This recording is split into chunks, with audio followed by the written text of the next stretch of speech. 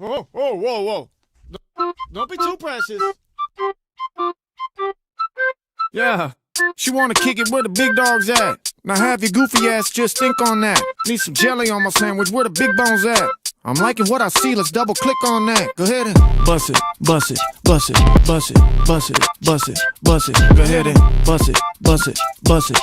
Product selling out all over the country. Bust it, dirty work. Bust it, dirty work. Bust it, dirty work. She do the dirty work. Go ahead and bust it, dirty work. Bust it, dirty work. Product selling out all over the country. She wanna kick it with a winner. Well, look at it, look, y'all. I'm that dude who caught the football.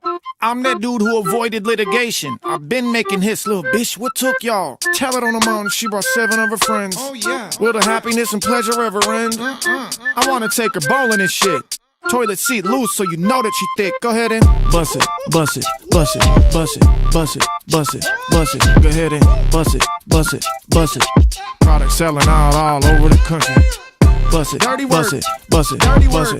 Bust it, dirty work. She do the dirty work. Go ahead and bust it, dirty work.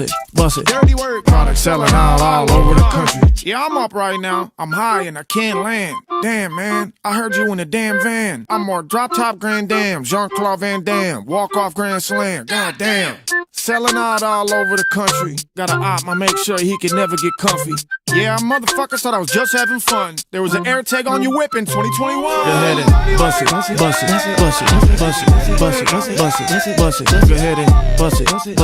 bust it. Product selling out all over the country. Bust it. Go ahead and bust it. Product selling out all over the country. Fuck it, bust it.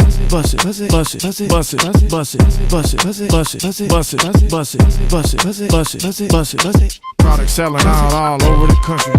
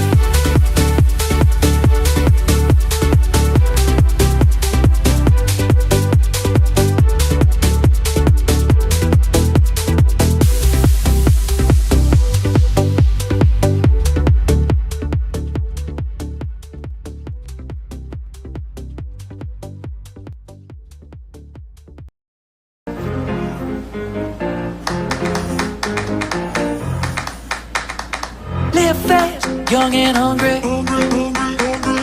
Brand new whip, getaway ride. Ride. Run.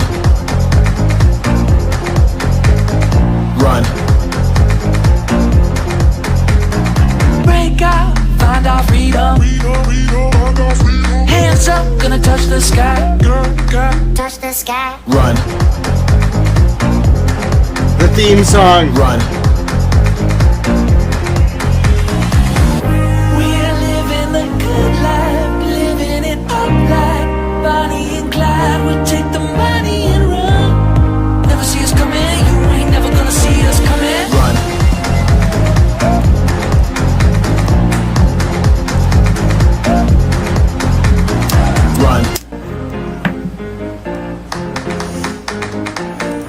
Great intro, by the way. Thank you to Pats Are Back for that wonderful intro. Good morning. My name is Grant Smith Ellis. Well, it's not just Jessica Hyde that's flipped. Nikki Guarino flipped as well. I had such a day yesterday, I didn't even notice Nikki Guarino flipped. If you're listen to me. I pride myself on, being in the zone. You can do whatever. I'll probably be able to cover it. I'm just very jaded. Yesterday, I almost lost it. I was on one. I'm telling you, I've never experienced anything like it, and I couldn't. There was such a flurry of motion practice on the docket yesterday that I didn't even have time to think about what was going on after the Jessica Hyde report came in. Look at all these files we got to go through. This is going to take for a very long time. Get comfortable. I got a lot to say. Nikki Guarino flipped. Nikki Guarino and Jessica Hyde are the federal witnesses against the state police, basically, in the Farwell case. And you got to remember, Farwell's defense is the state police and the Norfolk DA said he didn't do it. They flipped Guarino, and they flipped Jessica Hyde. Jessica Hyde was working from the beginning, but they flipped Guarino, definitely. Definitely. And you can't touch him now, because he's an announced federal witness. Touch him and you'll go to jail for the rest of your life. I can't believe they got these people. They stung them. The feds stung the Norfolk DA and the state police, and they got them. They got inside. Listen, the feds aren't coming in an ice cream truck or a black helicopter or an SUV. Okay? Maybe for something a little bit direct, like an interview. But they're not coming and telling you they're coming. They're going to come quietly. And that's exactly what they did. They moved ruthlessly, and Guarino was the perfect person to roll. If you are just, obviously a lot of you will have watched yesterday, but if you're getting caught up, you have a lot to get caught up on. I'm going to take you through the documents. It all came out yesterday on the Matthew Farwell docket because specifically of the motions in limine leading up to Matthew Farwell's October 6th or 5th, 2026 trial for the gruesome murder of Sandra Birchmore, a young woman living in Canton, pregnant with an unborn 8 to 10 week old baby boy, found hung from a door on February 4th, 2021. The federal government alleges Matthew Farwell murdered Sandra Birchmore between 9:27 and 9:53 p.m. on February 1st, 2021. Now, there was then a cover-up by the same state police unit that investigated Karen Reed for John O'Keefe's death, and the same one that investigated Tiffany Overstreet to help Robert Devine, and the same one that tormented Aiden Turtleboy Carney, the journalist in Massachusetts. That state police unit, was working feverishly over 2 years, 23 years actually, 2 years, 23, 24, 25, to prosecute Karen Reed, 22, 23, 24, 25. In 2023, one of the expert witnesses who got involved with the state of Massachusetts and the Norfolk DA and the state police was a woman named Jessica Hyde. She's a very high-level federal contractor who is very spooky, let's put it that way, okay? And she's worth a lot of money, and so is her company. And she went in there, and she sold herself to Brian Tully, specifically, in 2023, as an expert on cell phone forensic analysis. Now, Brian Tully speaks to Jen McCabe on the phone. I don't know if they still do, but they knew each other, and they were trying to hide it. So Jessica Hyde starts trying to bump Brian Tully in May of 2023, trying to get Tully to tell her, Hyde, to not respond to Alan Jackson's outreach in the lead up to Karen's first trial is actually in the spring of 2023, May of 2023, which is right when the federal grand jury was really heating up. And remember, I saw some people getting a little confused overnight. Folks, Josh Levy in 2024, when he indicted Matthew Farwell, announced that Farwell's investigation began 1 year earlier, August of 2023. We've known this the whole time, okay? Which means the Karen Reed grand jury, which started in May of 2023, that one went right into the Matthew Farwell grand jury. And then in February of 2024, the feds went back to investigating the Karen Reed investigators. How do I know? Proctor got called in for a federal grand jury interview. By the way, the feds definitely cloned Proctor's phone.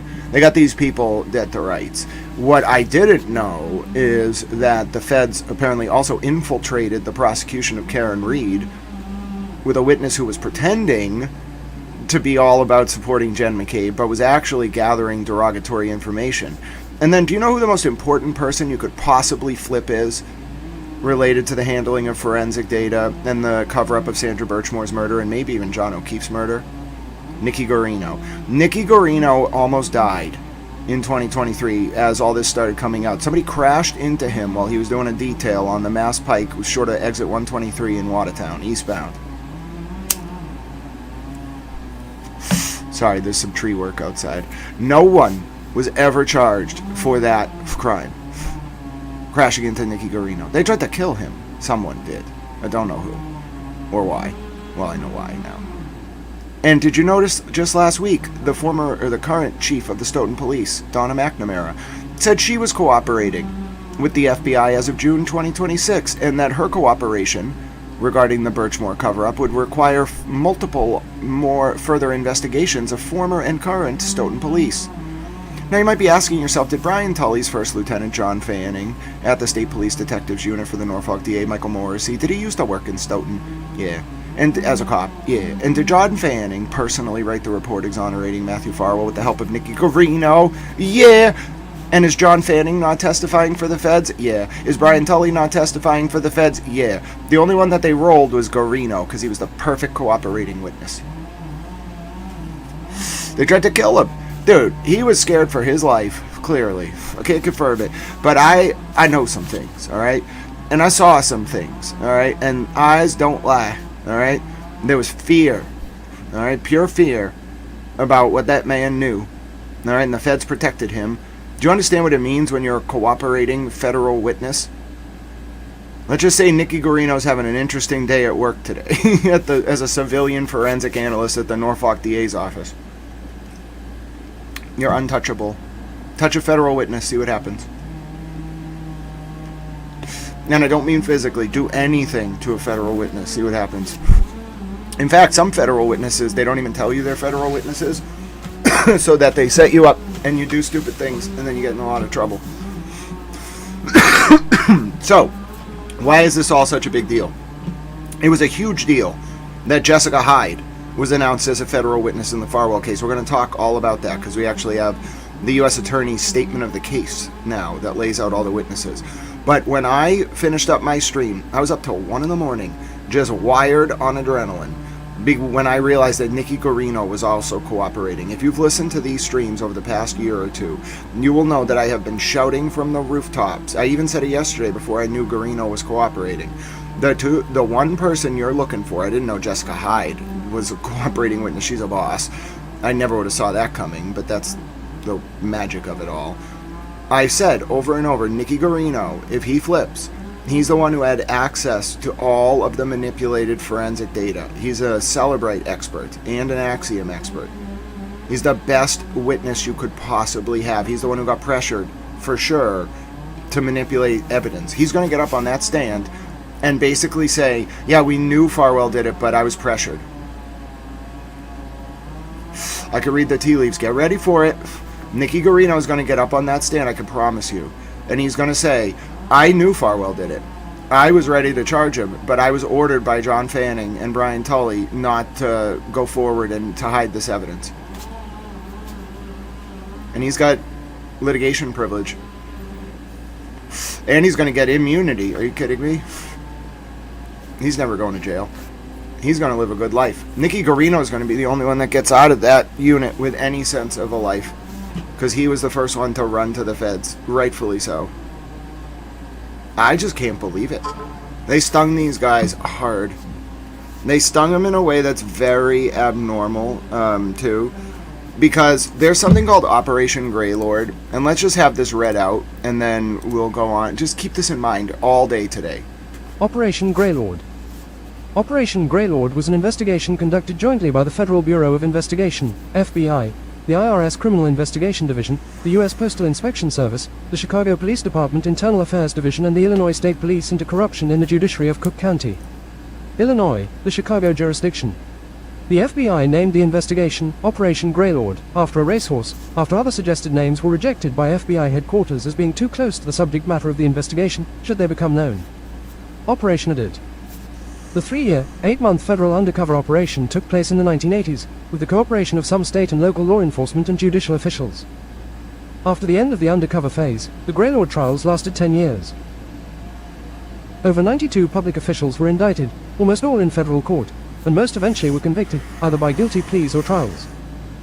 The undercover phase included a Cook County Assistant State's Attorney, as well as numerous FBI agents and cooperating local law enforcement officers. Cook County Judge Thaddeus Kowalski also cooperated with authorities, even though he knew his cooperation might endanger his career. Recently elected downstate Judge Brockman Lockwood operated undercover in the Chicago Traffic Court. In addition, Assistant State's Attorney Terrence Hake went undercover in the criminal division of the Cook County Circuit Court, initially as a prosecutor and later as a defense attorney, although actually on the FBI payroll. Investigators at it. Key undercover FBI agents and lawyers included David Grossman, David Reese, and Hake.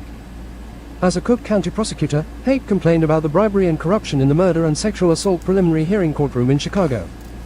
The FBI and United States Attorney's Office learned of Hake's complaint and recruited him to pose as a corrupt prosecutor and later as a bribe-paying criminal defense attorney. Lamar Jordan, David Benscoter, Marie Dyson, William C. Megory, and Robert Farmer were the principal FBI case agents and supervisors during the investigation. 6 Internal Revenue Service agents also played key roles in tracking the money flows, including Dennis Churilo and Bill Thullen. Prosecutors at it. During the next decade, 4 United States attorneys, Thomas P. Sullivan, Dan K. Webb, Anton R. Valukas, and Fred Foreman, supervised the investigations and prosecutions. First Assistant United States Attorney Daniel Reedy and Assistant United States Attorneys, AUSA, Charles Sklarski, Scott Lasser, Scott Mendeloff, and Candace J. Fabry led many of the prosecutions. In 1985, Valukas and AUSA James Schweitzer indicted 22 corrupt court personnel, including Judge Raymond Sodini, who presided over the corruption in his courtroom at Chicago Police Headquarters. The first listening device ever placed in a judge's chambers in the United States occurred in the undercover phase, when after hearing tapes recorded by undercover agent, Prosecutor Hake. A federal judge found evidentiary probable cause and allowed the FBI to bug the narcotics court chambers of Judge Wayne Olson. Olson was one of those later convicted of corruption. In order to acquire evidence of corruption, agents obtained judicial and U.S. Department of Justice authorization to present staged court cases for the undercover agents, lawyers to fix in front of the corrupt judges. In August 1983, the undercover investigative phase ended, when a corrupt court clerk and a corrupt Chicago police officer were approached by the FBI to cooperate in the investigation, and they leaked the investigation to the media. Indictment and trial led it. The first defendant to be found guilty was Harold Kahn, deputy traffic court clerk in the Cook County judicial system. Kahn was convicted in March 1984 and was one of the many bagmen in the ring of corruption. The last conviction was that of Judge Thomas J. Maloney, who was indicted on bribery charges. Maloney was convicted and then sentenced in 1994 to 16 years for fixing 3 murder cases for more than $100,000 in bribes. Maloney was released from federal prison in 2008 and died the same year. A total of 93 people were indicted, including 17 judges, 48 lawyers and prosecutors, 10 deputy sheriffs, 8 policemen, 8 court officials, and State Representative James Delio. Of the 17 judges indicted, 15 were convicted. One supervising judge, Richard Lefevre, was convicted on 59 counts of mail fraud, racketeering and income tax violations, and was later sentenced to 12 years in prison, as well as being disbarred. The stiffest sentence was received by former Circuit Judge Reginald Holzer, who received an 18-year sentence for accepting over $200,000 in bribes from multiple attorneys. Judge Holzer was prosecuted by Assistant United States Attorney Scott Turow, who later became an acclaimed novelist. Delio pleaded guilty to a misdemeanor and was sentenced to probation, and was later elected to the Illinois Senate. 3 subjects of the investigation committed suicide, including former Circuit Judge Alan Rosen. Rosen was taking bribes in divorce court in child custody cases and spousal property disputes. Aftermath of it. 1982. The systemic corruption led to the formation of the Special Commission on the Administration of Justice in Cook County, a group assembled in August 1984 to examine the problems of the Cook County courts. The group also issued recommendations that were designed to contribute to a period of reform in the courts. The commission, led by Jenner and Block attorney Gerald Solovey, wrote a total of 165 recommendations for the courts of Cook County. Questions remain as to whether those changes achieved the cleanup which many citizens and advocates for better government desired. Operation Greylord also led to several similar investigations targeting corruption in Cook County, including Operations Silver Shovel, Incubator, Lantern, Gumbat, and Safebert. Operation Greylord also became known for its use of eavesdropping devices in order to obtain evidence for trial. Most of the prosecutors have since left government service and joined large law firms, including Jenner and Block. 1. Candace J. Fabry became a judge in Cook County in 2006 and was recently rated well qualified by a local attorneys group. Only a former public defender received a higher rating. Circuit Judge Thomas R. Fitzgerald, who cleaned up traffic court after the Greylord investigation, was elected to the Illinois Supreme Court, from which he retired in 2010. In 2009, an attorney for some of those convicted in the Greylord investigation requested that Governor Pat Quinn issue mass pardons, calling her clients rather than the taxpayers the real victims. But the governor did not grant that request before he was defeated for re-election in 2014. In 2010 and 2014, respectively, 2 attorneys disbarred for unethical conduct disclosed in the Greylord investigation sought to regain their respective law licenses, but were denied. Another attorney withdrew a similar application in 2003. Alright, so I think I made my point. Just keep that in mind all day, alright? Because it is... A lot of people were wondering, rightfully yesterday, how could this even be legal? Say you're right, Grant, because it's looking more and more like a lot of people were right, including you. Say you're right, how would this have been done? Well, I just showed you. The way it would have been done is that through a parallel to that, to the Greylord operation. And there's nothing that would stop the feds, if they were so inclined, from simply creating artificial experts, fake testimony. They can, as long as they have permission from a court and main justice, they can do whatever they want. Almost nothing is off limits. Maybe murder. And even then, I'm pretty sure, like, if they needed to, they would find a way. So, I don't know what to tell you. It's a rough world out there. I wouldn't recommend messing with the federal government. Alright, we're going right to the first Farwell document because it's going to tell us all about the case. It's going to tell us about the witnesses. I'll have lots to say. I prepared everything so British Reporter Towel can take us all through this. We're going to start with the U.S.'s trial brief. Okay, this is in the Farwell Birchmore case. Please be aware this is a very intense case.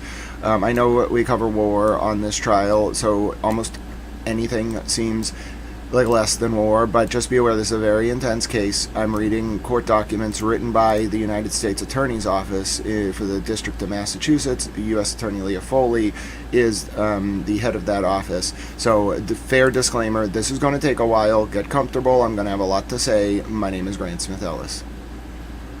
But yeah, and Guarino also did say, like, basically muttered to himself, like unalive me, like, during, like, testimony. And also, remember, Jessica Hyde, like, looked at Hank and was like, I'm sorry, like, mouthed I'm sorry at one point. I wonder why. They were all working together. Hank, Karen, Jessica Hyde, Arca, and Ian Whiffen to sting the Commonwealth. That's my opinion. Case 1 to 24 CR 10259 DJC. Document 179. Filed the 8th of March 26. Page 1 of 49. 3rd of United August. States District Court. District of Massachusetts. United States of America. Versus. Criminal No. 2410259 DJC. Matthew Farwell, Defendant. United States Trial Brief. The United States of America submits this brief summarizing the government's case in chief, the elements of the offenses charged in the indictment, certain anticipated legal issues, and the testimony of certain government witnesses. Introduction.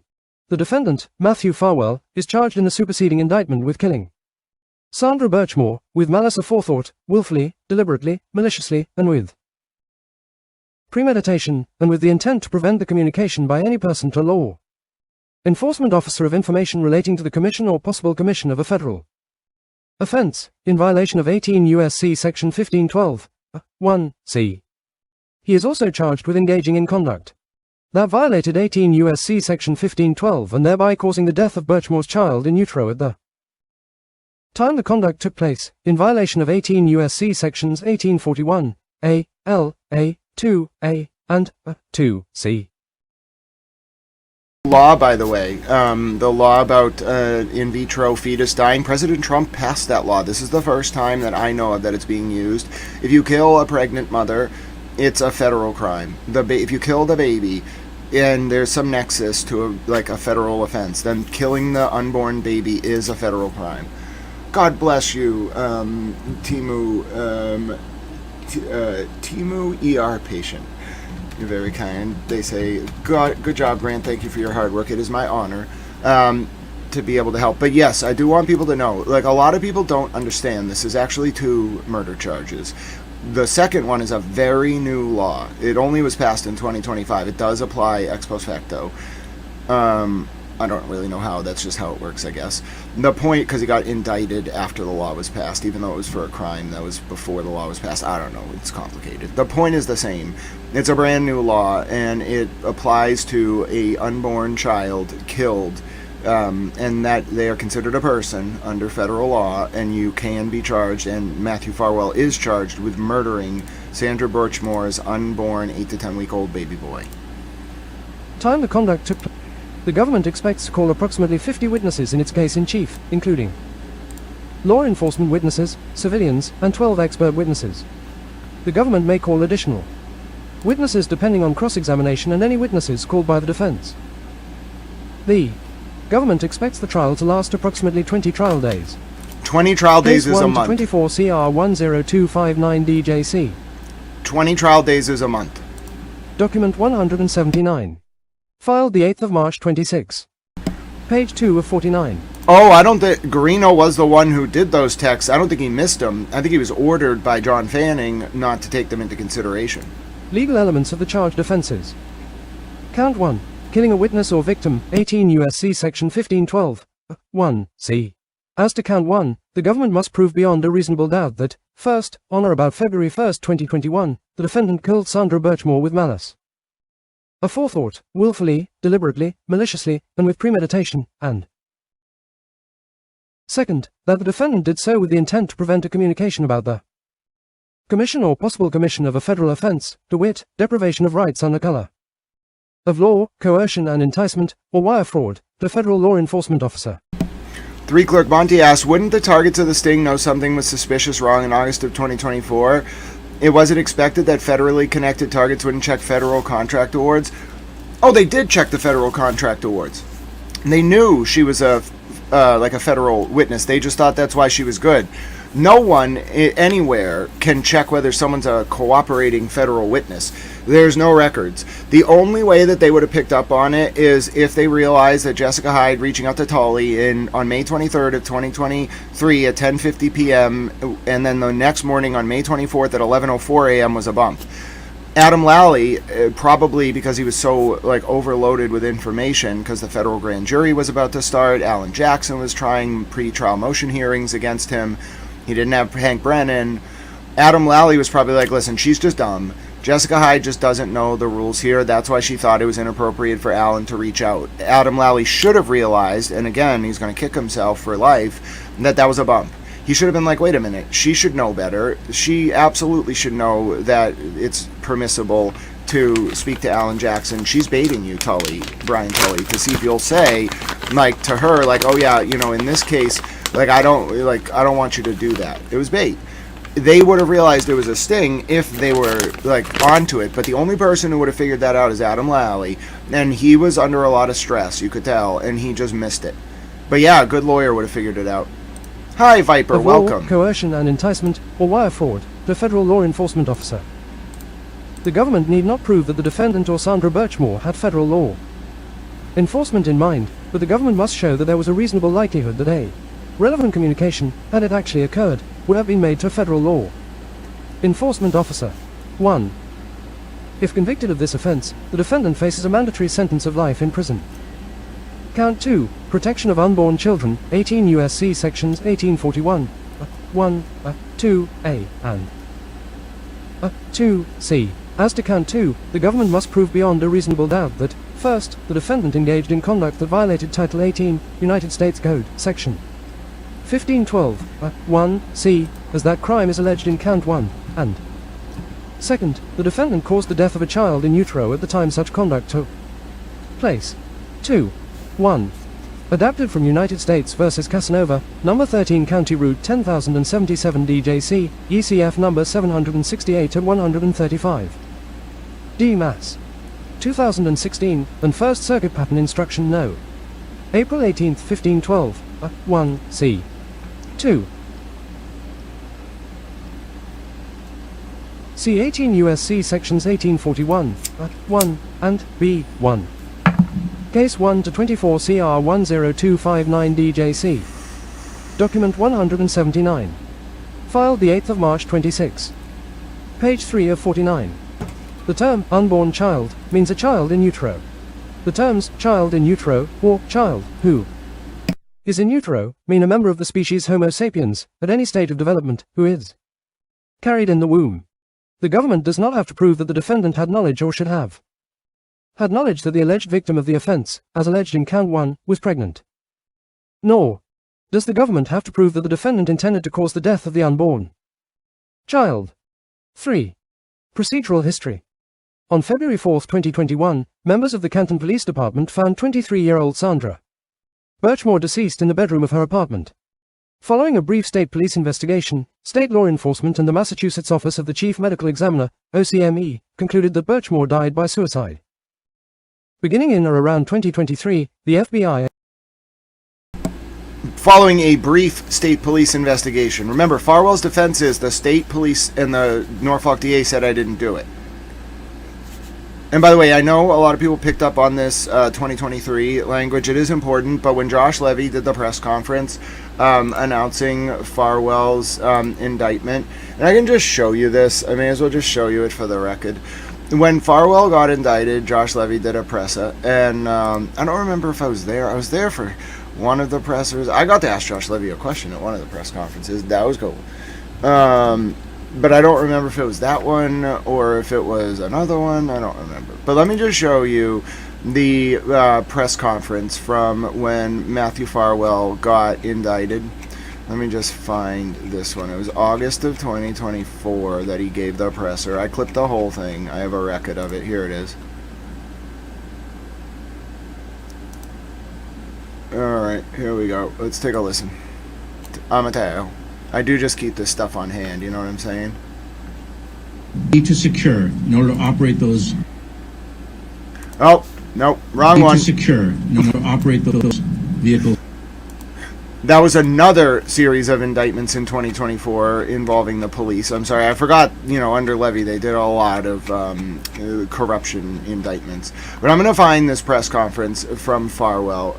I remember when he did it. Because they talked specifically about the original investigation starting a year before. So we're going to watch this. I just want to put it on the record. When did I do this? Let me see. August 2024. I remember doing the press conference.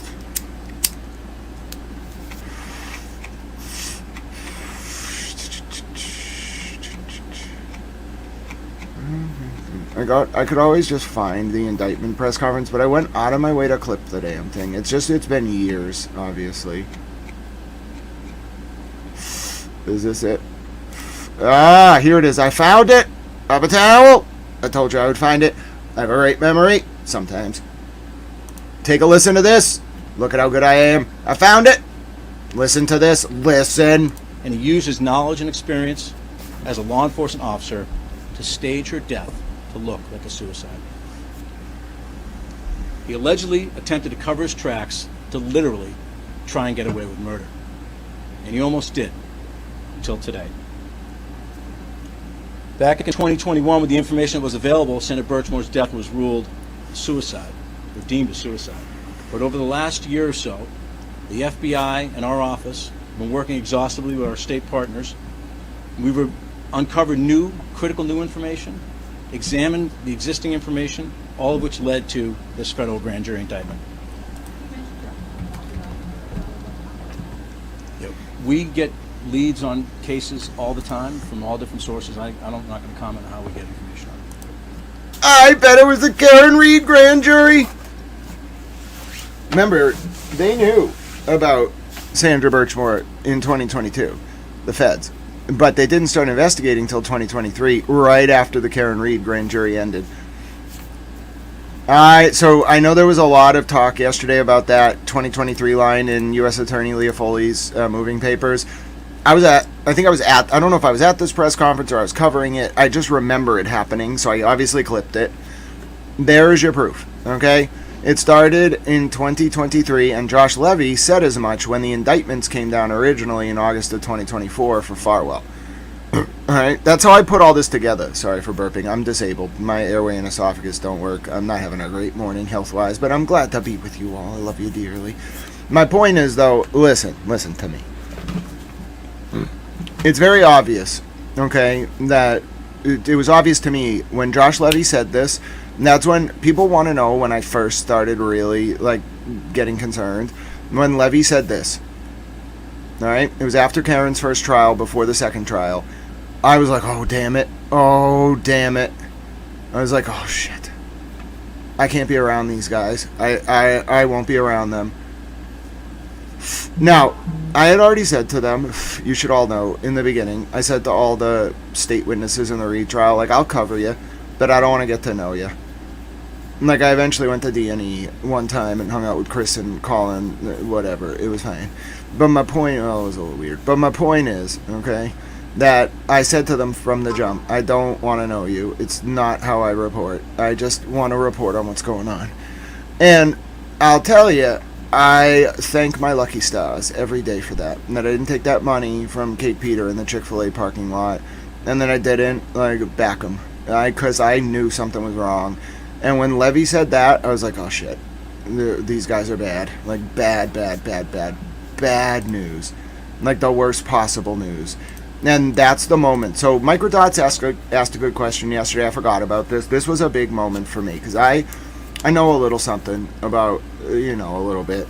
And I know how Josh Levy talks. I've been in that room, with Josh Levy during a press conference. I don't think it was this one, now that I think back. Because the one I was at was about, a bribe at Boston City Hall or something. I did ask about the Correa trial. He liked it. I asked Levy if the bribe reminded him of the kickbacks from the Snow Owl thing in the Correa trial. And he, was like, oh shit, I remember that. He didn't say it, but I saw him look at me like, oh, you're that towel. I was like, yeah, I'm a towel.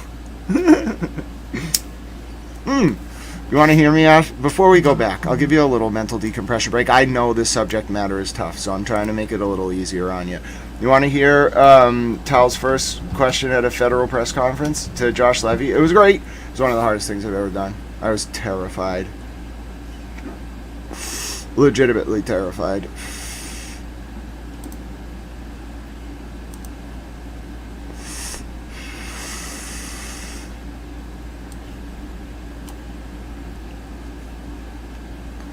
I did it though. So that's me. I'm filming from the front row. It's going to take a second here.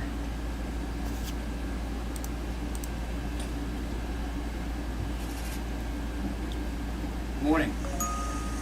Earlier today, I'll get to the part where I asked my question. I think this was Tanya Fernandez Anderson. Yep. Personal financial difficulty.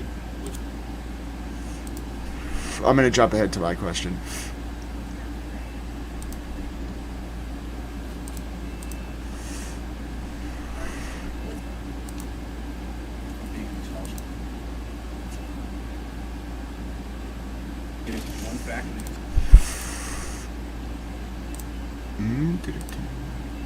I'm looking for my question, then we'll move on.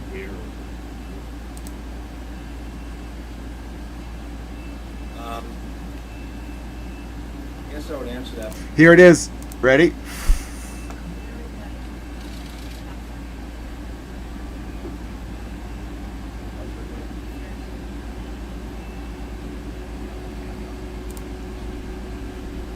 These allegations seem eerily similar to the type of bonus and kickback scheme in the Correa case. How concerned are you about this behavior being endemic in the Commonwealth? I guess I would answer that by saying... Do you know how intimidating it is to have the special agent in charge of the Boston FBI, the U.S. attorney for the District of Massachusetts, then whatever high-powered guy this guy was staring at you, and you don't even get called on. You just got to jump in and ask a question. Look at Levy's face when he answers my question, by the way. Look at his face. He's almost like, wait a minute. You're that towel. Yeah. These allegations seem eerily similar to the type of bonus and kickback scheme in the Correa case. How concerned are you about this behavior being endemic in the Commonwealth? I guess I would answer that by saying when we get tips or information about misconduct, whether it's in public corruption or other spaces, we pursue it, we investigate it. I have no information that's endemic, but I echo, especially the Assistant Special Agent in Charge, Kelleher, comments that we want to receive information from the public if they have other information of this type of conduct, but I would not characterize anything as endemic at this point. Are you seeking more information about the city councilor, and is this an ongoing investigation? This is an ongoing. So that was the hardest. I've been to a lot of press conferences, and that was the hardest thing I've ever had to do in my life because, first of all, to be in that room, it's like the dean of the press corps has to basically be okay with you being there, and the dean of that press corps is Shelley Murphy, and so it was fine. I'm very respectful. I have a history of being at government press conferences. I'm more than suited to be there, but still, you have to read the room, and then you have to jump in when you have to catch the principal's eye, the main person speaking, and you have to be you have to just jump in. And you can ask a prefatory statement. It can be very quick, this reminds me of, don't you think? But you can't talk. You can't make a statement. You have to ask a question. People who labor on at those press conferences get a very bad reputation. You'll never get called on. And they won't even answer your questions. They'll just be moving on. So yeah, it's I just want to show you, I have been in that room. I do know a little bit about the process. I know what it's like. And I'm telling you, when Josh Levy in August of 2024 was yeah, we've been investigating him for a year, I was oh, they're going to get Tully. My brain just immediately was oh, they're going to get Tully. Oh, thank you for that Uncle Alert. That's great. Love the Uncle Alert. They're beautiful. Oh, look at it. It popped up on the screen. But yeah, I knew it. That was what really tipped me off. I was oh God, these guys are dangerous. And the feds are even more dangerous. They're going to get him. And then it was a matter of figuring it all out. Beginning in or around 2023, the FBI initiated an investigation into Birchmore's death. Sarah, hello. I got so excited I spiked the frame rate and caused the stream to drop. DA Sarah, good job taking notes. You got 50 billion trillion bonus points. You're going to have to figure out how many zeros that is. Dr. Jen, how are you doing? Dr. Jen said, Towel, how hard is it to get a press pass up there? I'm from out of state and want to come up and cover this. Impossible. God bless you, Dr. Jen Toxic. It is quite literally impossible. I'm making some inroads, okay, to be able to do it. What you should do if you want to come to this trial is you should come with 50 pieces of paper every day and a pen.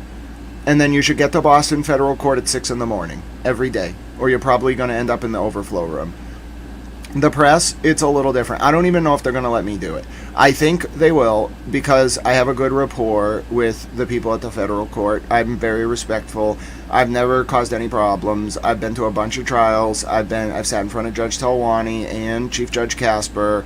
I've graduated from law school. I think I have enough to make the argument that I should be able to do it, but they've turned me down before.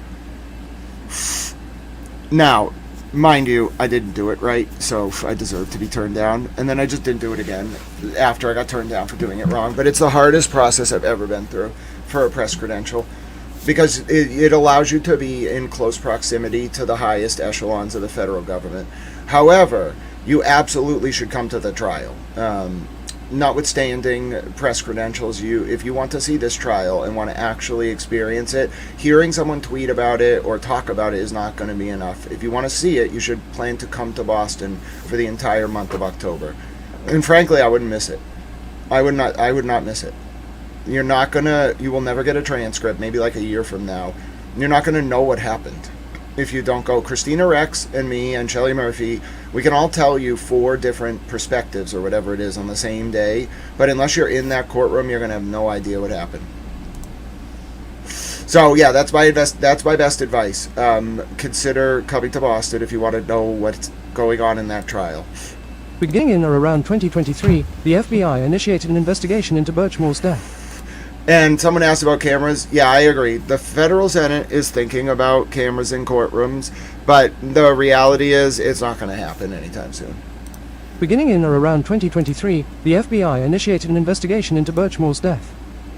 During that investigation, agents interviewed additional witnesses, examined the forensic evidence, and reviewed voluminous electronic communications between Birchmore and Farwell, much of which had not been examined during the brief state police investigation. On August 27, 2024, a federal grand jury returned an indictment charging Farwell with killing a victim or witness, 18 U.S.C. Section 1512, 1c, for murdering Birchmore on February 1, 2021, to prevent her from communicating to law enforcement information about his historical sexual exploitation of Birchmore and other federal crimes. ECF number 1. On October 28, 2025, the grand jury returned the superseding indictment, which includes the original charge in violation of Section 1512, 1c, as well as 1 count of protection of 3. See 18 U.S.C. Sections 1841, 2b, I, and 2b, E. I have to not read the chat at some points, because you all are hilarious. See 18 U.S.C. Jessica Hyde is from both trials, and Kathleen, yes, that is the witness who mouthed "I'm sorry" to Hank. Yes, indeed. See 18 U.S.C. Sections 1841, 2b, I, and 2b, E. Case 1 to 24 CR 10259 DJC. Document 179. Filed the 8th of March 26. Page 4 of 49. Unborn children, in violation of 18 U.S.C. Sections 1841, 1, 2a, and 2c. This count is based on Farwell's killing of the fetus Birchmore was carrying in utero at the time of the murder. ECF number 63. Statement of facts. I. Farwell murdered Birchmore. A. Hooded and masked Farwell was the last person to see Birchmore alive. On February 1, 2021, at 9:08 p.m., in the middle of a blizzard and less than 12 hours. Before his wife's scheduled cesarean section, Farwell sent Birchmore a text asking if he could come by for a second. At 9:10 p.m., Birchmore responded that he was welcome to visit and that the door to her apartment would be open. At 9 hours 30 minutes and 37 seconds p.m., Birchmore's cell phone knocked for the Boom. They got his text saying he was going to go over and see her. Boom.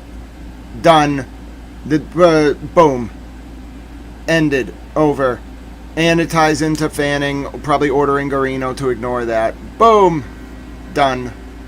He's cooked. On February 1st, 2021... He's cooked. He'll never get out of federal prison. Grant, take turmeric and ground cloves into a paste. Apply it to your tooth area and leave it. It will help so much. Good luck. Tooth pain is no joke. Oh, God bless you. Yes, so I want to, Zek's mama. God bless you for that. I want to let you all know, I was in a lot of pain, and I woke up this morning, and it turns out that so I'm in between dental procedures, something got stuck in between the gum and the tooth, and it's removed. I'm feeling a little better, but yeah, I had a lot of swelling yesterday. Sunshine, that is so kind. Sunshine Cheryl says, thank you, Grant, for everything you do. God bless you all, you're so kind. This is so hard to go through, but your compassion and all the colors, and, you're all just very kind. Thank you for supporting the work that I do. God bless each and every one of you. And yes, although I have some swelling today, yesterday I was throbbing, and it turns out that there was literally something between the tooth and the gum. It was brutal. I learned my lesson. The doctor, or the dentist, the surgeon, did say don't chew on that side. I learned my lesson. I definitely learned my lesson. Until my next appointment, no food on that side of my mouth. None. Zero. It really, really hurt. On February 1st, 2021, at 9:08 p.m., in the middle of a blizzard and less than 12 hours.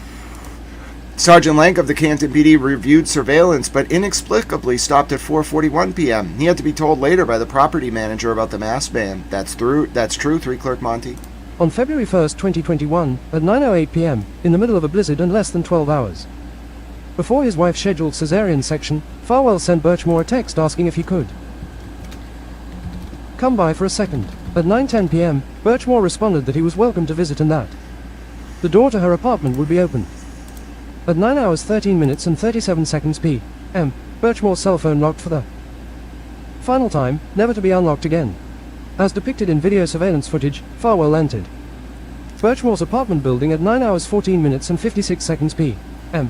He was wearing a dark-colored hoodie with the hood covering most of his head, and a surgical mask, an item that many witnesses have said he strongly resisted wearing during the COVID-19 pandemic. As he walked through the building's small lobby, Farwell avoided looking in the direction of the ceiling-mounted surveillance camera. After Farwell entered the apartment building, Birchmore's phone never sent another message. At 9 hours 18 minutes and 3 seconds p.m., Birchmore's phone captured a locked screen screenshot. At 9:24 p.m., about 10 minutes after Farwell arrived, Birchmore received a text message that, like all other subsequent messages, remained unread.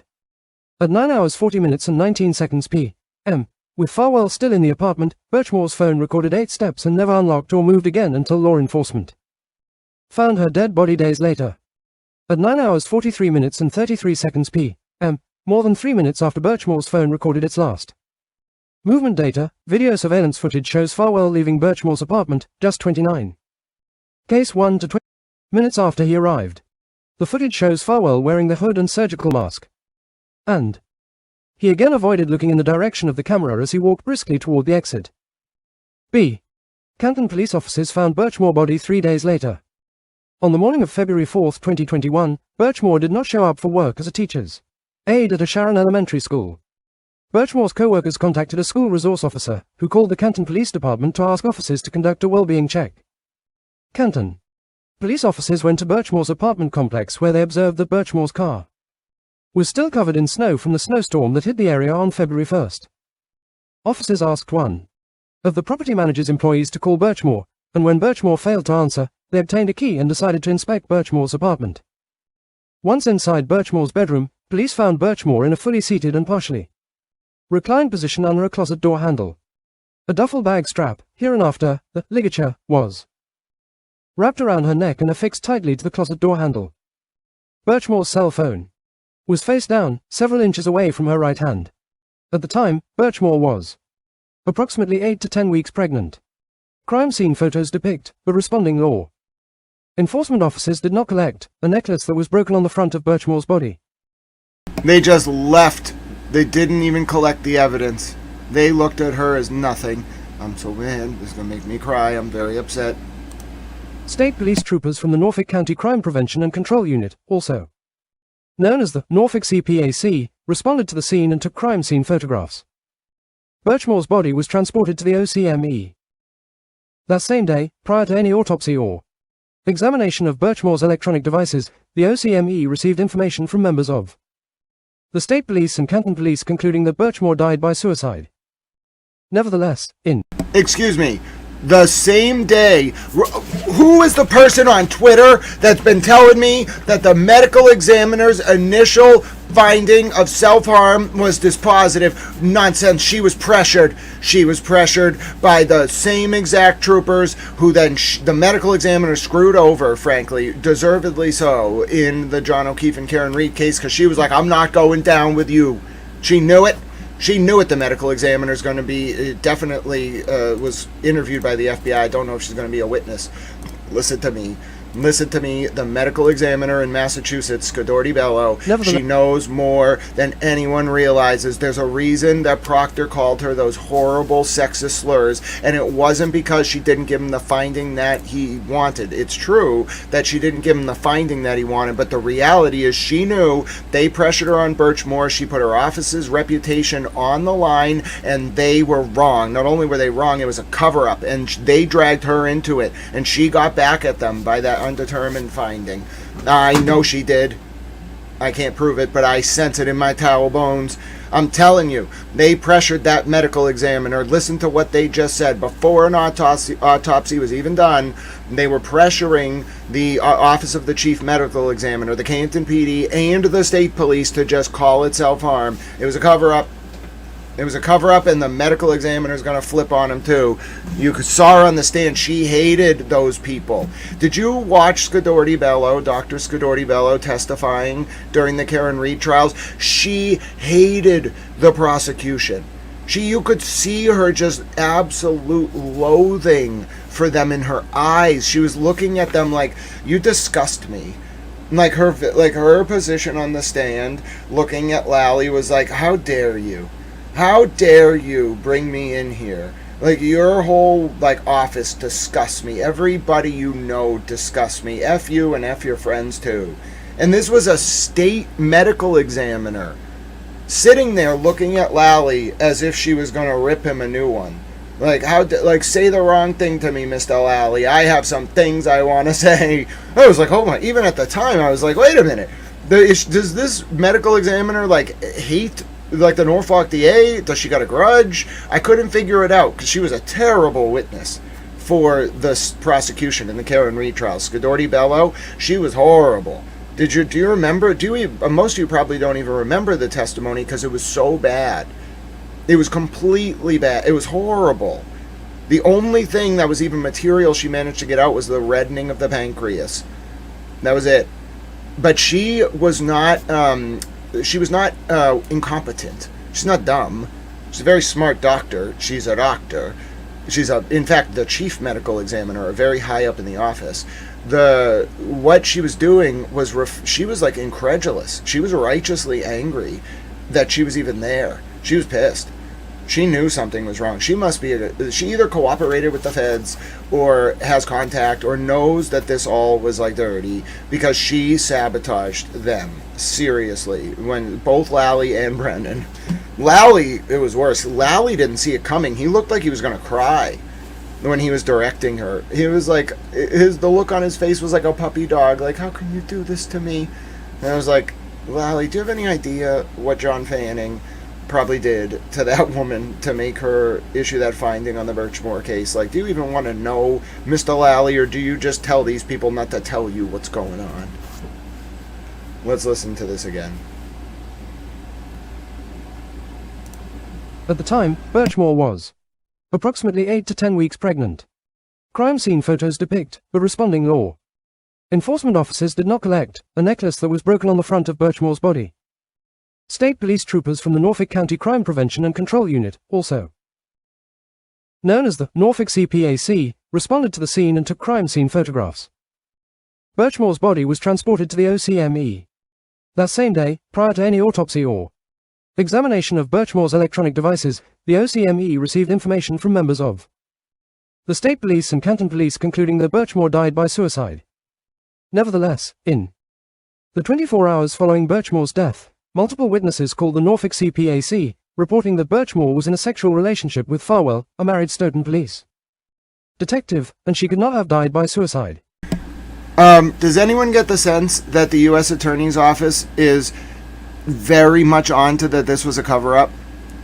They are not, whoever was kind of holding out hope on the other side of all this, who the state police supporters, that maybe, through some series of weird events, this was just a by accident cover-up.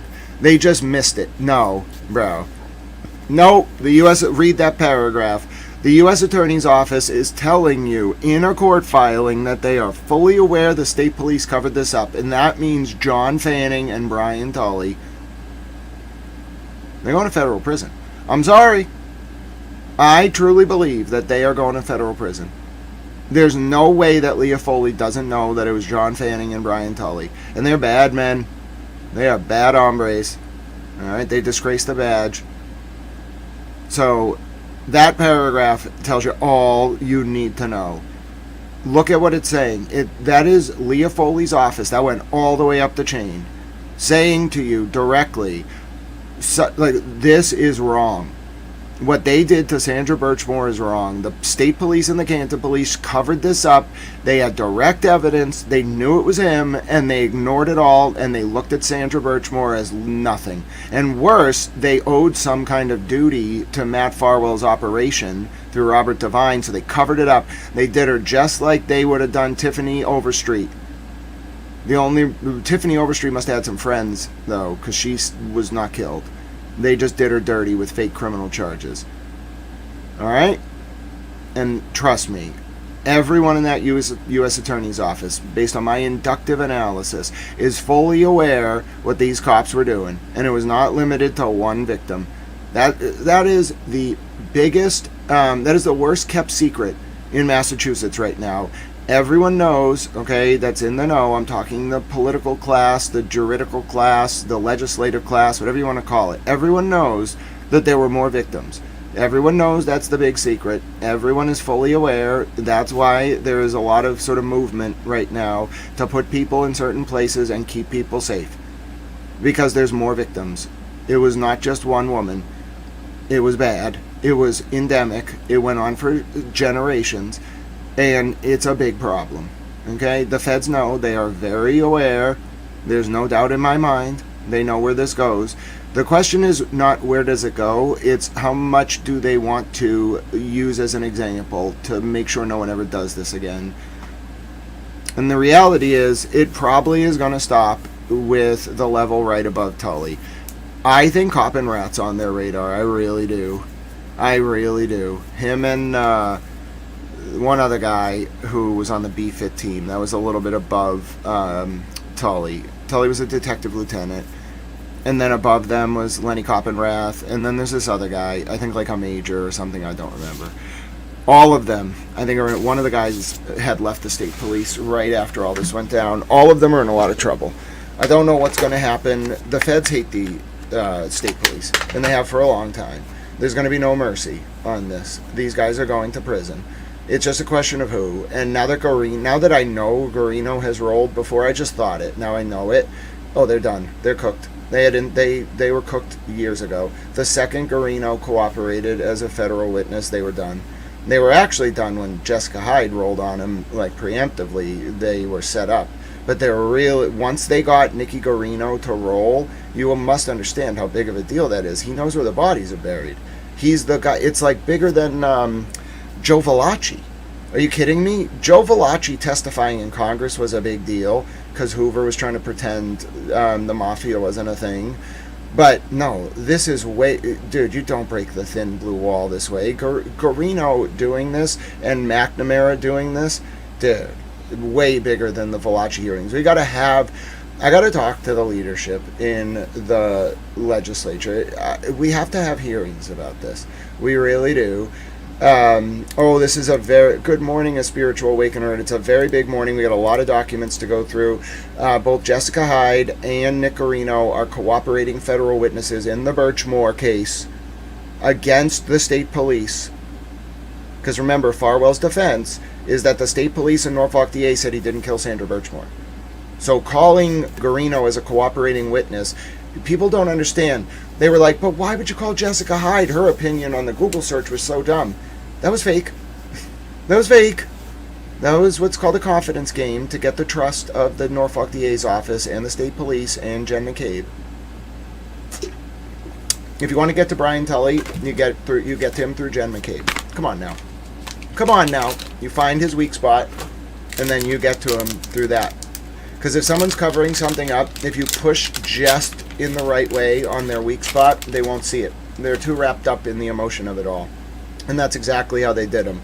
They knew Tully was weak because he was too loyal to Jen McCabe.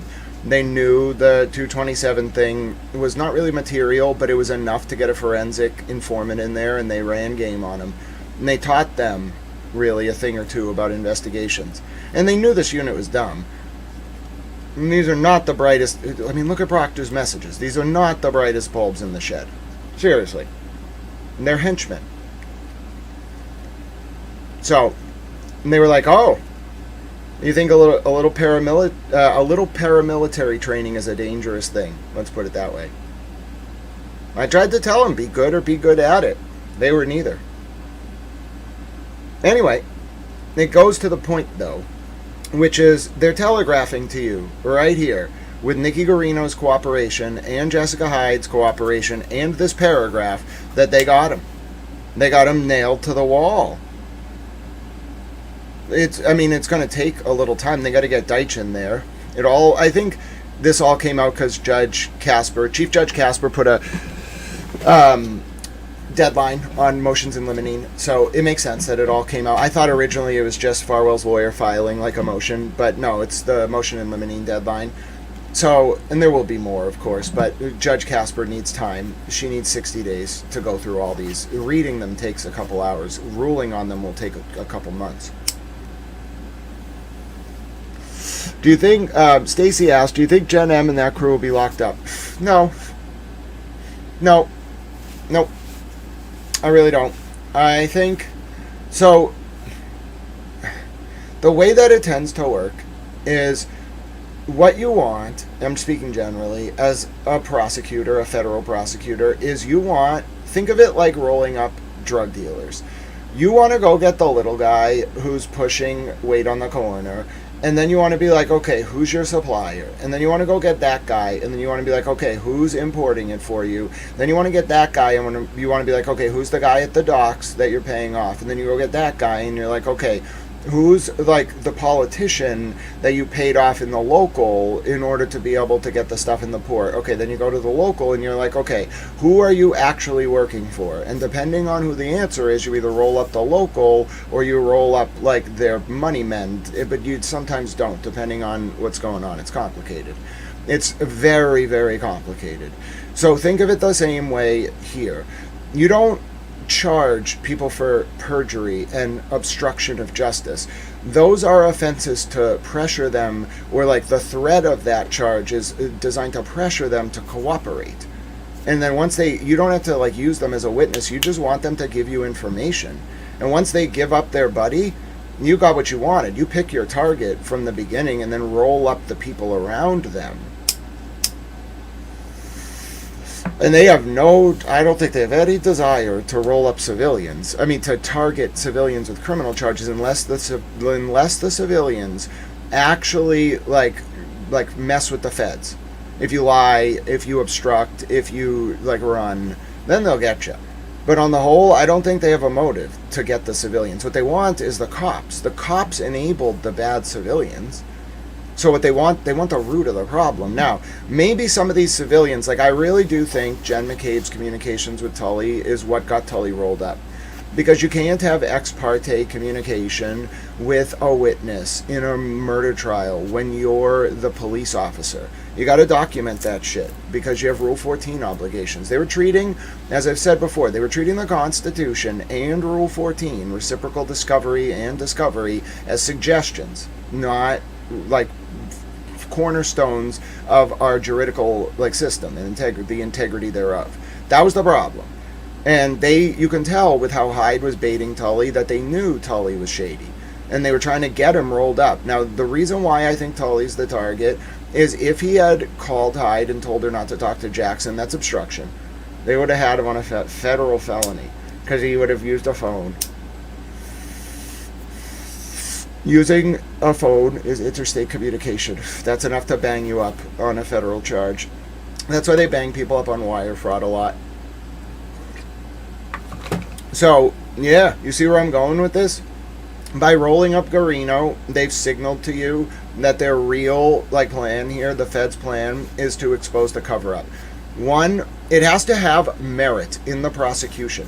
They can't just go stand up there and be like, Michael Morrissey, Brian Tully, and John Fanning covered up Sandra Birchmore's murder, so we had to try it. What? That, first of all, even if that were admissible as like an opening argument, it's incredibly prejudicial. You have to have a reason to introduce evidence of a cover-up. If Farwell's defense is that the state police, and it is, exonerated him, as did the Norfolk DA, then, as the prosecutor, your case in chief can include the argument that the state police, John Fanning in particular, Tully and Morrissey, and his office covered this up. Because then you're legitimately, within the rules of the game, rebutting Farwell's defense. You have a right to do that. There's no such thing as a trial by surprise in the United States. No surprises. There's such thing as protective orders. Judge can say, all right, well, nobody can talk about this till open court. That's very different. And in the federal system, there's a lot of confidential information, secret information. That happens all the time. I'm not talking about that. You can't ambush your opposition. The federal government can't ambush the defense. The defense can't ambush the prosecutor. They both have to tell the other side what their plan is. And Farwell has already said, we're going to raise the defense through his lawyers. He said, we're going to raise the defense that the state police exonerated Mr. Farwell and the Norfolk DA didn't charge him. Okay, he has a right to do that. It's literally his right to defend himself by saying, I was exonerated, quote unquote, by an investigation by a law enforcement body.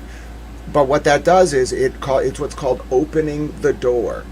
If you've heard this term, so if you open the door, it means that you as a defendant put in play information that creates a opportunity to rebut. So the federal government probably would never be allowed to touch anything to do with the cover-up by the state police if Farwell didn't put it in play. By putting it in play, they have an obligation to rebut, because he's trying to argue that's reasonable doubt to not convict him. They have to rebut his defense. And their rebuttal is going to be, I promise you, mark my words, write it down, the federal government's rebuttal is going to be, this was a cover-up. And we have Nick Guarino here to tell you that he found these messages and was told not to report them. Do you understand what they're doing? Then they have Guarino on the record under oath with opportunity to be crossed, which means it's admissible in future proceedings, even with an unavailable declarant.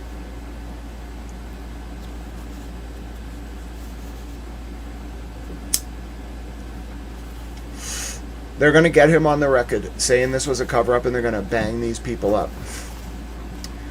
And I can just see it. I mean, I'm telling you, I read a lot of moving papers. Okay, I know when the government is charging things based, like I know when the government's speaking without speaking. This is an example of them doing that. They're screaming to you that paragraph. It's literally one paragraph.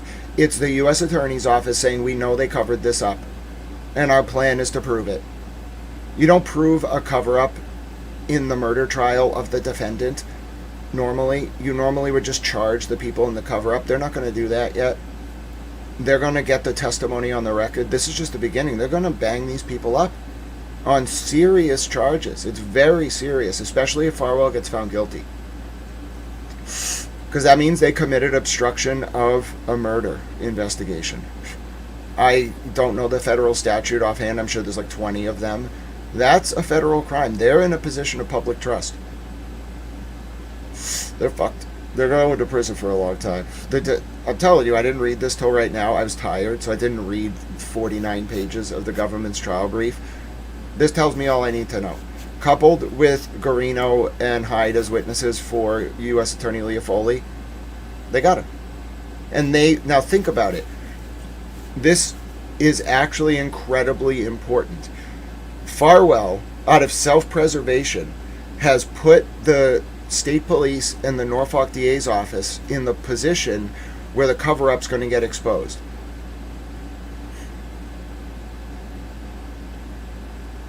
Farwell, if he was like, playing, like if he was like a mob guy, they would tell him, shut the F up, don't take this to trial, do not argue that this was a cover-up, because by doing that, you're giving the feds the ammunition to expose the cover-up, which the feds want to do. Don't do it. Farwell's not playing ball. I have a theory, folks, that Farwell made a deal with the federal government. He made a deal like a year ago where they took the death penalty off the table.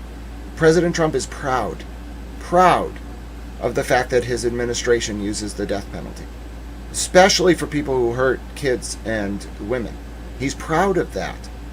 That's something he's proud of because he thinks it's a deterrent.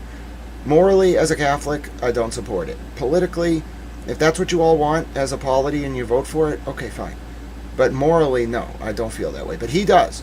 And that's relevant because the death penalty came off the table when President Trump was in office for Farwell. And Maine Justice has got to sign off on that. You got to go all the way up to the U.S. Attorney. the attorneys general.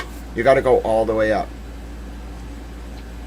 You got to go above the DAG, the deputy attorney general. You got to go to the attorney general, who must personally sign off on it. Not taking the death penalty off the table. They took it off the table for him because he's cooperating, clearly. And do you understand how he's cooperating? It's genius. He's cooperating by letting them use his trial to prove the cover-up. Then they get everything on the record. Everything that they need. And then they're going to do it in the open. They know these guys can't run. What's Brian Tully going to go to Vietnam? They're watching them. So they're just going to do it in the open. It's going to be a slow burn. And then they're going to indict him. And they're going to have all the evidence they need and more from this trial. It's incredible. And that's exactly what that paragraph says. Make no mistake. It's not, you don't even have to read between the lines. It spells it out for you. They know. And their intent is to prove that John Fanning and Brian Tully ordered Nick Guarino to cover this up. Boom. Headshot. I'm serious. I was on one yesterday when I figured this out. And then when Guarino was added to it, when I figured that out after I finished stream, and I was like, oh yeah, it's over. It's over. They got him. Farwell identified himself in the February 1st surveillance footage, but the state police declined to obtain a warrant to seize any evidence from him. On February 6, 2021, an employee of the apartment complex where Birchmore was living told state police investigators that while reviewing the video surveillance footage from February 1, he observed a person he did not recognize. The footage shows the person arrive at the building. At approximately 9:14 p.m. local and state police investigators identified the man as Matthew Farwell. After making that identification, the then lead state police trooper called the state police sergeant, who assumed the position of lead investigator going forward. Within approximately 1 hour, the state police sergeant, who had formerly served as Stoughton police officer, and the John Fanning! John Fanning! John Fanning! John Fanning! It's John Fanning! Ladies and gentlemen, they're going after John Fanning. John Fanning! It's John Fanning! I knew it! I knew it! I knew it! It's John Fanning! John Fanning used to work. I've been saying this over and over. It's in every report I write about this case. Fanning used to work as a Stoughton cop. It's John Fanning! The feds know! It's John Fanning! I knew it! They got him! I knew it! I knew, and the feds know! They know! I told you they know!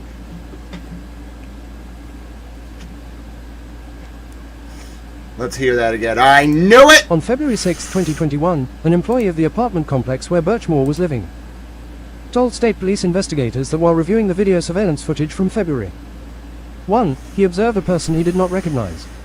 The footage shows the person arrive at the building.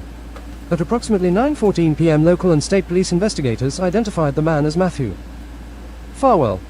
After making that identification, the then lead state police trooper called the state police sergeant, who assumed the position of lead investigator going forward.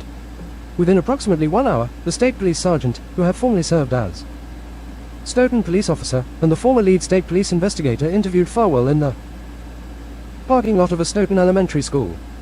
While the state police declined to record the interview with Farwell, a person who they then knew was reported to have been a sexual partner of Birchmore's and the last person to see her alive, reports indicate that Farwell eventually confirmed that he had been at the apartment on the evening of February 1st.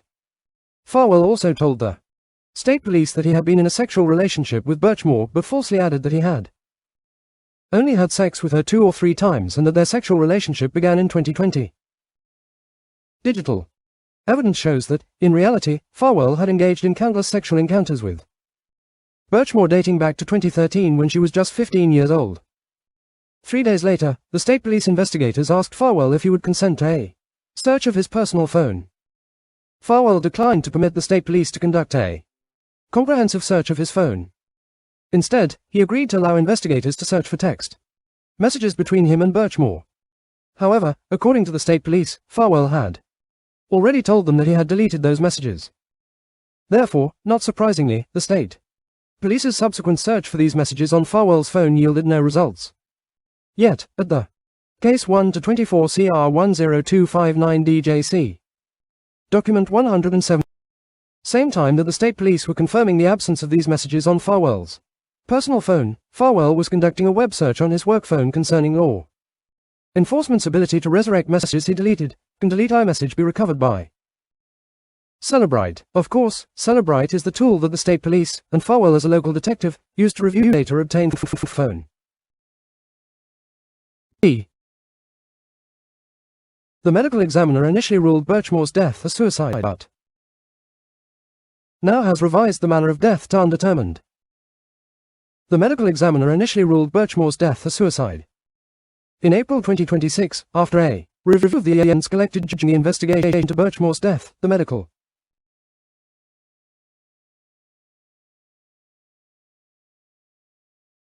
examiner withdrew her opinion that Birchmore died by suicide and ruled the cause of death was asphyxia and the manner was undetermined. Since the medical examiner's initial ruling, 2 independent experts have reviewed the evidence and determined that Birchmore's death was a homicide. The medical examiner's autopsy report indicates that Birchmore's hyoid bone, a U-shaped bone at the front of the neck, was fractured on the right side and that she suffered from petechial hemorrhages of the bulbar and palpebral conjunctivae. Additionally, the medical examiner concluded that Birchmore had a hemorrhage of her left sternothyroid muscle. At trial, the independent experts will opine that these neck injuries are more common in homicidal strangulations than hangings, while noting they are not exclusive to homicidal hangings. Despite the existence of this physical evidence that is more common in homicidal deaths, the medical examiner originally categorized the manner of death as suicide largely because of the dearth of investigative updates from the assigned state police investigators. The medical examiner's original autopsy. Alright, there it is again. The medical examiner was manipulated. And by the way, I just want to point out there's a typo here on page 7, second full paragraph, subsection D, line 2, Birchmore's death, not Birchmore death. This is a typo. Okay, I'm a stickler for that. I know it's very serious stuff, but I'm a stickler for typos. I try not to make them, I do sometimes, but at least we know this wasn't AI drafted. Also, it's very important to realize here that when the DOJ is going over and over and over how bad the state police obviously, or how obvious it was that the state police covered up Sandra Birchmore's murder, it should tell you something. Oh, Nosy Nurse and much more. God bless you. Thank you for becoming a towel fan. Enjoy your towel emojis. You're wonderful. The medical examiner's original autopsy report further confirmed that Birchmore was approximately 8 to 10 weeks pregnant at the time of her death. The results of the autopsy included toxicology testing. The results of the toxicology tests were negative for all substances except for sertraline, which was likely explained by the antidepressants Birchmore had been prescribed. The medical examiner also noted and photographed a significant injury to Birchmore's right upper chest area. This injury is a pattern imprint that was caused by one of the ligatures, lobster claw clasps, being pressed into Birchmore's chest. The pattern imprint is consistent with blunt force trauma from an assault. Importantly, when Canton police officers found Birchmore's body, the lobster claw clasp that caused this imprint was up near the door handle from which she hung, more than a foot from where it had been pressed into Birchmore's chest. Everyone seeing what the government's saying? That's very obvious indications that Sandra was not hung from the door, and the police just ignored it. This whole thing is about the cover-up. The medical examiner also took several photos of Birchmore's hair tangled in the ligature around her neck. The photos show the ligature interwoven with Birchmore's hair in a complicated and extensive web of tangles. In August 2024, pursuant to a federal search warrant, the FBI obtained Farwell's DNA. DNA testing revealed that Farwell's sperm was present in a mixture on 2 separate locations on the underwear that Birchmore was wearing when she died. Moreover, Farwell's DNA was present, and in fact the major contributor, to the DNA mixture recovered from the part of the ligature that was tied around the door handle to hang Birchmore. 2. Farwell intended to prevent Birchmore from reporting his crimes. Farwell killed Birchmore on February 1st to prevent her from disclosing information about his federal crimes, including certain crimes to which he was the only or primary witness. A. Birchmore's electronic devices contain evidence that Farwell, a police officer, coerced and enticed Birchmore when she was 15 years old, and engaged in multiple sexual encounters with Birchmore while on the clock with the town of Stoughton. On February 4, 2021, the state police collected Birchmore's Apple iPhone 12, which they found on the floor of Birchmore's bedroom just beyond her reach. Members of Birchmore's family found her older Apple iPhone XS in Birchmore's car and gave it to state police investigators. On February 9, 2021, 5 days after finding Birchmore and learning that she was in a sexual relationship with a married Stoughton police detective, the state police returned to Birchmore's apartment and recovered her laptop. Although the state police investigators did not use Birchmore's devices to obtain any search warrant to collect physical or digital evidence from Farwell or his residence, these devices contain hundreds of thousands of communications, at least 40,000 of which are between Farwell and Birchmore. FBI agents reviewed all of Birchmore's communications. What they found is that Birchmore retained a trove of messages despite Farwell's repeated commands that she delete evidence of their communications. These messages that Birchmore retained prove several important facts. First, the messages are contemporaneous confirmation of Farwell and Birchmore's active sexual relationship from at least February 2019, which is as far back as her messages went, until her death on February 1, 2021. Contrary to what Farwell told the state police investigators in the hastily arranged and unrecorded meeting in the school parking lot, the text messages establish that Farwell met with Birchmore more than 50 times in the 23 months for which electronic data exists. Second, most of the foregoing sexual encounters between Farwell and Birchmore occurred while Farwell was on duty as a Stoughton police officer. Many of the encounters were preceded by text messages previewing their anticipated sexual conduct or followed by messages confirming the details of the sexual encounter. Third, the text messages between Farwell and Birchmore also confirm a criminal sexual relationship that Farwell initiated at some point between 2010, when Farwell and Birchmore began their involvement with the Stoughton Police Explorers program, and April 10, 2013, when Farwell took then 15-year-old Birchmore's virginity. 4 at the time of that first episode of criminal sexual intercourse, Farwell was a 27-year-old Stoughton police officer. Fourth, the text messages from Birchmore's devices contain more than just a fleeting reference to a single criminal sexual encounter. Farwell sent several text messages to Birchmore, in which he expressed regret that he did not take her virginity sooner, reliving non-intercourse sexual encounters prior to April 2013. Finally, text messages also show how Farwell exploited and groomed Birchmore through her teenage years and into her early adulthood. Among other things, at times he sought to track her location through her cell phone and would become angry when she disabled that function. Farwell also asked Birchmore to enact rape fantasies, incest fantasies, and underage sex fantasies. The text messages are not the only evidence of Farwell's historical federal crimes involving Birchmore. Facebook records indicate that Farwell reached out to Birchmore via Facebook ads early as October 2012. And multiple witnesses will testify that Birchmore disclosed to them in real time that she was engaging in sex with Farwell. At the time, Birchmore was a young teen, enrolled in the Stoughton Police Explorers program and living with her disabled single mother in Stoughton. After Birchmore's death, her family collected her personal items, including Birchmore's personal journals and notebooks from 2013 until 2020. The family released these journals to the state police and later, the FBI. The journal entries reveal ongoing sexual interactions with Farwell. According to the journals, this was a relational dynamic that included the concept of sex as 4. This is a fact that Farwell admitted in a text message with Birchmore on February 11, 2020 and other dates, as described below. Punishment, anal sex, and choking. Between 2019 and 2021, there are no fewer than 20 text messages from Farwell to Birchmore, in which Farwell references and glorifies the act of choking Birchmore. B. Birchmore increased the pressure on Farwell by threatening to disclose information that would expose his criminal conduct. That's exactly what Tiffany Overstreet did to Divine. That's exactly what they did. But Sandra they viewed as less than a person, so they killed her. Tiffany Overstreet was charged with fake criminal charges, just like Aaron, just like Aiden, in my opinion. Disgusting. They had if these girls threatened, or anyone figured out what was going on and threatened to talk or got too loud, they banged them up in one way or the other. 3 ways out. Death, prison, or addiction. That's why there's that 3-dot tattoo. La vida loca. That's what it actually means. 3 ways out. From 2019 to September 2020, Farwell and Birchmore have extensive text discussions about Farwell impregnating Birchmore. Beginning as early as 2019, Birchmore sends dozens of messages to Farwell indicating that she wants to have a child with him. On multiple occasions, Farwell suggests that he is open to and even excited about it.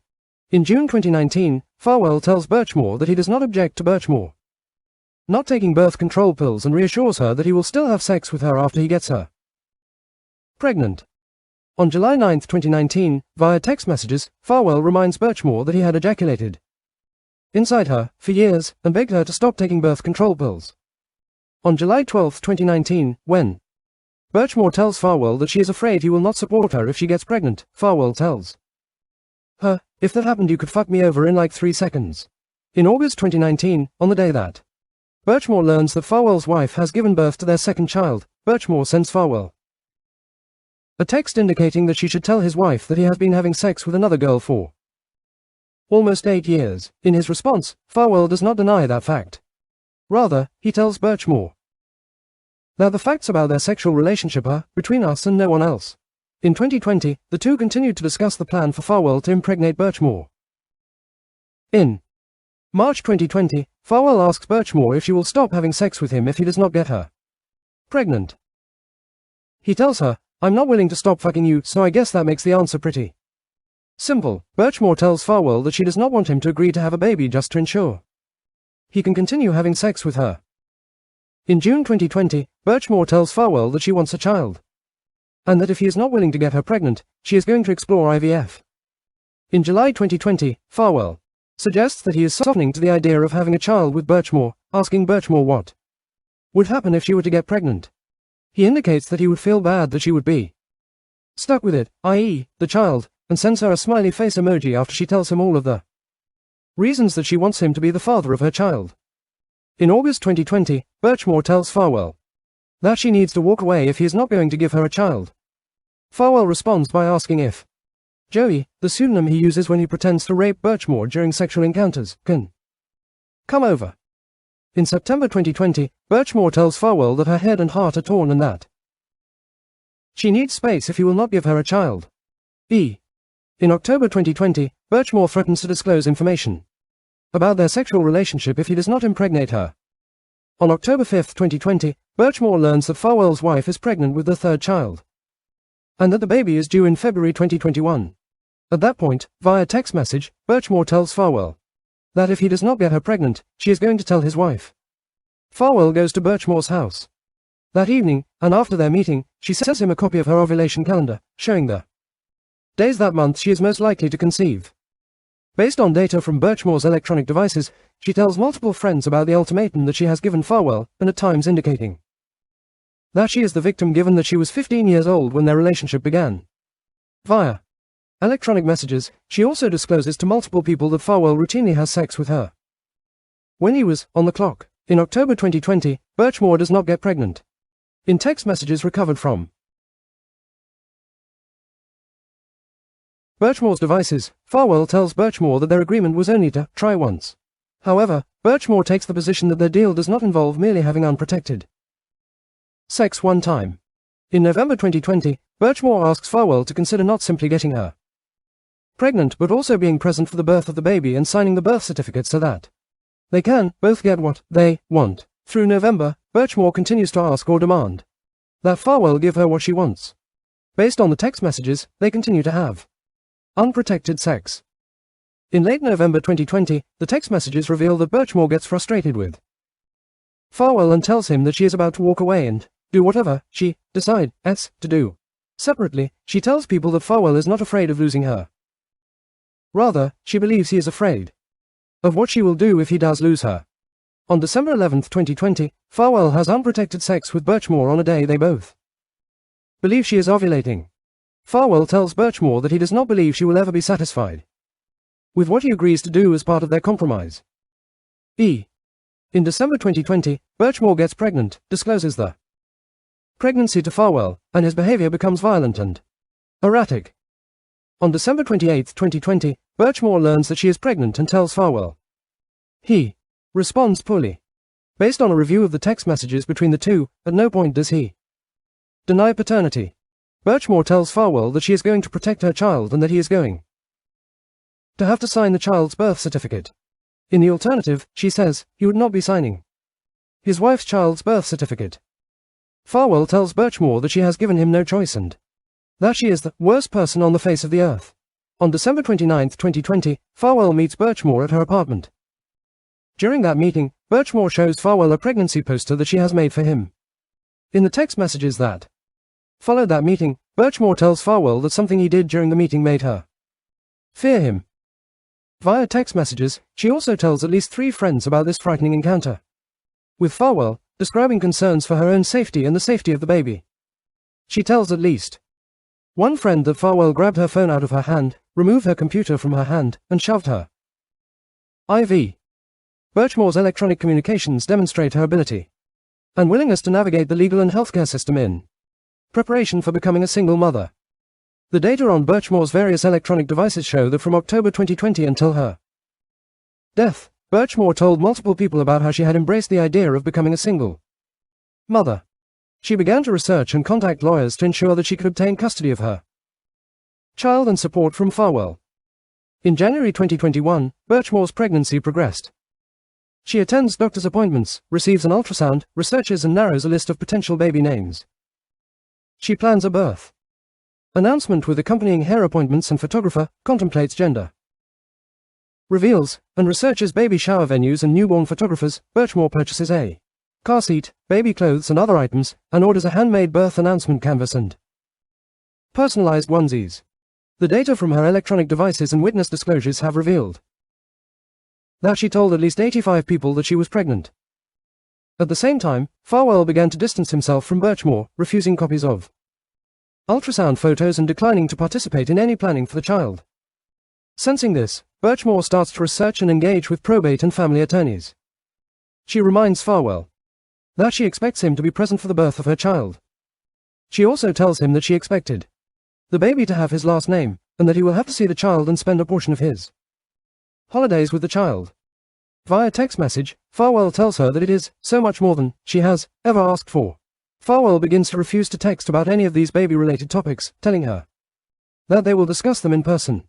Ultimately, Birchmore tells Farwell that she will give him until January 31, 2021 to meet to reach an agreement. Birchmore's friend calls Farwell's law enforcement employer and reports information about Farwell's sexual relationship with Birchmore. On January 20, 2021, Birchmore's friend calls the Stoughton Police Department and tells a Stoughton police employee that her friend, Sandra Birchmore, has been having sex with Officer Matthew Farwell. The Stoughton police employee tells Farwell, who responds by angrily commanding the employee never to mention it to him again and never to tell anyone else. Farwell then texts Birchmore, telling her that he thought he had until January 31 to meet with her and that he thought no one knew that they had been having sex. He asked her what friend of hers he would have to worry about in the future.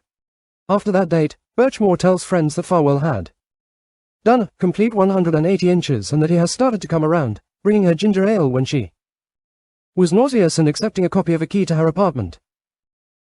Birchmore texts 2 friends, less than a week before her death, that she observed Farwell looking in her bathroom and closets, which she found odd. Birchmore and Farwell continue to meet in person, specifically on January 23, 2021, and January 29, 2021, apparently engaging in anal sex on January 29, 2021, given that Birchmore is then on doctor-ordered pelvic rest. During that penultimate meeting on January 29, 2021, Farwell asks Birchmore whether the apartment door code that she has given him is unique to her or whether is the same for all residents of the complex. Oh my god, this is so intense and sad. God bless that poor girl.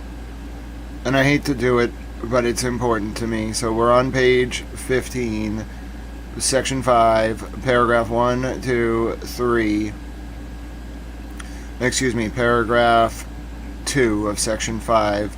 Last line, whether it is the same for all residents of the complex. There's another typo.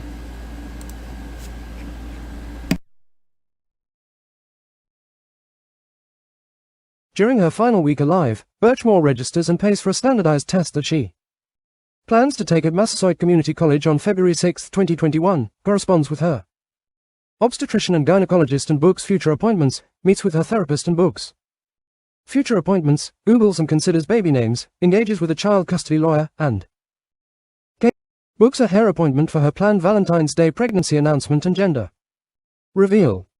Vi. Birchmore's last 24 hours. On January 31, 2021, Birchmore tells Farwell that the public school where she works will be having an early dismissal, so she will be released early the following day due to the impending blizzard.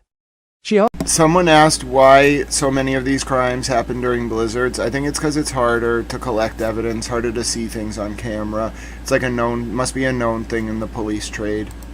She asks if he will be able to shovel out her car, and he indicates that he will not be around. He does not tell her that his wife has a C-section scheduled for the early morning of February 2, 2021. Accordingly, Birchmore arranges for a friend to shovel out her car to ensure that she can get to work on Thursday, February 4, 2021. 5. On February 1, 2021, school was cancelled for February 2, 2021, and February 3, 2021 was already. On February 1, 2021, Birchmore comes home from work at 12:35 p.m. She speaks with her aunt and sends a photo of where her car is parked to a friend to ensure that the friend can shovel out her car. Birchmore enters her apartment building at 12:51 p.m. and is texting with multiple people, including Farwell. She asks him if they are going to meet later in the week or if he can come over that night. Farwell tells her that he is not in town but that he can, probably, meet her later in the week. Birchmore seemingly takes a nap, then spends the afternoon browsing baby items on the Kohl's website, ordering clothes, FaceTiming with a friend, talking to her aunt on the phone, and ordering food from DoorDash. At 5:01 p.m., she goes to the lobby of her building to pick up food that has been delivered and returns upstairs at 5:02 p.m. Birchmore then resumes texting and submits an admission form for Massasoit, resets her password for her gas company account, and goes back downstairs and outside between 5:31 p.m. and 5:33 p.m. to dust snow off of her car. Video surveillance footage. 5. School was cancelled for February 2, 2021, and February 3, 2021 was already scheduled to be remote. Case 1 to 24 CR 10259 DJC. Document 179. Filed the 8th of March 26. Page 17 of 49. Shows her hair in a bun, and she is wearing the clothes she is ultimately found wearing when law enforcement finds her body on February 4, 2021. Birchmore uses both her phone and her laptop that evening, looking up an EMT fire training course, baby names, pregnancy symptoms, and information about new cars. She texts multiple people, telling Farwell at 6:20 p.m. that she has received an early baby shower gift and that she does not want to have her shower during the COVID pandemic. Farwell tells her that he is stressed, and Birchmore responds that they will be okay. She asks if when she learns the baby's gender, Farwell can purchase the clothes the baby will wear when she brings the baby home from the hospital. Farwell does not respond. In the hour before Farwell arrives at Birchmore's apartment, she continues to text with multiple people and reaches out to the person who is creating homemade baby onesies for her. She asks that person to send her photographs of onesies when she is done. She Googles private event spaces for a baby shower, researches bookshelves for a baby or child, and has a 25-minute phone call with her best friend. At 7:56 p.m., Farwell texts Birchmore to ask if she is still awake. At 9 hours 8 minutes and 54 seconds, he asks if he can visit. Birchmore responded at 9 hours 10 minutes and 46 seconds p.m. that the door will be open when he arrives, and sends him a smiley face emoji. At 9 hours 13 minutes and 37 seconds p.m., Birchmore's phone locked for the final time and was never unlocked again. A man who multiple witnesses have identified as Matthew Farwell is seen on surveillance video entering Birchmore's apartment at 9 hours 14 minutes and 56 seconds p.m. At 9 hours 18 minutes and 3 seconds p.m., Birchmore's phone captured a locked screenshot. It still does not unlock. At 9:24 p.m. Birchmore's friend sends her a picture of the onesies she has designed and created for Birchmore's unborn baby. Birchmore never opens her phone nor reads that text. At 9 hours 40 minutes and 19 seconds p.m., her phone remained locked and recorded 8 steps, never to move again. Farwell was captured leaving her apartment at 9 hours 43 minutes and 33 seconds p.m. Now let's take a look at that security camera footage. That's just absolutely heartbreaking to read. This is Sandra that afternoon. This is what was just described to you in text. This is earlier in the day on February 1st, 2021. Damn right, Triply Bob, you tell him. That's Sandra. Excited to have her baby. That's her in the lobby of her apartment. Someone asked who was paying for Sandra's apartment. It's unclear. Farwell did move her in. Hello, Anne. It's so good to see you. Now you're looking later in the day. This is around 5 p.m. I don't know if Sandra picks up her DoorDash. I think she does. This is before she goes out to clean her car. That's Sandra about 4 hours later.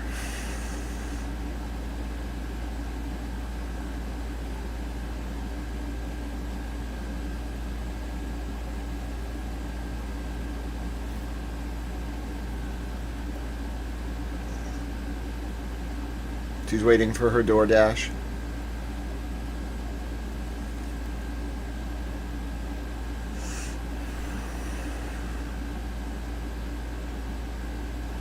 She collects her sandwich as described. This is all of the security footage that's out from that day. Now it's about 5:15. Now we're going to see the jump to when Sandra goes out to clean her car about 30 minutes later.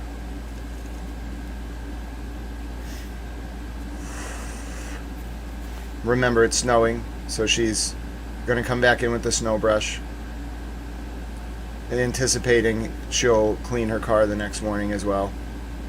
Or it's about to snow, I should say.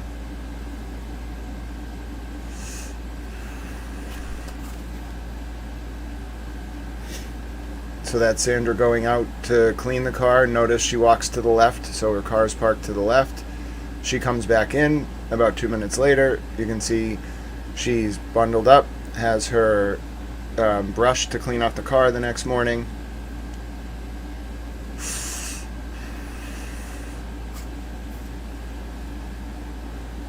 Now we're going to see the footage jump to when Farwell arrives. 9:27. This timestamp might be a little off. Could just be how the camera kept timestamps. But the point is, that's Farwell walking in, going up to Sandra's apartment, keeping his face away from the camera. Now you're going to see the terrifying moments that elapse where Farwell is upstairs allegedly killing Sandra and her unborn baby. Now you're going to see a jump to what says 9:56, but which actually is 9:43. And you're going to see Farwell walk out. Now watch something very interesting. You probably didn't see it, did you? You saw Farwell walk out, but did you see something else? There was something else that happened in that video that I bet your eyes missed. Do you want to see it zoomed in? Okay, fine. Did you catch the mystery man? The federal government might not even know about this. Did you catch the mystery man? Oh, who's that guy? Who's that guy? Who's he? Right before Farwell walks out at 9:43. Who's he? Who's that guy? Who is that guy, ladies and gentlemen? Oh, God bless you to Nicole R.E. Thank you so much for your support. Who is that man? Who is that man, ladies and gentlemen? The federal government might not even know about this yet. Who is that man? And then seconds after that man walks by out there, Farwell walks out. We're talking seconds. Okay, that mystery man is walking by at, let's see the exact time, probably 27, so it's 43, not 56. Okay, so he's walking by seconds before Farwell walks out. And there is, by the way, you know what's over there? Only a parking lot with Sandra's car and some other cars. There's nothing over to this part of the building. If you look at Sandra's building head on and look to the right, it's just a little parking lot inlet. There's nothing over there. That dude is waiting for Farwell. He's watching him, and look at this dude. He's got a gray sweatshirt on. It's got like some kind of black arms. He's got jeans on. Okay, he's tall. He's lanky compared to that outside pillar. Oh God, he's like probably 6'2" or more. His head is above the glass frame. So there's his feet. Okay, there's his waist. There's his sweatshirt. There's his arm. There's his head. Okay, who's that dude? Nobody knows. You can see I zoom in even further. Who is that dude? I don't know. And your eye, notice, I bet you missed that. Because if you watch that footage, like straight, you're not going to see that. You've got to have an eye for it because it blends in with the column here. And then look, Farwell walks towards where that man just was. So that's our key here. Farwell had an accomplice. I don't think the feds know yet because I think they just missed it. And I'm not trying to like toot my own horn. I just have an eye for forensic video editing and also like what happened. Like I'm very good at noticing small things on video. So I saw this dude. And as far as I know, I'm the first one who saw this man ever. So it's a big deal. Yeah, so the reason why you might have heard this in another chat, I did write this up on Twitter. Probably, when did I write this up? I wrote this up on June 21st. Let's just take a listen to my write-up, and then I'll go back to explaining.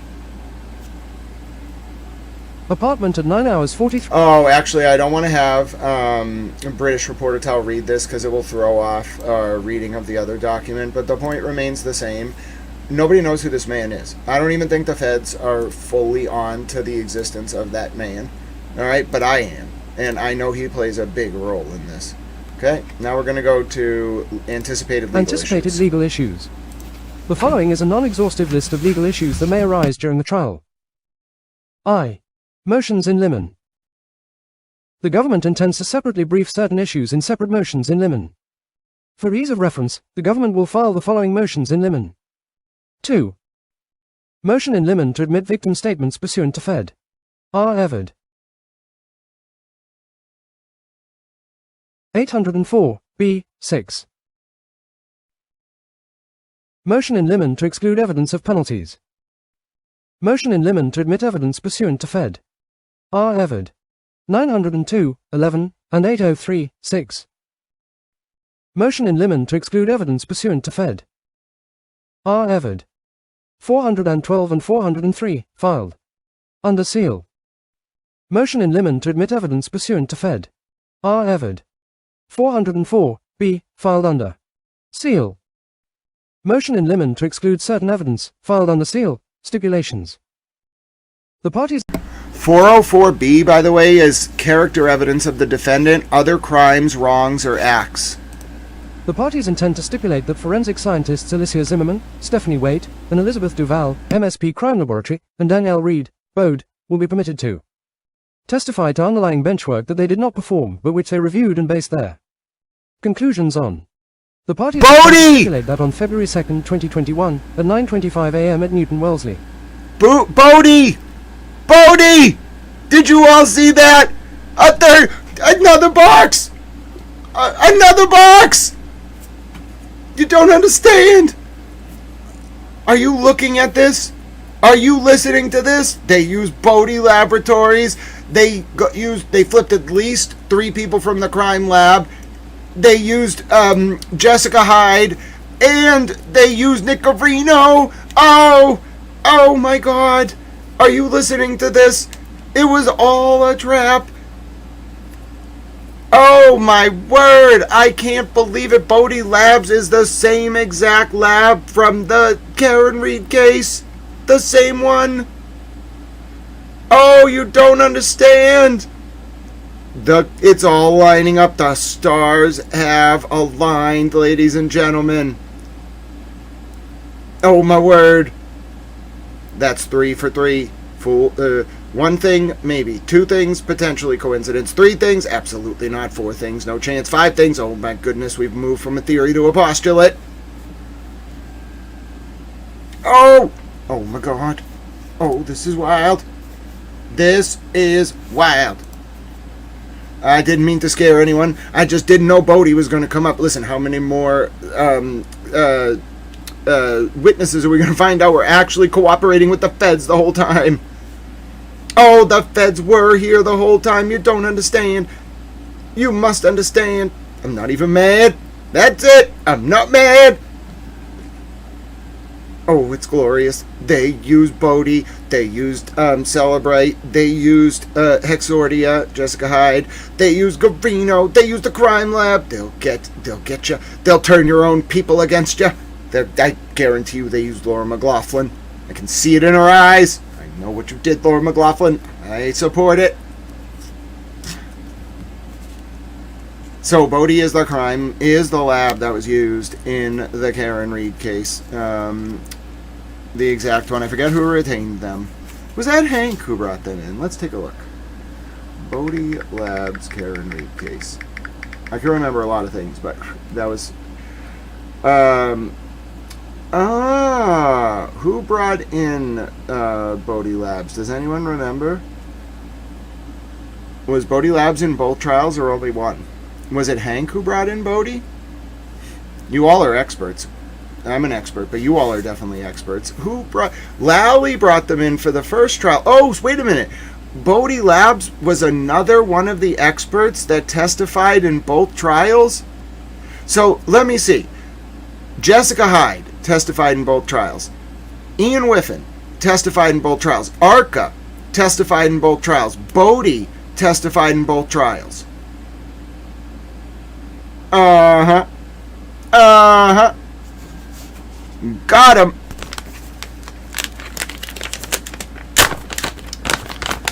Yeah, they got him. They got him good. They got him real good. Hi, Towel Girlfriend. How you doing? You're wonderful. You're a towel. They got him good. Bodie, too. Well, yeah. So, you know, with Jessica Hyde, far more of a determinative indicator. With Nick Guarino, even more of a determinative indicator. Bodie falls under that category of, yeah, you're right, Towel Girlfriend. In a Xylo, it could just be a commonly used lab. But when you have Jessica Hyde and Hexordia in both Karen Reed trials, and then a witness for the feds against the state police, as you can clearly see from this document, against, in the Farwell case, okay? And then you got Nick Guarino, who handled digital evidence in the Birchmore case and the Karen Reed case, clearly testifying for the feds, okay? Clearly.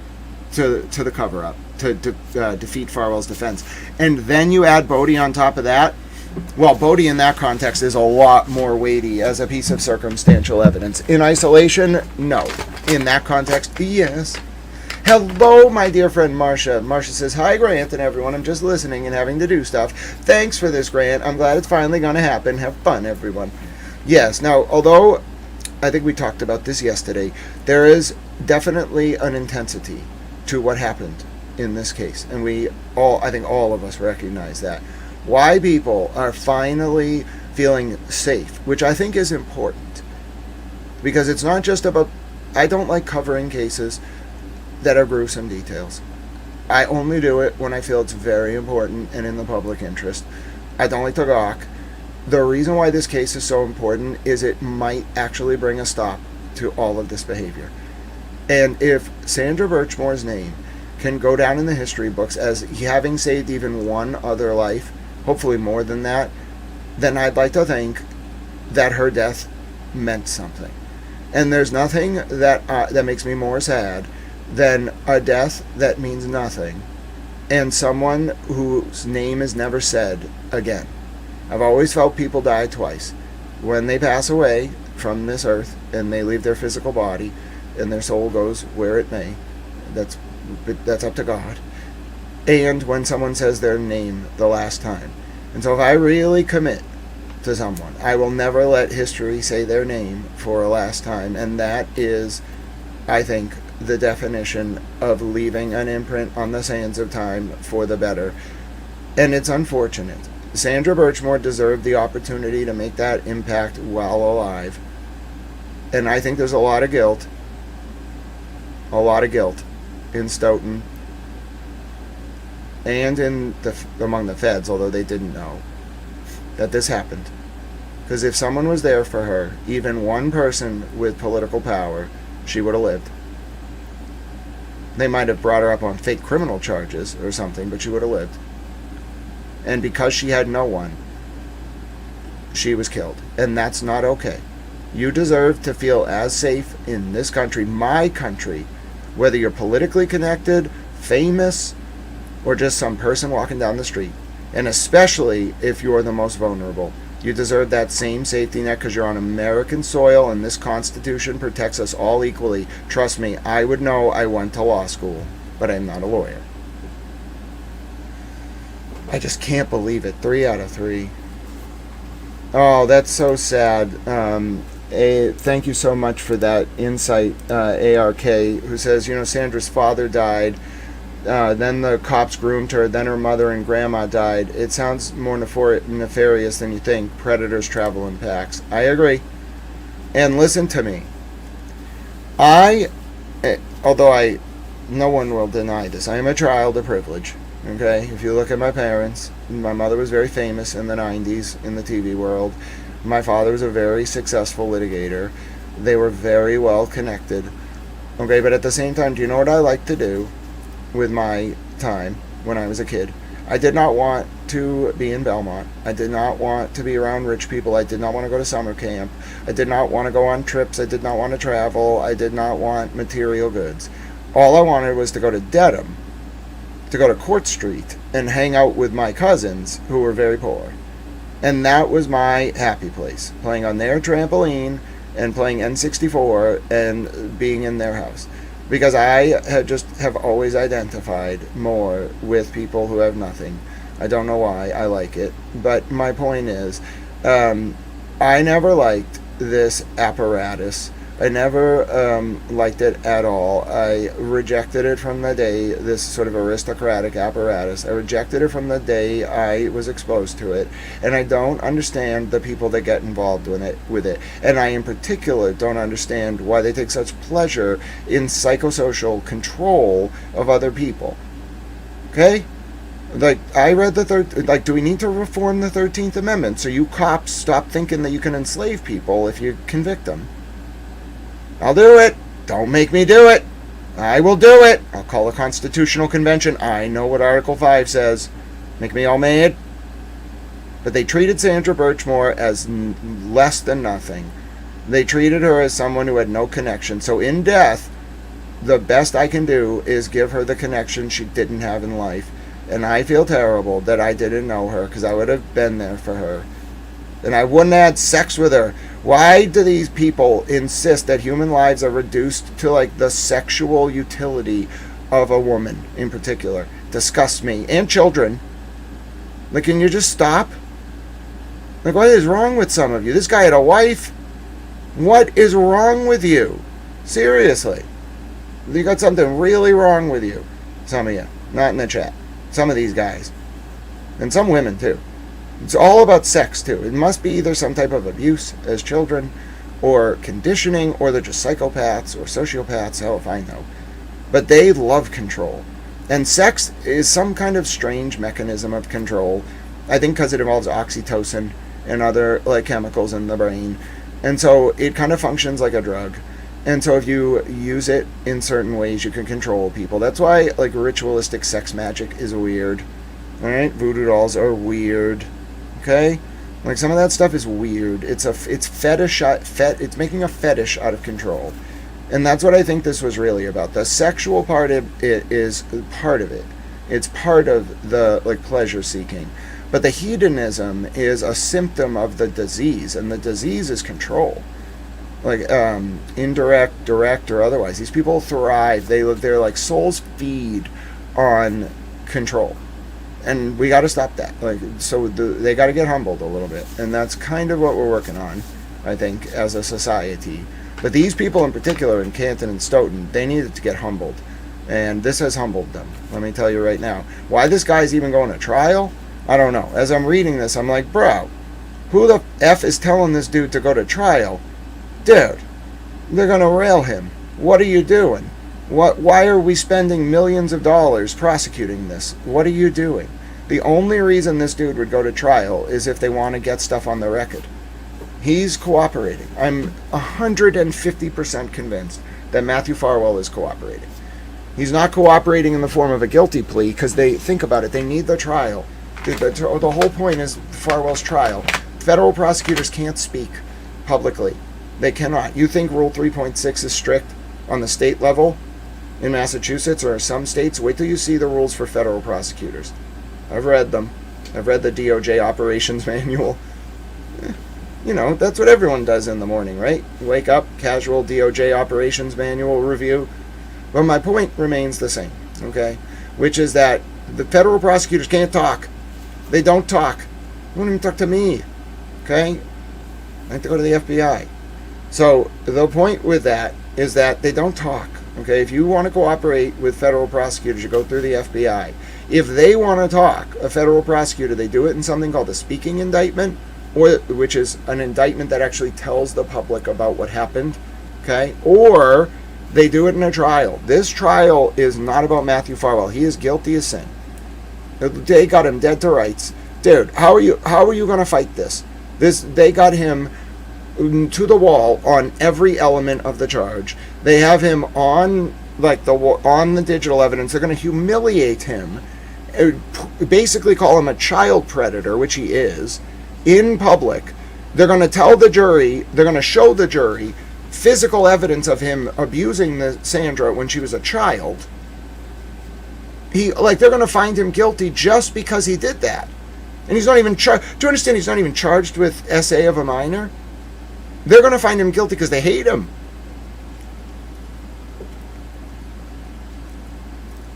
And remember, it's not, you've got to get the evidence in. There's no bar under the rules of evidence, FRE 401, 403, 404, 407, 408, whatever. There's no bar to introducing the evidence of Sandra being sexually abused by Matthew Farwell when she was a child, because it's an element of the offense. It's why it's specifically related to the causal chain for why he killed her. In fact, it's an element of the offense. He committed a federal crime by SAing her under his official position and while he was on duty.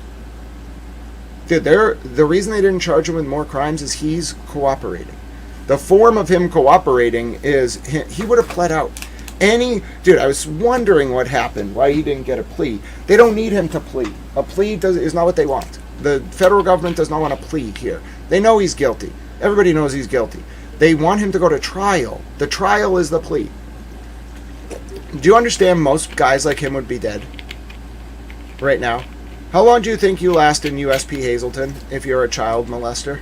0 days. 0 days, unless you go to the SHU. Do you know what those people are called in prison? Do you know what they're called? Dude. No. No. He's cooperating. Dollars to donuts, he's in BOP with WITSEC already. I'll bet you. I'm not a betting man.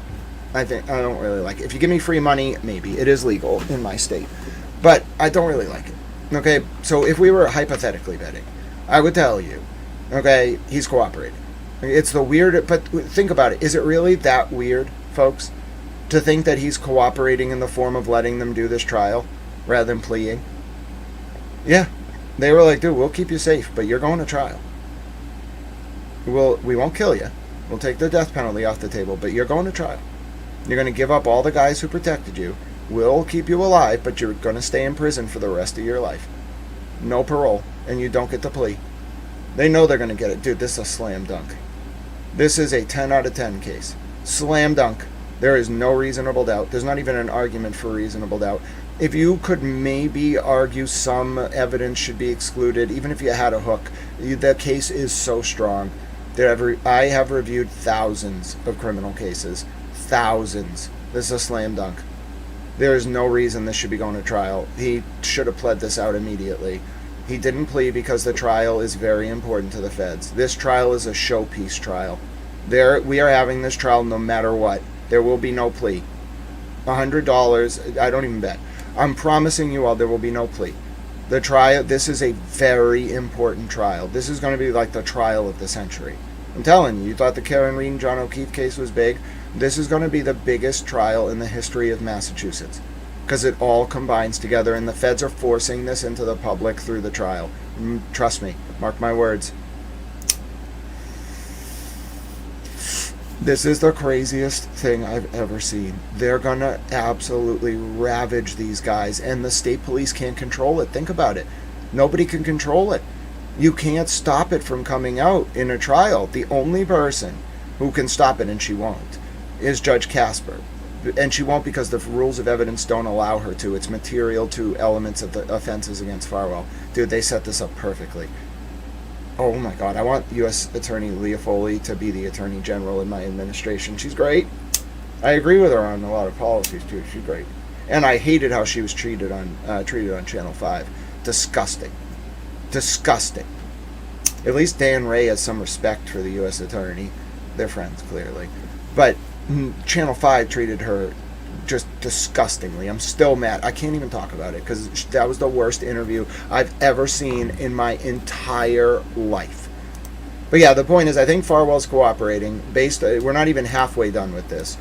Based on my read of this, okay, this is now I'm actually getting to hear U.S. Attorney Leah Foley and her people speak. They got him. This is the strongest case I've ever seen against anyone.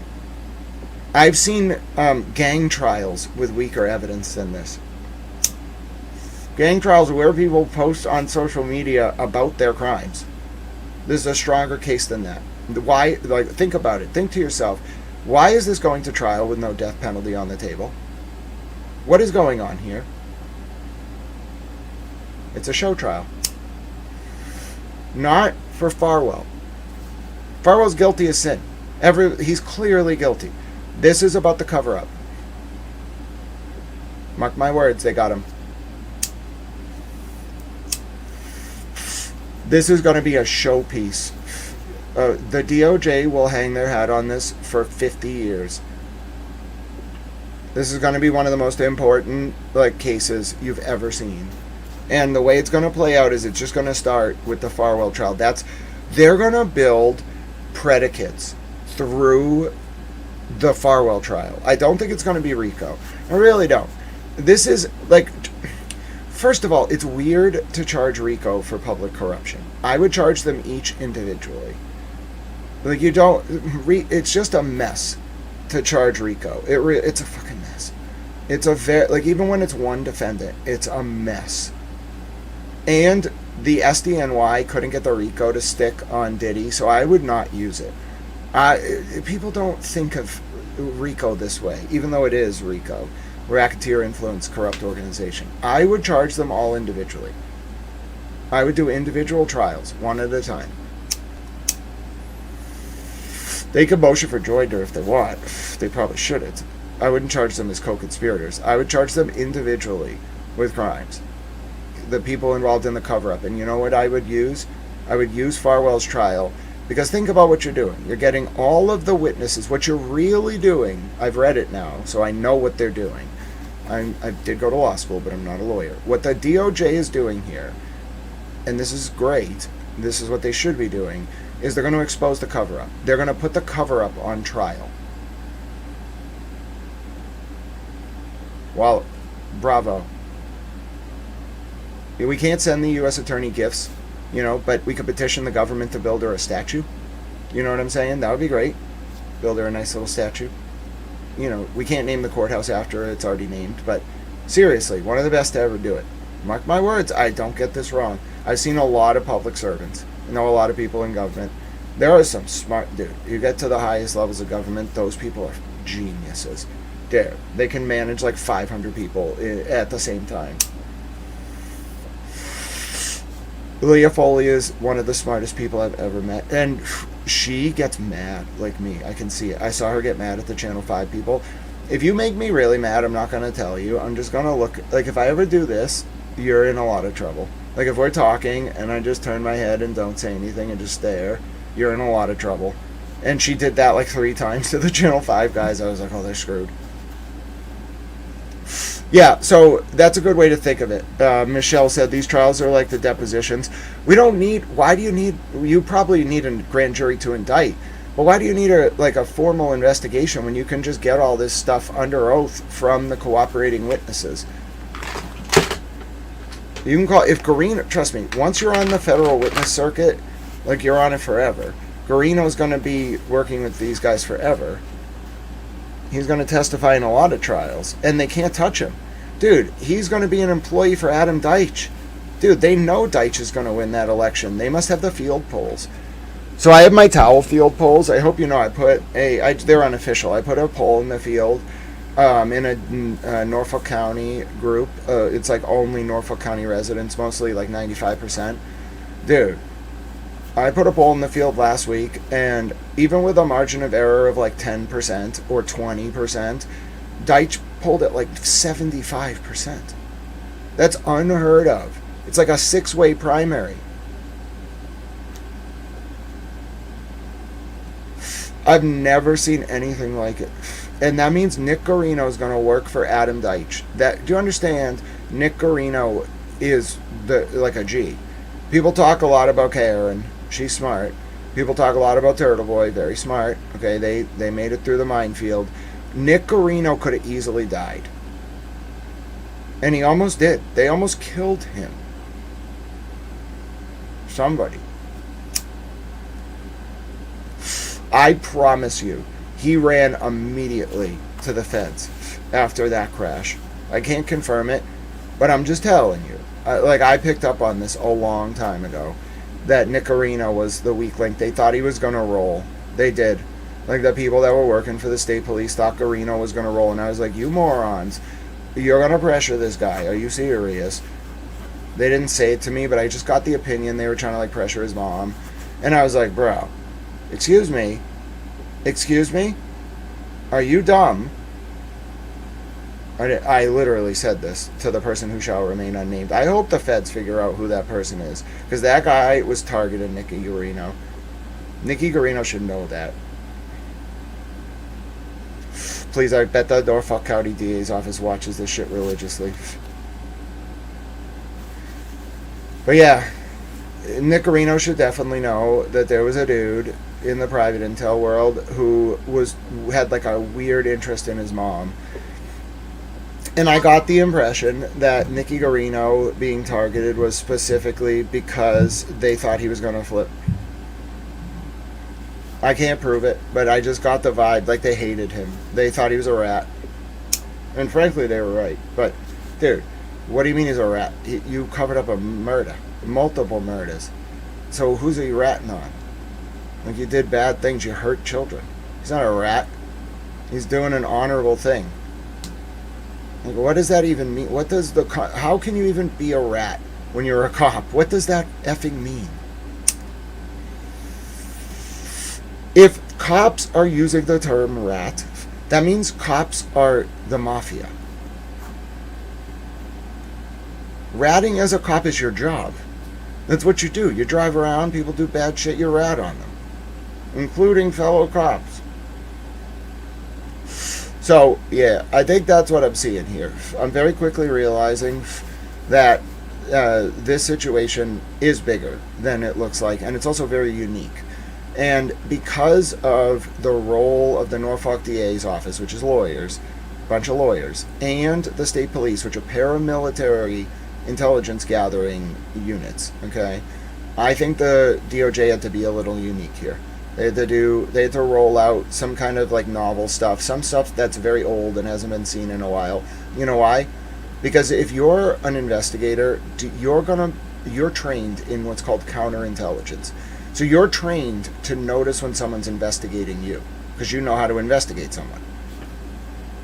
All right? So they had to come up with something a little unique here, and they absolutely did, because it was a very serious problem. I just can't believe. What I can't believe is, I'm used to, the FBI must be changing. because I'm used to reviewing documents from like the 60s, 70s, 80s, like stuff that's 50 years old and declassified through the HPSCI law, okay? When I review that stuff, dude, they do not take their informants and have them testify like this. That is not, I've never seen anything like it. I've reviewed a lot of the declassified files, like a lot of like 302s, like whatever, in telefax or whatever, Intelligram, whatever they used back in the day. It was like an early version of email. In the 60s they had it. And when you look at this stuff, Airtel, that was what it was called. It was called an Airtel, AIRTEL, very special kind of governmental communication. When you look at these memos, they never, ever have their informants testify in court. Maybe like at the end of a very long operation when the informant's useless. But what they do is they take the information to generate leads, and then they what's called launder the informant's information through a cover lead. So they never have the informant themselves go up on the stand. They do, obviously. Some of you would be like, but I've seen informants on the stand. Sure, it happens, but that's not ideal for them because they blow the informant. Even if you mask the voice and stuff like that, you blow the informant. Everybody knows who the informant is. So they really try to avoid it. They try to call them like CIs and like numbers in the documents instead of their names. So even if the defendant gets discovery, they can't really figure out who it is. And you should never describe an informant or what they tell you in a way that could like easily lead someone to figure out who the informant is. That's generally what they do. This is just, I'm telling you, this is out in the open. You even, all of you obviously following this, even if you weren't versed in this case, if you took 10 minutes and read this, and then I told you some of the stuff I've explained over the past few days about Guarino, about Jessica Hyde, etc., any reasonable human being would be like, wait a minute. There's no way that Jessica Hyde and Nick Guarino were actually like sympathetic to the state police in the Karen Reed and John O'Keefe case. There's no way. The Sandra Birchmore investigation started in 2023. Karen's first trial wasn't even until 2024. And then you realize, yeah, they weren't. Jessica Hyde was acting, friends. Okay, I know a lot of you were and it worked. It worked. She did. Everyone did what she wanted, which is she wanted you to think she was dumb and a buffoon, so you would mock her, so that she could do her work. She didn't really care. Do you notice? Did she put out any statements like, "How dare you mock me"? No, she was like, all right, cool. Like they're focused on the red shiny object. They're not going to see what I'm doing. If you all had thought she was a rat, she couldn't have done her work. Even now, think about what this means. If I started saying she was a rat, she couldn't have been able to do her work. She had to trick me too, and she did. She tricked all of us. She said, "Gee, please, that's the smartest woman you've ever met." Dude, real G's move in silence. She's a killer. Not a real killer. She's a rhetorical killer. Don't mess with that woman. I'm telling you right now, don't mess with Jessica Hyde. Don't. She's spooky. In a good way. I'm intimidated by her. I'm intimidated by very few people. She terrifies me. She's a G. Dude, she's a mover and a shaker. She's probably the most powerful person you've actually laid eyes on. Because people with real power, they don't go, fame is a degraded form of power. You don't go out broadcasting that you have power. You just kind of do what you got to do. And she is a chameleon. She's great. She's a great asset. Whoever found her, great job. I don't understand why they had to burn her now. I think it was getting a little bit obvious, frankly. She did what she needed to do. She got in, she got out. And frankly, they probably don't need her to do this again. My guess is she's not a contract informant. She's an intelligence asset. They just deployed her for this purpose once. That's the only way this makes sense. If she was a long cover informant doing other stuff, they wouldn't burn her this way. Because you have to make a decision when revealing this type of stuff, like Hyde's involvement, Guarino's involvement. You're doing a few things at once. One, you're saying these are our witnesses, don't touch them. And then two, you're also saying hey,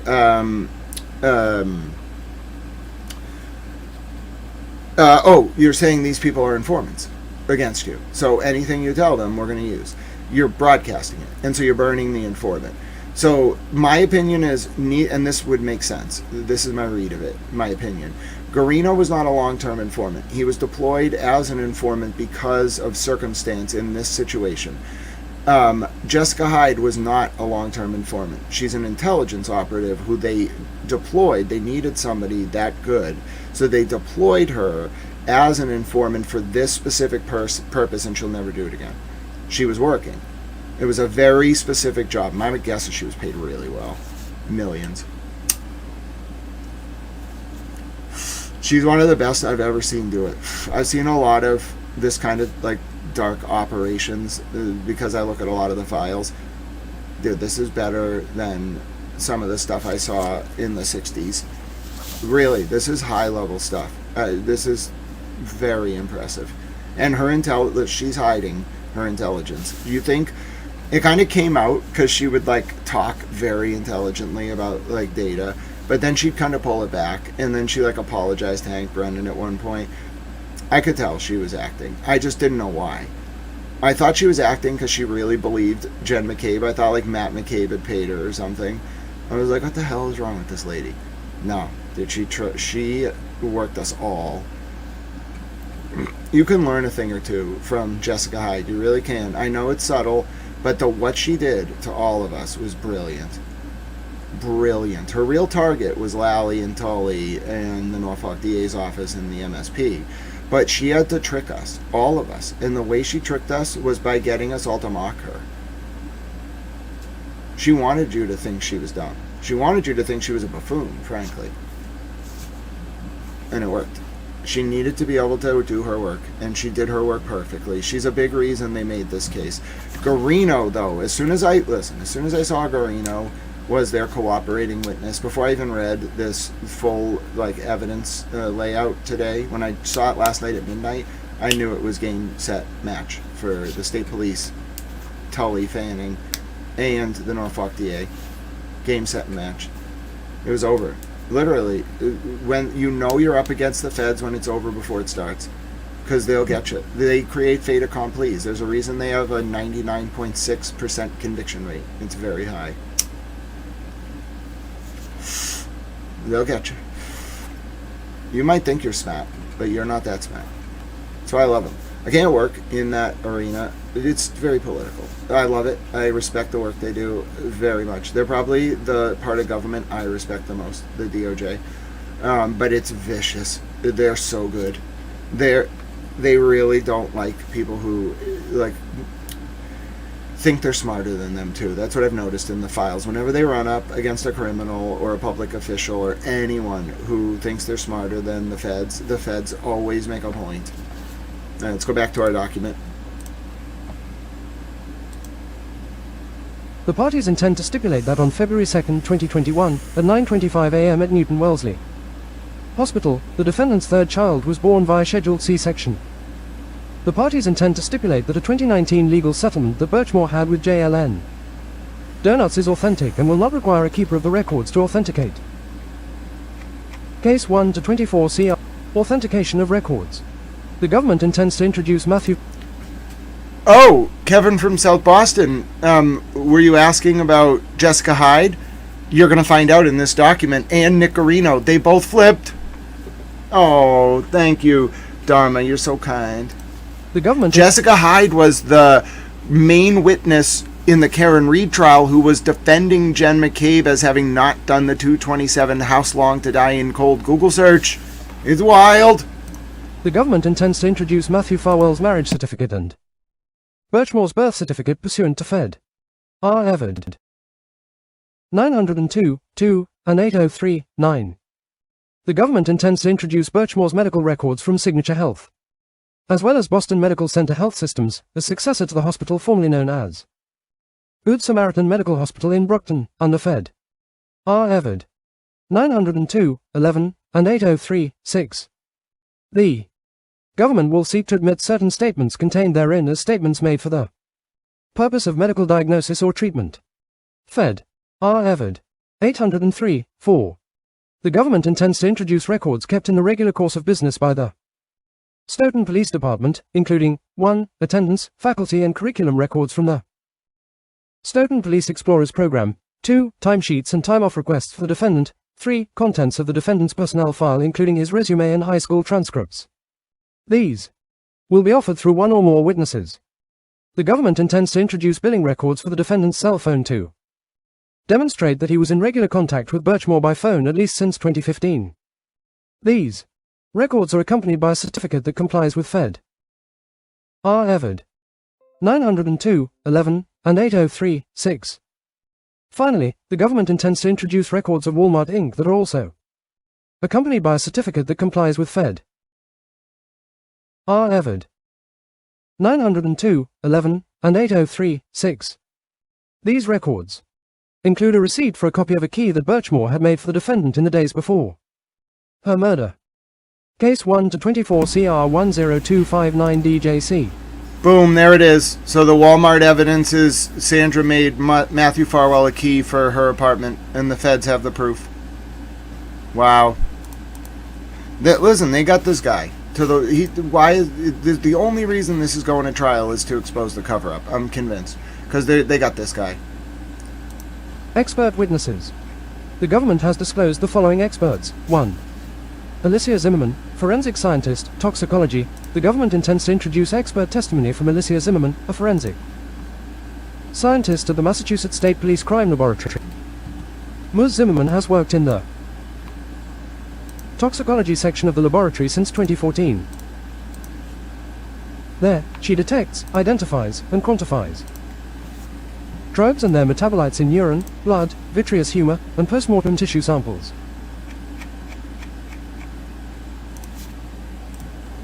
During her almost 12 years at the lab, she has worked predominantly on the testing of postmortem samples. Ms. Zimmerman will testify regarding the testing of Birchmore's heart. Blood collected during autopsy on February 5, 2021.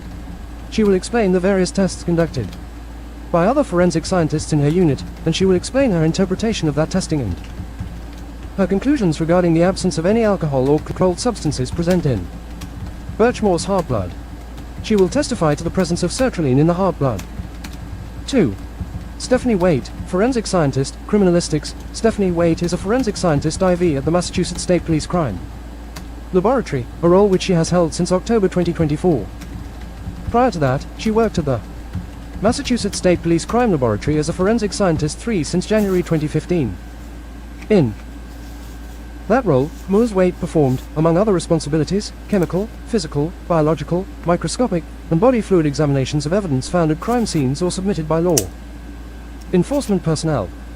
Prior to her role as a forensic scientist 3, she served as a forensic scientist 2, 2013 to 2015, a chemist 2, 2009 to 2012, and a chemist I, 2008, all for the Massachusetts State Police Crime Laboratory. Case 1-24 CR 10259 DJC. Document 179. Filed the 8th of March 2026. Page 21 of 49.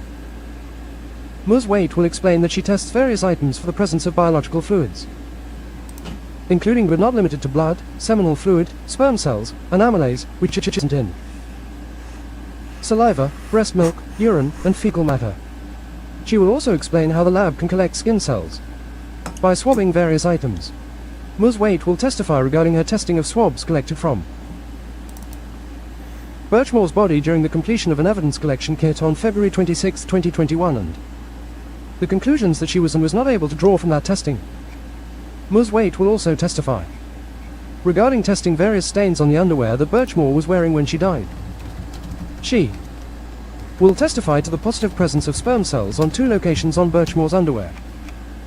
Ms. Waite will also testify that she swabbed the ligature from which Birchmore hung and that she submitted skin cells collected from a portion of the ligature to the DNA section of the laboratory. She will also testify about the collection of fingernail scrapings and a known blood standard from Birchmore. 3. Elizabeth Duval, forensic scientist, DNA. Ms. Duval is a forensic scientist 3 at the Massachusetts State Police Crime Laboratory, a position that she has held since 2019. Prior to that, she was employed as a forensic scientist 2 at the Massachusetts State Police Crime Laboratory from 2009 until 2019. Ms. Duval will define DNA for the jury. She will describe where DNA can be found, how one can develop a DNA profile, and how DNA profiles are used in the forensic setting. Ms. Duval will explain the type of DNA testing that was conducted in this case and the steps involved in such testing. Ms. Duval will testify about the difference between a single-source DNA profile and a mixture DNA profile.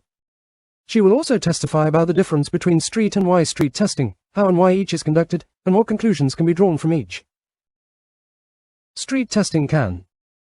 Case 1 to 24 CR 1025. Identify an individual DNA profile. Additionally, she will explain what a known standard is and contrast it to the definition of an unknown sample. Ms. Duval will testify about her interpretations of and conclusions drawn from the DNA testing in this case. 6 in sum, she will testify that a swab collected from the back interior crotch of Birchmore was separated into a sperm fraction and a non-sperm fraction. Ms. Duval will explain what these terms mean. The non-sperm fraction was a mixture. Street testing was performed and the mixture is 220 quintillion times more likely to originate from a mixture in which the defendant is a contributor than not. Ms. Duval will testify that YSTR testing was also performed on the non-sperm fraction and a major contributor was developed. That testing revealed that major contributor's profile is 1,246 more likely to have originated from the defendant or a patrilineal relative than not. The sperm fraction of this stain also underwent street testing. This testing generated a DNA profile that was a mixture and at least 16 quadrillion times more likely to originate from a mixture in which the defendant is a contributor than not. Ms. Duval will testify that a stain on the back exterior right side of Birchmore's underwear also tested positive for the presence of sperm cells. A sperm and non-sperm fraction were created. Street testing on the sperm fraction generated a profile that was a mixture. That mixture is at least 5.5 quintillion times more likely to have originated from a mixture in which the defendant is a contributor than not. Ms. Duval will also testify about her testing of the sample of the portion of the ligature found tied around Birchmore's neck. Street testing was performed and generated a DNA profile. 6. On May 1, 2026, the government notified the defense of the other forensic scientists who had completed benchwork on the known samples and unknown samples in this case and asked them to notify the defense if there is any objection to Ms. Duval testifying as to the benchwork and her conclusions drawn therefrom. That was a mixture. That mixture is at least 6.2 trillion times more likely to originate from a mixture in which the defendant is a contributor than not. YSTR testing was also performed on the ligature. YSTR testing generated a profile that was a mixture with a major contributor. The major contributor's profile is at least 158 times more likely to have originated from Matthew Farwell or a patrilineal relative than not.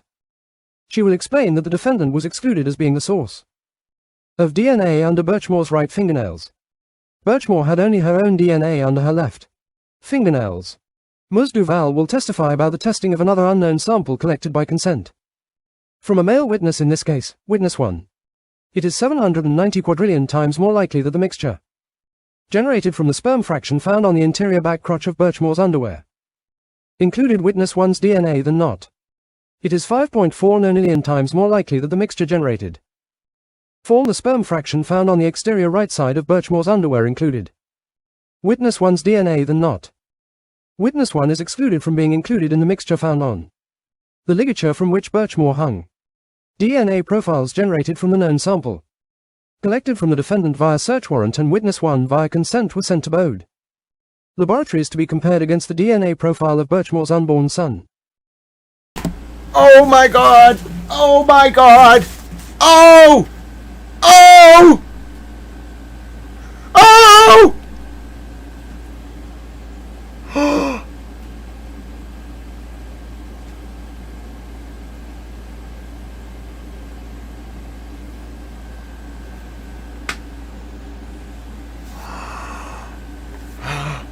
Oh my god.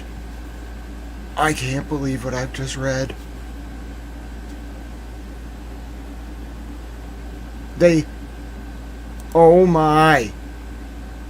Oh my word. They have a second DNA sample from Sandra's undergarments and they know who it belongs to. Oh, they got the father. They probably got the father. Oh my God. They would hide something like this in this kind of motion. Oh my God, they got the father. Oh my God.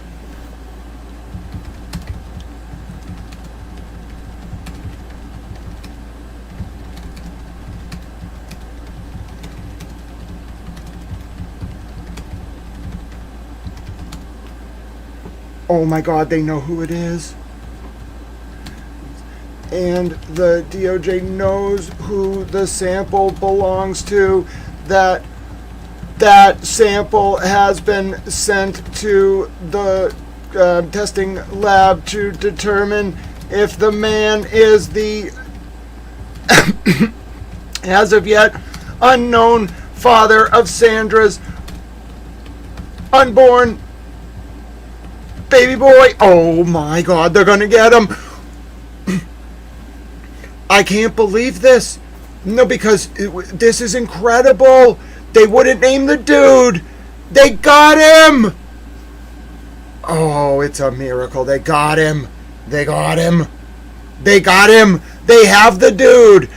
Oh, they are watching him.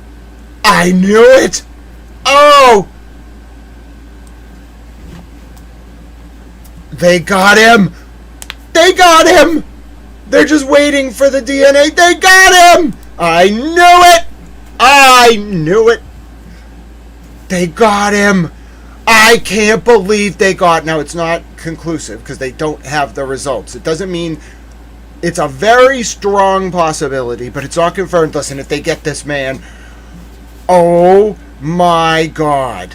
And they won't name him. Are you telling me that if I go to federal court in Boston, I'm going to find out the identity of this man?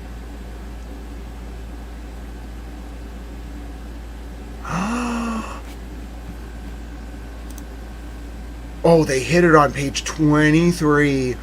Oh, it's so deep in there, and you have to really, really read it to understand what they're saying, because the other DNA is all Farwell's. And we know Farwell's ruled. You have to know that Farwell is ruled out as the father of the baby.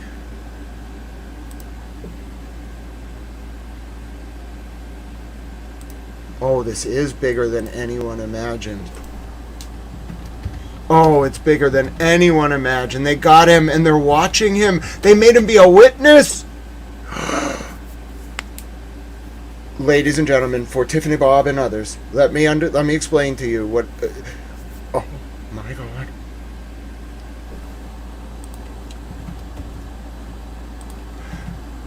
The DNA does not belong to Matthew Farwell, and Farwell is not the father of Sandra's unborn baby boy. Who is witness one? Oh my God. Oh my God, they got him. I can't believe it. I can't believe this is happening. This is all too much. It's more than even your little towel knows how to process. They got him. They have the man. They know who he is.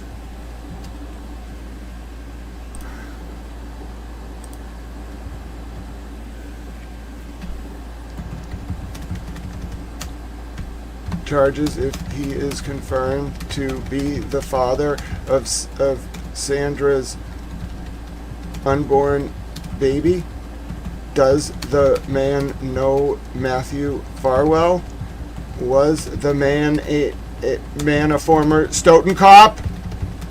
Oh my God. Nobody has caught this yet. How did people miss this? Oh, dude. Oh my God.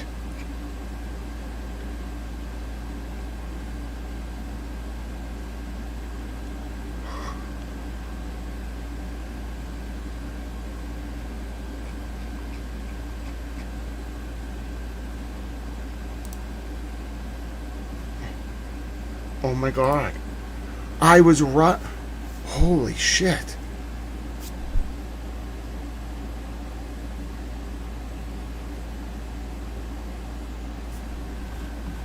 I know what this calls for. I know exactly what this calls for. Wait for it. Wait for it. Wait for it. I have the perfect thing for this moment. Wait. Wait. Wait. Wait. Where is it? Where is it? Where is it? I have the perfect thing for this moment.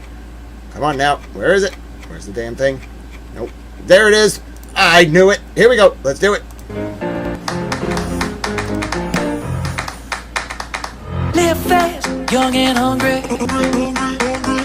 Brand new whip, getaway ride. Ride. Run. Run. Break out, find our freedom. Hands up, gonna touch the sky. Touch the sky. Run.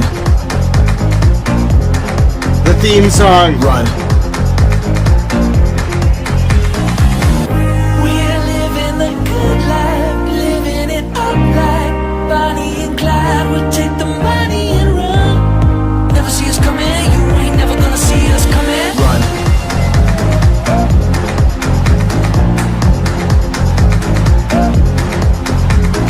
Run. Oh yes. Oh yes, it's glorious. It's, ladies and gentlemen, God bless Sandra and her unborn baby. They are so close to justice. They may not be with us anymore, but I believe, that people look down on us, their souls and whatnot, and I believe both of them know justice is coming. I don't believe people actually, go away. Their souls just kind of, that's just my belief. They kind of, go do their thing. They come back, etc. So my point is, that's just my belief. My point is that I think they know. I think they know. Everybody knows. I can't believe the news missed this. Oh, my colleagues are going to fall on their faces. They missed the Guarino thing. They missed the Jessica Hyde thing. Oh, they missed a Bodie thing. And they missed this. Oh, this is explosive. Listen, you got to know how the federal government thinks. Okay? You got to think like a federal prosecutor. This is a big deal. I'm playing another song. We're going to continue with our document. It's been 3 hours. We basically hit our chat goal, so you can have a mental decompression break. I know this is a very, very hard thing to listen to. Let me see if I can find you something that is... We listened to that song yesterday. Let me see if I can find you something that is apropos of this moment in time. You know what I'm saying? I can't tell what the energy... Oh, I think I know what we need. It may not be war coverage, but I think I know exactly what we need.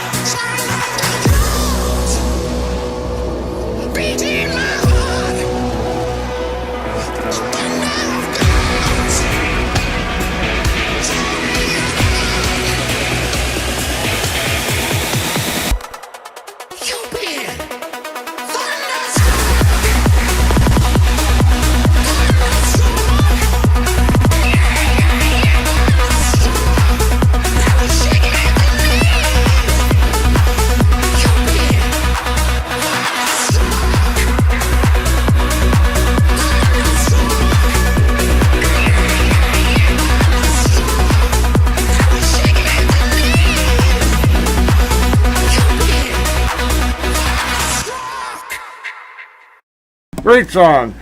True though. Show you off. Also a great song. I guess it wants to keep going. Alright, let's go. Come on, let's dance. What you got? This is for Towel Girlfriend. Could've never bought. We gonna party like it's 30-12 tonight. I wanna show you all the finer things in life. So just forget about the world we on tonight. I'm coming for ya, I'm coming for ya. 'Cause all I need is a beauty and a beat who can make my life complete. It's all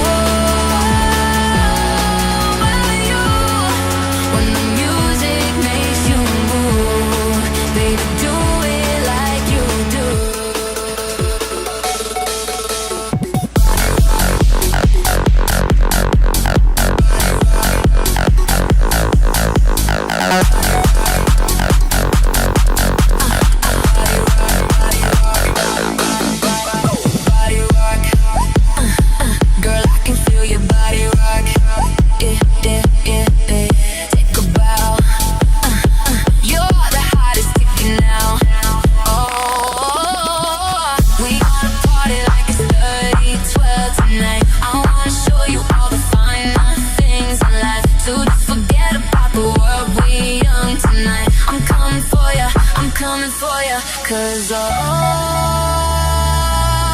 I need is a beauty and a beat who can make my life complete. It's all about you. When the music makes you move, baby, do it like you do.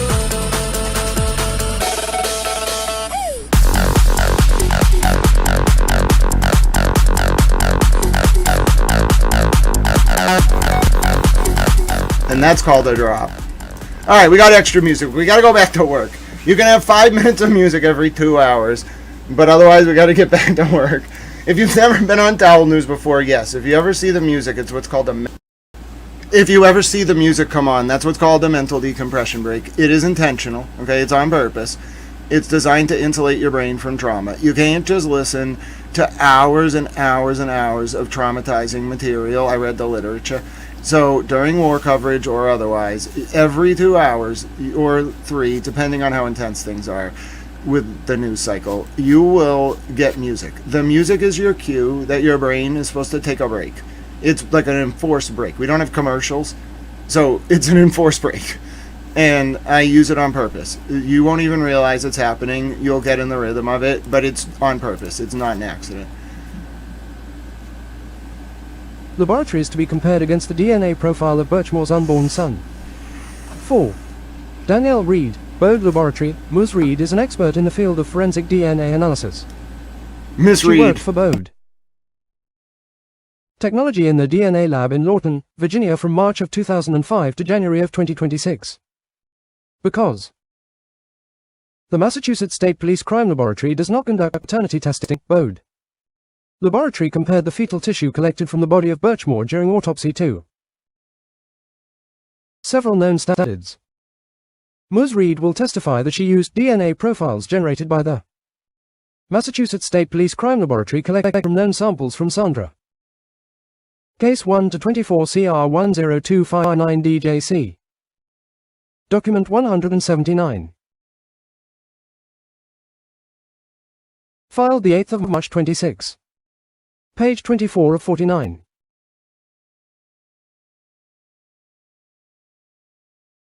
Birchmore, Matthew Farwell, and witness 1. Birchmore, Matthew Farwell, and witness 1. He's the father! Stop! Everybody stop! He's the father! He's the father! He's the father! Oh my God, he's the father. Everybody pause. He's the father. Oh my God, he's the father. He's the father. They have the father. Holy fuck! They're forcing the father to be a federal witness. They have the father. Oh my God. They got him. They got him. Ladies and gentlemen, they got him. And it can't be Farwell's brother because it would, by excluding Farwell, you exclude the brother. It's complicated, but it excludes like paternal or maternal relatives. I don't know. I'm not a scientist. All I know is it excludes Farwell and the brother. That means they have him. They have him. They haven't named him, but they got him. We don't know who he is. He's witness one. Oh my God, I gotta update my fucking story. Oh my God. They have him. They got the bastard. Oh, it is a glorious day. Ladies and gentlemen, they got the bastard. They have him. He's alive.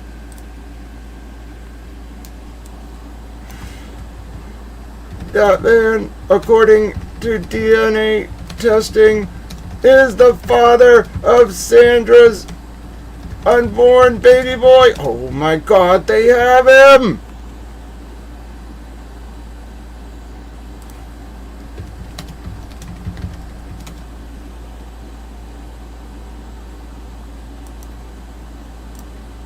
They got him. I'm so proud of them.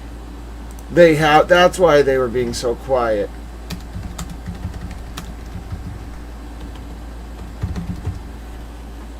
They got the bastard. About time. Dude, they got him. He's not a threat to anyone because they got him. They just haven't arrested him yet. They got him. Wow. They got him.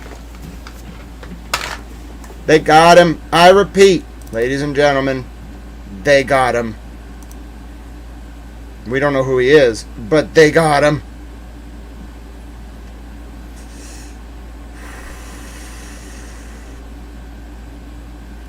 He ain't going nowhere. They got him. They got the prick. They got him. They got him. He's only a witness now so that he can't get away. Dude.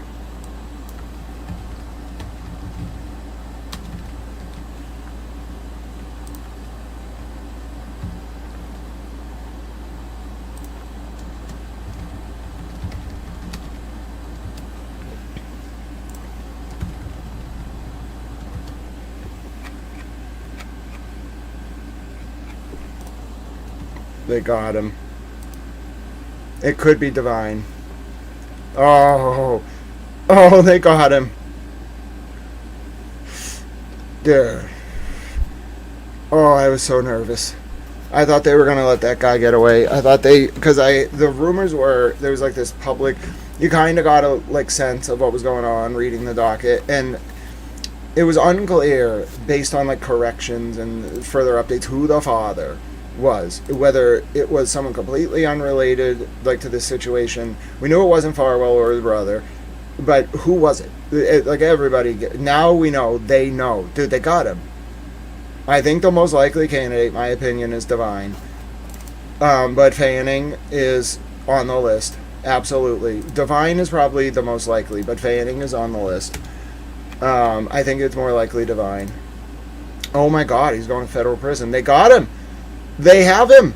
They have an arrest. Just so you understand, they just revealed to you all. They didn't say the name. They're going to arrest this guy. They got him. They have him. They have his DNA on her underwear, and he's the father. They got him. Game over. It's over. They got him.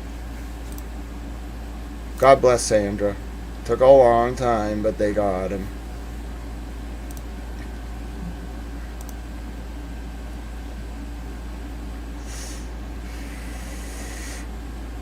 I don't think, so folks should understand, when you're like a family member of a victim or close to a case, you can't really say very much. This is one of those times. They probably knew before, but the feds will tell you not to say anything. They got him. This man is in a lot of trouble.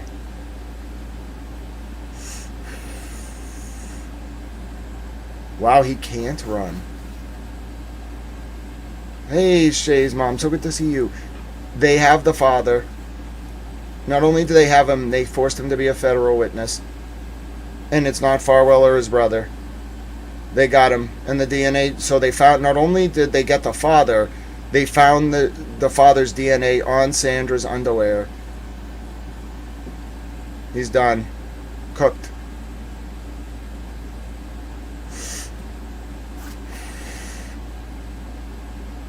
The only question now is, did Farwell know?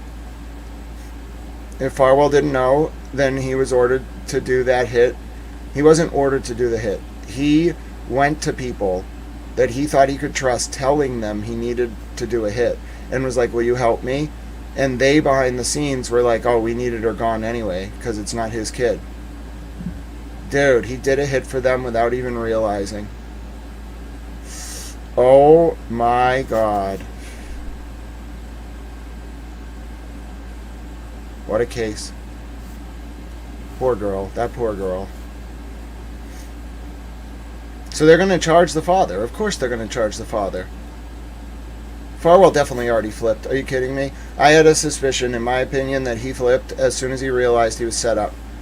Because the DNA testing about him not being the father came out right before the death penalty went off the table. He flipped. He flipped immediately. They set him up. Oh my God. You know, he knows this, right? You know, Farwell talks to his lawyers. He knows all this evidence. He's known it for a while. And they were like, yeah, dude, you're not the father. Witness one, not only are you not the father was sleeping with her that day and talked to her, and there's proof. Like, the DNA testing has ruled you out, Mr. Farwell. Dude, I'd flip immediately. He flipped immediately. Yeah, he was not her main man, I assure you. Dude, this goes back to Robert Devine again. Oh my God. Alright, we're going to run a poll. So the first poll was Nick Guarino and Jessica Hyde have flipped. Your thoughts? We're not even at that part of the document yet. For 43% of you said towel, you nailed it. 31% of you said get him, towel, get him. 15% of you said the goats are proud today. And 11% of you said we did it, Tommy. Alright, now let's run another poll. Who is witness 1? The man confirmed by DNA testing to be the father of Sandra Birchmore's baby. Who do you think it is? Do you think it is Robert Devine? Do you think it is Brian Tully? Do you think it is John Fanning? Or do you think it is I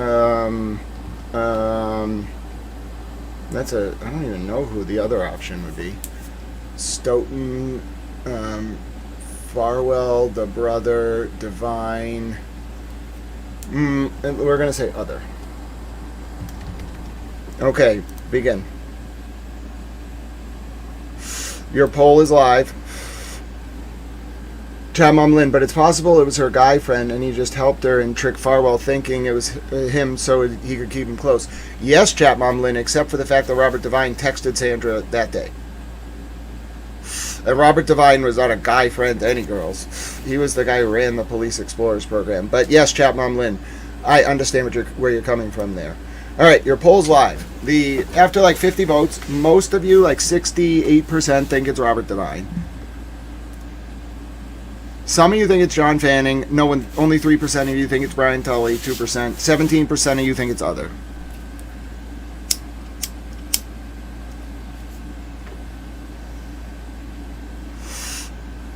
Tully was Brian Tully was the detective lieutenant.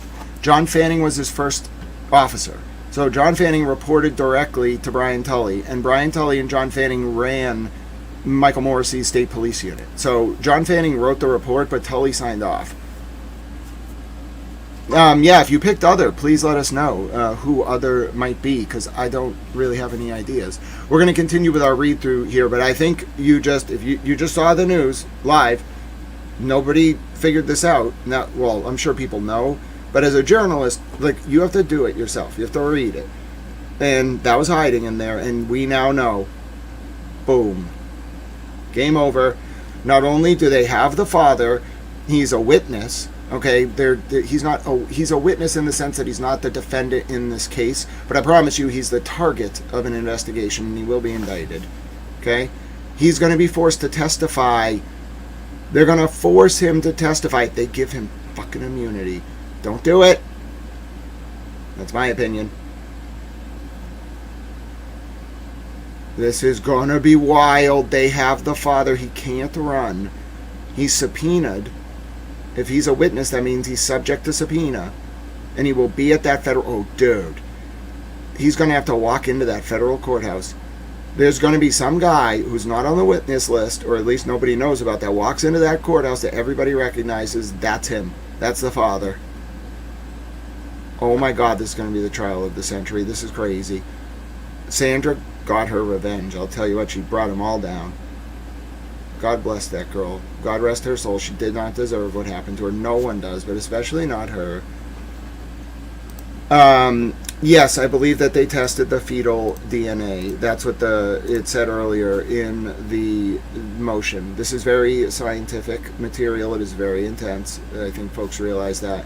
But yes, they tested the fetal DNA and were able to get a match. And not only a match, they found the DNA of the father on the underwear, on Sandra's underwear. And Robert Devine called her that day, talked to her that day. Wow. It was over before it started. They had him. They had him dead to rights. They got him.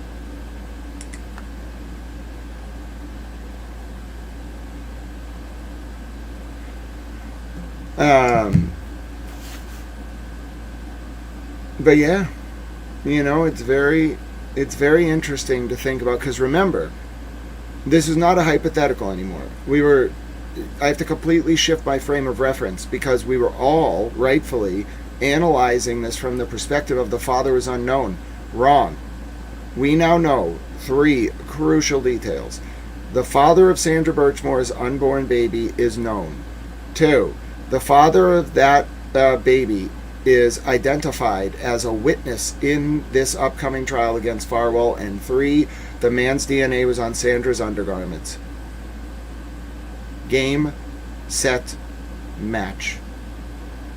It's over. It was over months ago. Damn. Dude, they're so good. They kept that from everyone. Nobody knew. Nobody knew. Nobody. If you figured that out, you're a genius. Nobody knew. It's over. It was over before it started. They got him. They didn't even have to arrest him. That's brutal. They just made him a federal witness against his will. Oh my, they're some of the smartest humans ever, huh? I told you, the feds play very hard. They play hardball. Wild. That's not what... So, you're telling me they infiltrated the Norfolk DA's office. They found the father. They flipped him into a witness. Not really, because they're going to definitely charge him. And they can prove the father is not Matthew Farwell, and that Matthew Farwell was probably lied to and tricked into doing this killing. Dude, they got the real killer. Matthew Farwell did the job, but they got the real mastermind. They got him already. Dude, somebody right now out there in Massachusetts is this, like, this man is out there. He's in this state. He's under watch, clearly. They're watching his every effing move.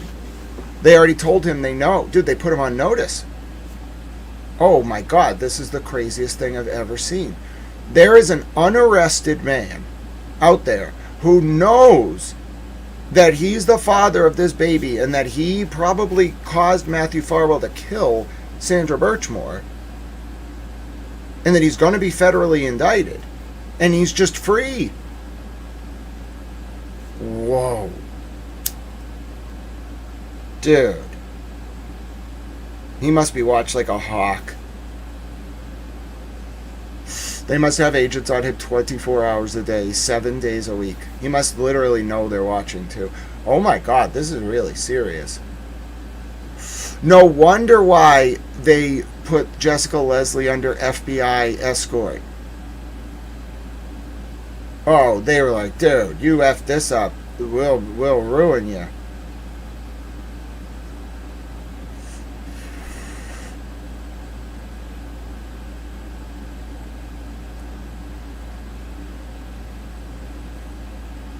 Yeah, oh, so but they can't, this guy, whoever this guy is, we know it's a guy. This guy can't go anywhere. He can't do anything. He can't run. It's almost worse than being arrested. Oh my God, they put him in the same prison he used to put the girls in. Ah, yes. Yes. I love it. Oh, she's such a G. Listen, I said earlier that Jessica Hyde's a G. No, Leah Foley's the ultimate G. She put this dude in an open air prison. Yeah, who's on first, right? Hello, Miss FAFO. It's a very interesting case. This guy literally is free, but jailed. He can't do anything. He's a walking dead man.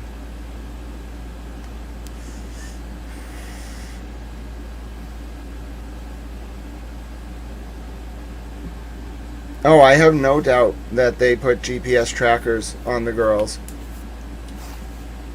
And now this guy, no doubt in my mind, whoever, I just can't believe this man's out there. He knows it's him.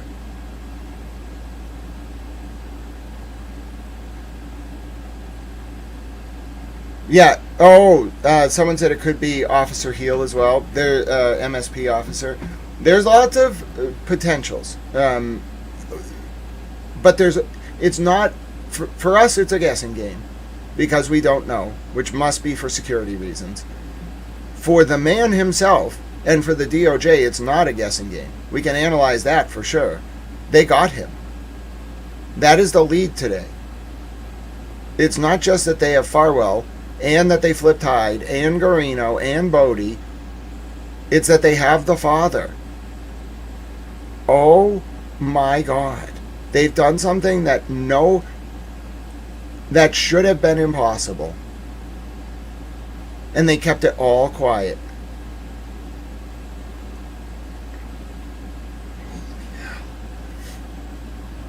Holy hell. Because he's the real criminal. Like, Farwell is a criminal. He did the deed. But the father is the one who worked with Sandra to trick Farwell, and I bet the father knew by getting Sandra to trick Farwell. It was a double work. Sandra didn't know that by telling Farwell that she was going to do all this with the child, even though it wasn't his kid, she didn't know that that was going to cause him to kill her. But the guy who actually did father Sandra's child was going to Farwell and telling him, listen, if she tells you she's going to go through with it, you got to kill her. Dude, he's the mastermind. He is the real murderer. Farwell did the deed. There's no doubt. But the guy who orchestrated this killing was the father, and they got him. He is not a witness. Right now, they're using the term witness for security reasons. He is the main culprit. He did it. There might have been guys that actually went to commit the murder, Farwell and probably his brother, Farwell's brother. But the hitman, the boss of all bosses, was the father. No, I don't think there's any evidence of Brian Higgins having contact with Sandra Birchmore. I don't. I think there's evidence of Robert Devine, but we're going to be able to think about this now for a month. This is going to be the only thing on people's mind for 60 days. Because until we get this answer, no one is going to be satisfied. I'm telling you right now, this is going to be the only thing people want to talk about. Because it's the most important thing. It's incredibly important. Whoever this man is. And I think we all have an idea. But the way, can you believe this is their trial strategy? Have you ever seen anything like this? They could have easily indicted dude. Easily. Because the obvious and only conclusion from the father not being Farwell or his brother is that Sandra knew that Farwell wasn't the father, and that Sandra was talking to the father and manipulating Farwell. which means the father is the one who ordered her killed. And he manipulated Farwell and Sandra to do it. Oh, fuck me. Farwell really was abused as a kid, huh? He was just activated for this. Dude, they got the real ringleader. They got the real ringleader.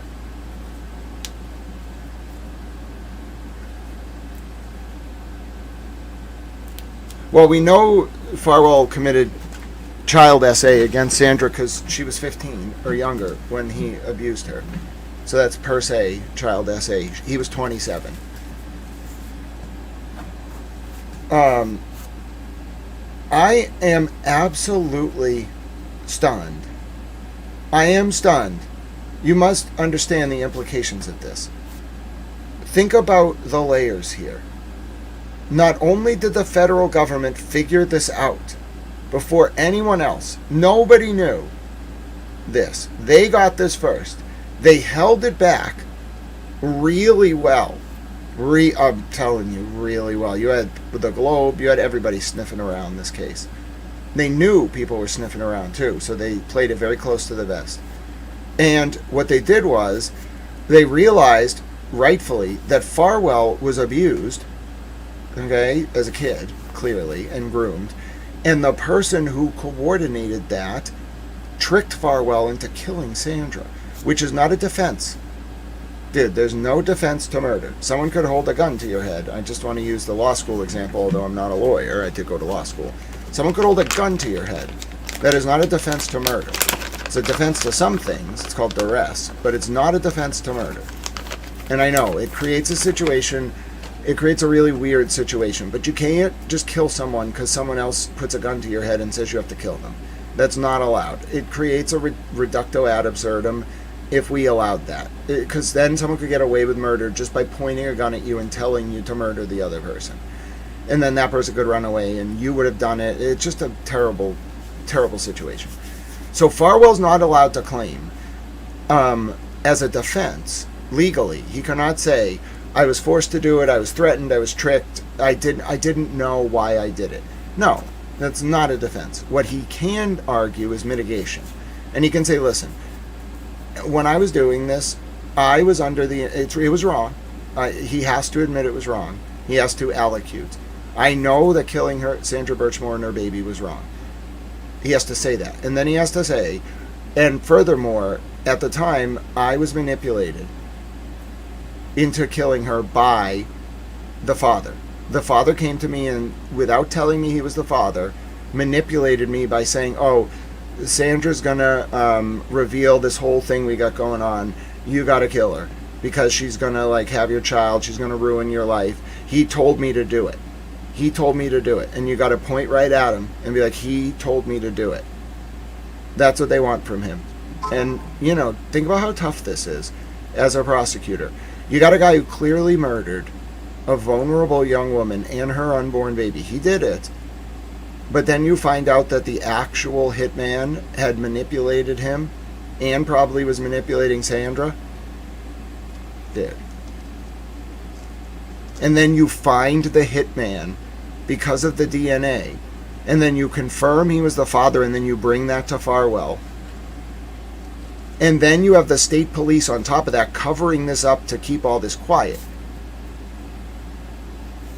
It's wild. The federal government nailed these people to the wall.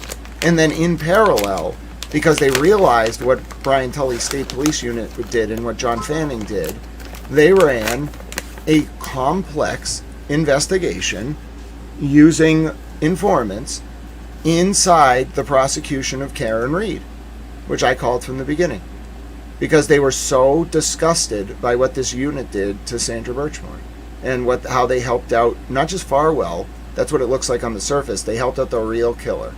Even though Farwell did the deed. When you're talking about mafia-style hits, the real killer is the person who orders the hit. And there's obviously the 2023 Stoughton IA report, which talks a little bit about someone threatening Sandra in the weeks before she died, about money that Sandra owed to the girls at the dorm suite. Okay? So we know that this man was probably a pimp. Okay? He was probably what I call the regional pimp of all pimps. Because he deserves that disgusting title. And I think that Robert Devine had a bad habit of wanting to have all the girls. They were his girls. He got them first. Okay, then they like filtered through his operation. That's my opinion. And I think that he is witness number one. It all lines up with all the information I know, with all the IA reports, with everything I've studied. The most likely candidate for this is Robert Devine. And a lot of you agree with me. Hundreds of you in the poll. We've had probably, 100 votes? 150, and over 55% of you think it's Robert Devine. So I just want to be clear, nobody knew this. Until you heard this read out on this stream, nobody knew not only that they had the father, but that the father's DNA was on Sandra's undergarments. They got, not only, you must understand what this means, not only do they have Farwell dead to rights on the underlying crime, on the murder, they got the conspiracy to murder Sandra. And they got the father. That's the big news. They got the father.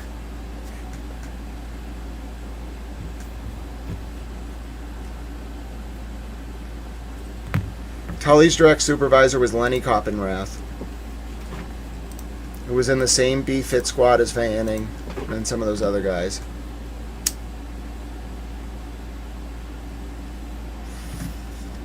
Just wow. I mean, I know we got about 23 more pages, and we got to talk about Guarino and Jessica Hyde. We're only going to get through this document today, probably. I'll see how many more motions I can get through. I'm stunned. I'm just absolutely stunned. I'm going to start another check poll because we already got our dance party, but I'll think about doing another one. Everybody likes dance parties. I'm stunned. I just can't believe it. I mean, I'm pleasantly stunned, but I still can't believe my own eyes that that they've pulled this off, that they found the father, that they like isolated him. Because the biggest worry I had was that this guy was going to keep doing what he was doing.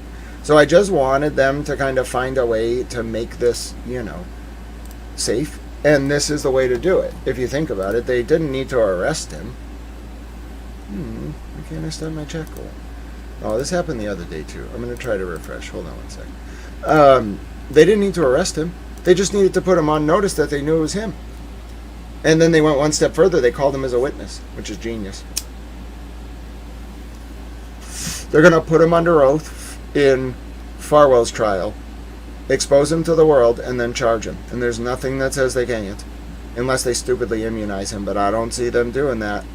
I think they see this guy as the problem. What an unexpected turn of events. We're going to continue with this motion now. I just can't believe that came up, nestled in there, multiple pages in. It was hiding well. There we go. I just can't believe this. It just keeps getting more and more intense, which is what you would expect. Oh, Jersey Girl, excellent timing. God bless you. Thank you for your support. I do have to stay hydrated. We're going to go for a while today, though. I want to get as much as I can done today. Maybe we'll do a little bit more tomorrow afternoon, but I want to get all of these done. It's important to me. When I start on something, I finish it. I know a lot's going on, but it's very important to me that we finish this, so we're taking it all the way through. Case 1 to 20. All right, so we got to go to page 24 of 49. All right, so give me 1 second. Here we go. Birchmore, Matthew Farwell, and Witness 1. She generated a DNA profile from the fetal tissue. Based on her testing, she excluded the defendant from being a paternal contributor to the fetal tissue. Witness 1. Stacy asks, so if Sandra owed the dorm girls money, were the perverts paying Sandra and then Sandra paid the girls? That could explain why she was unalive. She was going to expose them. I think it's more she was just borrowing money from them and pissing them off. Like, it can happen. Like, the girls make a lot of cash in those places, and speaking generally, if, like, you borrowed money from a bunch of colleagues who were cash rich and you didn't pay them back, the pimp is the one who's probably going to come knocking, not the girls. Ms. Reed will explain that witness 1 is 5 trillion times more likely to be the paternal contributor to the fetal tissue than untested individuals.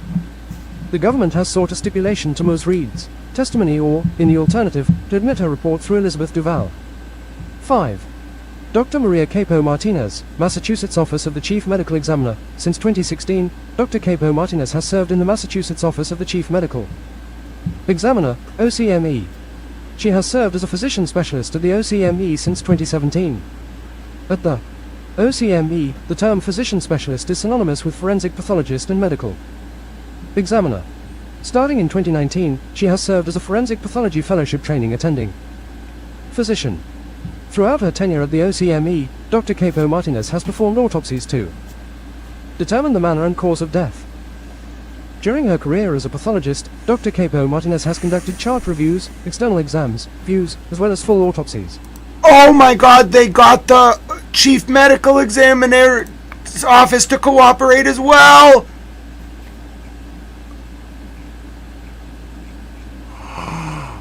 Oh, this is incredible. Dude, they basically took on this whole prosecution. Oh, this is incredible. They got cooperation from every group that the state police would have had to corrupt to do this. Oh, they're incredible.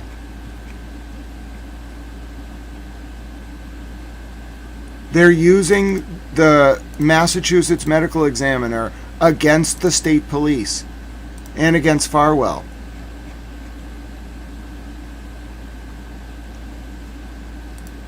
Oh, wow. Let's continue. During her career as a pathologist, Dr. Capo Martinez has conducted chart reviews, external exams, views, as well as full autopsies. As of April 2026, Dr. Capo Martinez has conducted approximately 1,158 autopsies. Dr. Capo Martinez will testify regarding the autopsy process performed by OCME medical examiners. She will testify about the term cause of death, which refers to the disease or injury causing the death. She will contrast that with manner of death, which are the circumstances under which the death occurred. The OCME can classify a manner of death under one of 6 main categories: natural, accident, suicide, homicide, therapeutic complications, associated with medical interventions, and undetermined. Dr. Capo Martinez will describe what each of those mean. She will also explain how medical examiners consider factors beyond just Case 1 to 24 CR 10259 DJC.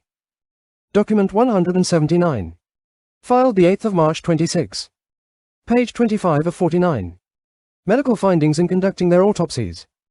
During the course of performing autopsies, medical examiners consider at least 4 components to forensic death investigations. 1. Scene investigation. 2. Forensic autopsy and laboratory testing. 3. Police reports and witness statements. And 4. Medical history and hospital records.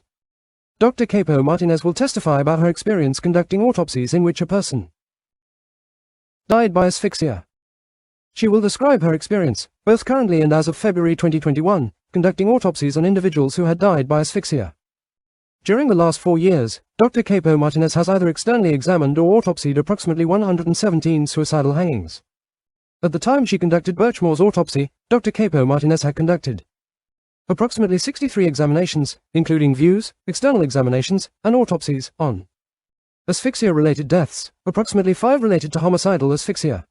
At least 4 of these cases included injuries to other localities and were not isolated asphyxia cases. The most common signs of homicidal strangulation, manual or ligature, are petechial hemorrhages on different parts of body including the eyes, fracture of either the hyoid bone, thyroid cartilage, or cricoid cartilage, and hemorrhages of neck muscles. While these are all more common in homicidal strangulations, they are not exclusive to homicidal strangulations, as it is not impossible for them to be present in suicidal hangings. With either manual or ligature strangulation, the decedent may also have external bruising or abrasions on the neck. In smothering related deaths, one may see injuries on the tongue, lip, mouth, or face. Dr. Capo Martinez will also testify regarding the cause and manner of death of Sandra Birchmore. During the autopsy Dr. Capo Martinez performed on February 5, 2021, she noted a furrow mark around Birchmore's neck, petechial hemorrhages of the bulbar and palpebral. Case 1-24 CR 10259 DJC. Document 179. Filed the 8th of March 26. Page 26 of 49. Conjunctivae, skin of the face, and larynx. Dr. Capo Martinez will explain what these injuries are and what can cause them. Dr. Capo Martinez also noted a hemorrhage of the left sternothyroid muscle. This is more common in homicidal strangulations, according to some of the literature, but also can be present in suicidal hangings. She also noted a fracture of Birchmore's right side hyoid bone. This type of trauma is more commonly present in strangulation-related deaths than in hanging suicides, although she will opine that a fractured hyoid bone is not exclusive to homicides, as it can be seen in hangings as well. Dr. Capo Martinez does not recall ever seeing a fractured hyoid bone from a partial hanging like the one in this case, but opines that it is not impossible for that to occur. Dr. Capo Martinez will also testify about a 2.3 x 2.0 cm dry red-brown abrasion located on Birchmore's right upper chest. Dr. Capo Martinez made note of this abrasion in her autopsy, measured it, and also photographed it extensively. Dr. Capo Martinez did not, at the time of the autopsy, identify this as a patterned imprint consistent with the buckle located on the ligature. After reviewing the photographs of the injury in comparisons with the buckle, Dr. Capo Martinez confirms that there is a perimortem abrasion on Birchmore's chest and agrees that this injury may be a patterned abrasion caused the buckle. Dr. Capo Martinez also noted that Birchmore was pregnant, with a fetus consistent with 810 weeks gestation and unremarkable placenta and amniotic sac. Dr. Capo Martinez photographed the fetus at autopsy and returned it to the body of Birchmore. In the days following the autopsy, Dr. Capo Martinez was asked to preserve the fetus, and she will explain the steps she took to do so, and the ultimate transport of the fetal tissue to both crime laboratories. At the time of her autopsy, Birchmore's nose, lips, and fingertips were dried and mummified, her lower extremities had early marbling, and the right side of her posterior torso had Case 1-20 multiple decomposition bully. While Dr. Capo Martinez cannot say with any degree of medical certainty how long Birchmore had been deceased, her body did not appear inconsistent with a day of death being February 1, 2021. On February 26, 2021, Dr. Capo Martinez conducted a biological evidence collection kit on Birchmore. Dr. Capo Martinez will explain the steps that she took to conduct the biological evidence collection kit and the submission of that kit to the Massachusetts State Police Crime Laboratory. While all of the physical findings with which Birchmore presented were either more prevalent in homicidal strangulations than in suicidal hangings or equally present in the two, in May 2021, Dr. Capo Martinez originally ruled the manner of death as suicide. This was based on information that she received from the original investigation and responses to her request for investigative updates. She will testify that at no point prior to that date was she or the OCME notified that this death was a potential homicide or a suspicious case. On April 30, 2026, Dr. Capo Martinez issued an amended death certificate in which she opined that Birchmore died by asphyxia and that the manner of her death was undetermined. This was based on her review of additional information that she was provided in and after August 2024. Based on information unknown to her in May 2021, including but not limited to data from Birchmore's cell phone, the surveillance video, the DNA evidence, and the Birchmore and Farwell's history of consensual or sexual choking, Dr. Capo Martinez evaluated the medical evidence with new context. Her opinion is no longer that Birchmore died by asphyxia by hanging, but rather by asphyxia. Her manner of death is medically undetermined. 6.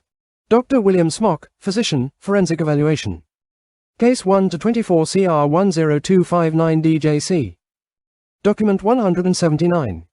Filed the 8th of March 26. Page 28 of 49.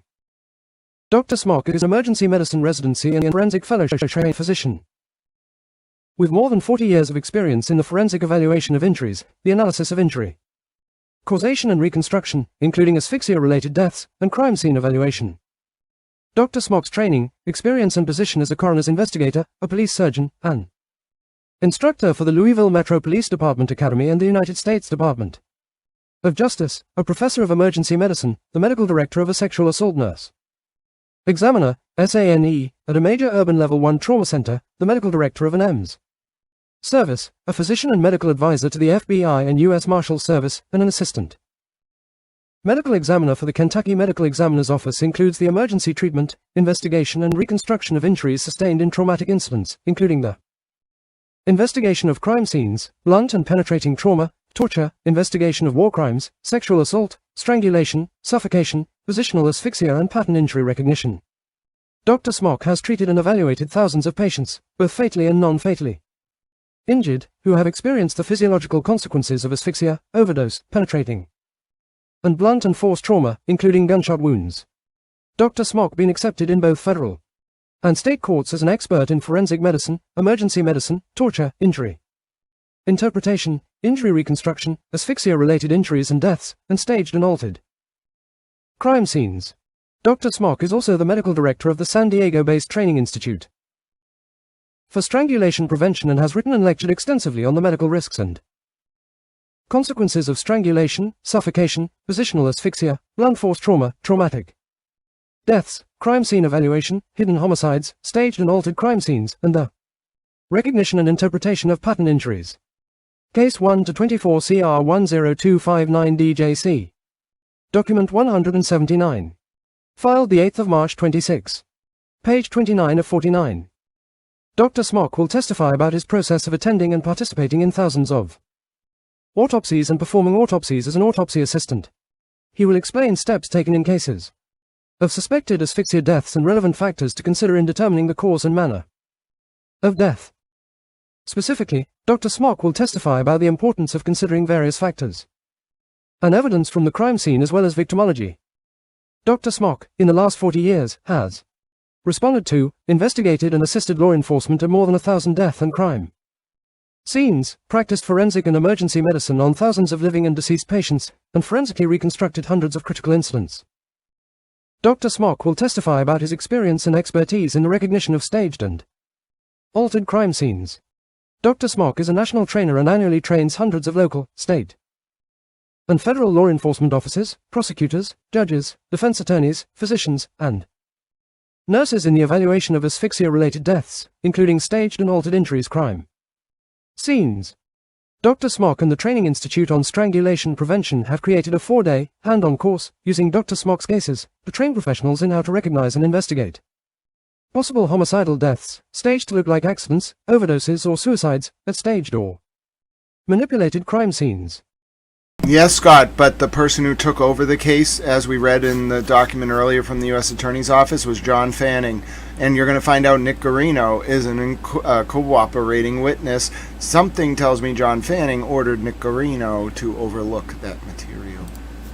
Dr. Smock provides a minimum of 2 trainings a year for federal law enforcement officers and the U.S. Department of Justice at the National Advocacy Center, NAC, in Columbia, South Carolina on these specific forensic topics. A list of Dr. Smock's forensic trainings on staged and altered crime scenes, asphyxia-related deaths, and injury reconstruction can be found in the attached curriculum vitae. Hi, Mr. and Mrs. Sweeney. God bless you. Yes, I agree. Kevin Albert was involved in the Sandra Birchmore investigation. The Canton cops and the MSP totally rushed the Office of the Chief Medical Examiner to make a finding in less than 24 hours before the autopsy was completed of self-harm. They manipulated the ME, and now the ME, the very same Office of the Chief Medical Examiner doctor who was initially tricked by the state police and John Fanning and otherwise, is now testifying against them, along with Jessica Hyde, who was clearly spying on the Norfolk DA and the state police, along with Nick Guarino, who has clearly flipped and now is a civilian employee at the Norfolk DA's office as of April of 2026, and he's probably going to go on to work for Adam Deitch. And then we also found out Bodie Labs is a cooperating federal witness. Yes, the Karen Reed trial was a federal sting, ladies and gentlemen. Can be found in the attached curriculum vitae. Dr. Smock will explain the pathophysiology of fatal asphyxia, specifically fatal strangulation and suffocation. Strangulation is the application of external pressure to the neck, blocking airflow, blood flow, or both. The application of pressure on the arteries blocks the flow, case 1-20, of blood and oxygen to the brain, thereby depriving the brain of both blood and oxygen. The application of pressure on the airway blocks the flow of oxygen to the lungs. Blockage of either Airflow or blood flow constitutes a serious physical injury with the grave risk of death. Suffocation is the obstruction of the nose and mouth and commonly occurs in concert with a strangulation. Assault. The cells, neurons and synapses of the brain are the most sensitive cells in the entire body to the lack of oxygen. These neurologic structures will begin to die within seconds after being deprived of oxygenated blood. When the brain is unable to receive blood and oxygen, brain damage and death will result.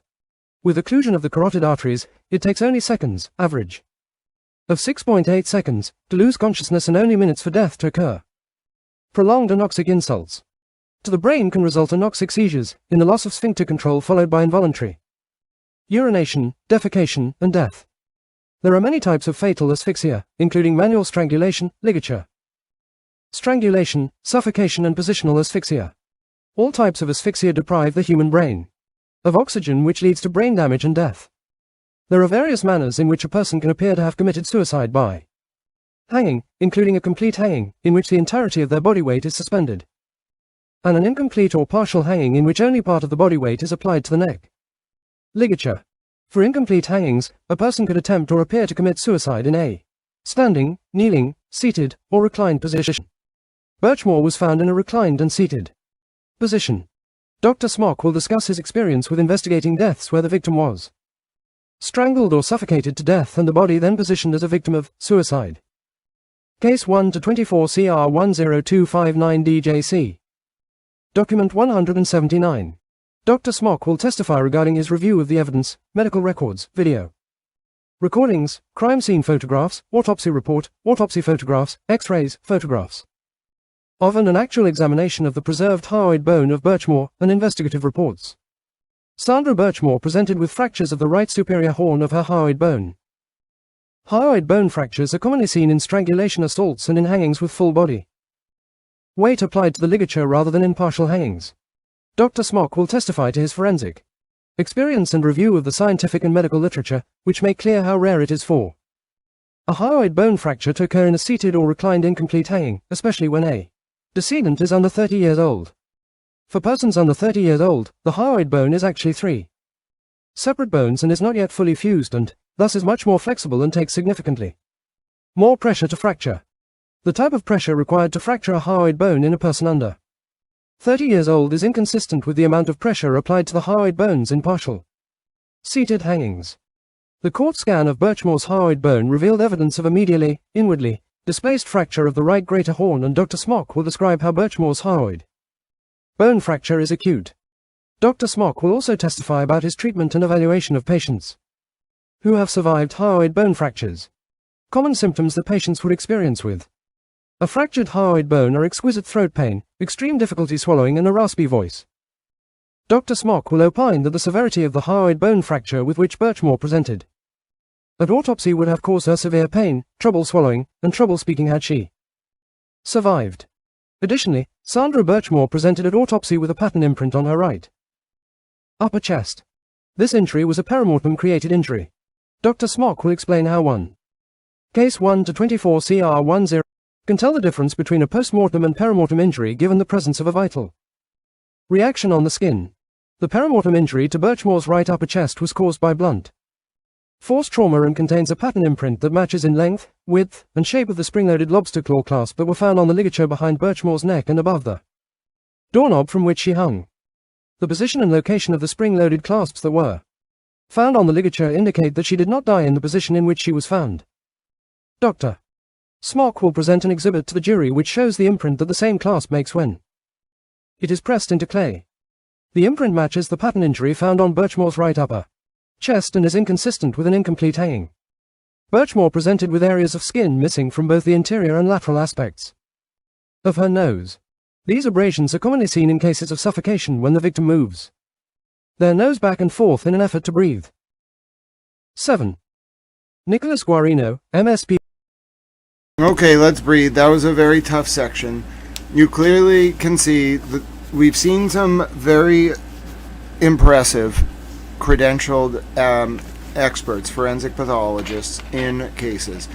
I don't think we've ever seen any forensic expert in a state level case with those qualifications ever, anywhere. Now, maybe this dude makes coffee for his wife in the morning, maybe he doesn't. Hello, LS, so good to see you. But I'll tell you right now, those two experts together are very intense. It's a slam dunk of the cover-up, and it's a slam dunk on the cause of death. And that second medical expert is no joke. He is a very serious expert. Never seen anyone like it. Very intense. That part of the trial is going to be very intense. Just listening to that was very overwhelming.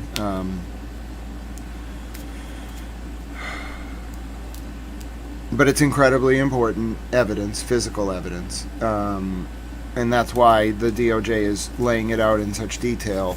They have to approve this beyond a reasonable doubt. And that requires this kind of impressive forensic investigation. But it's very traumatizing to listen to.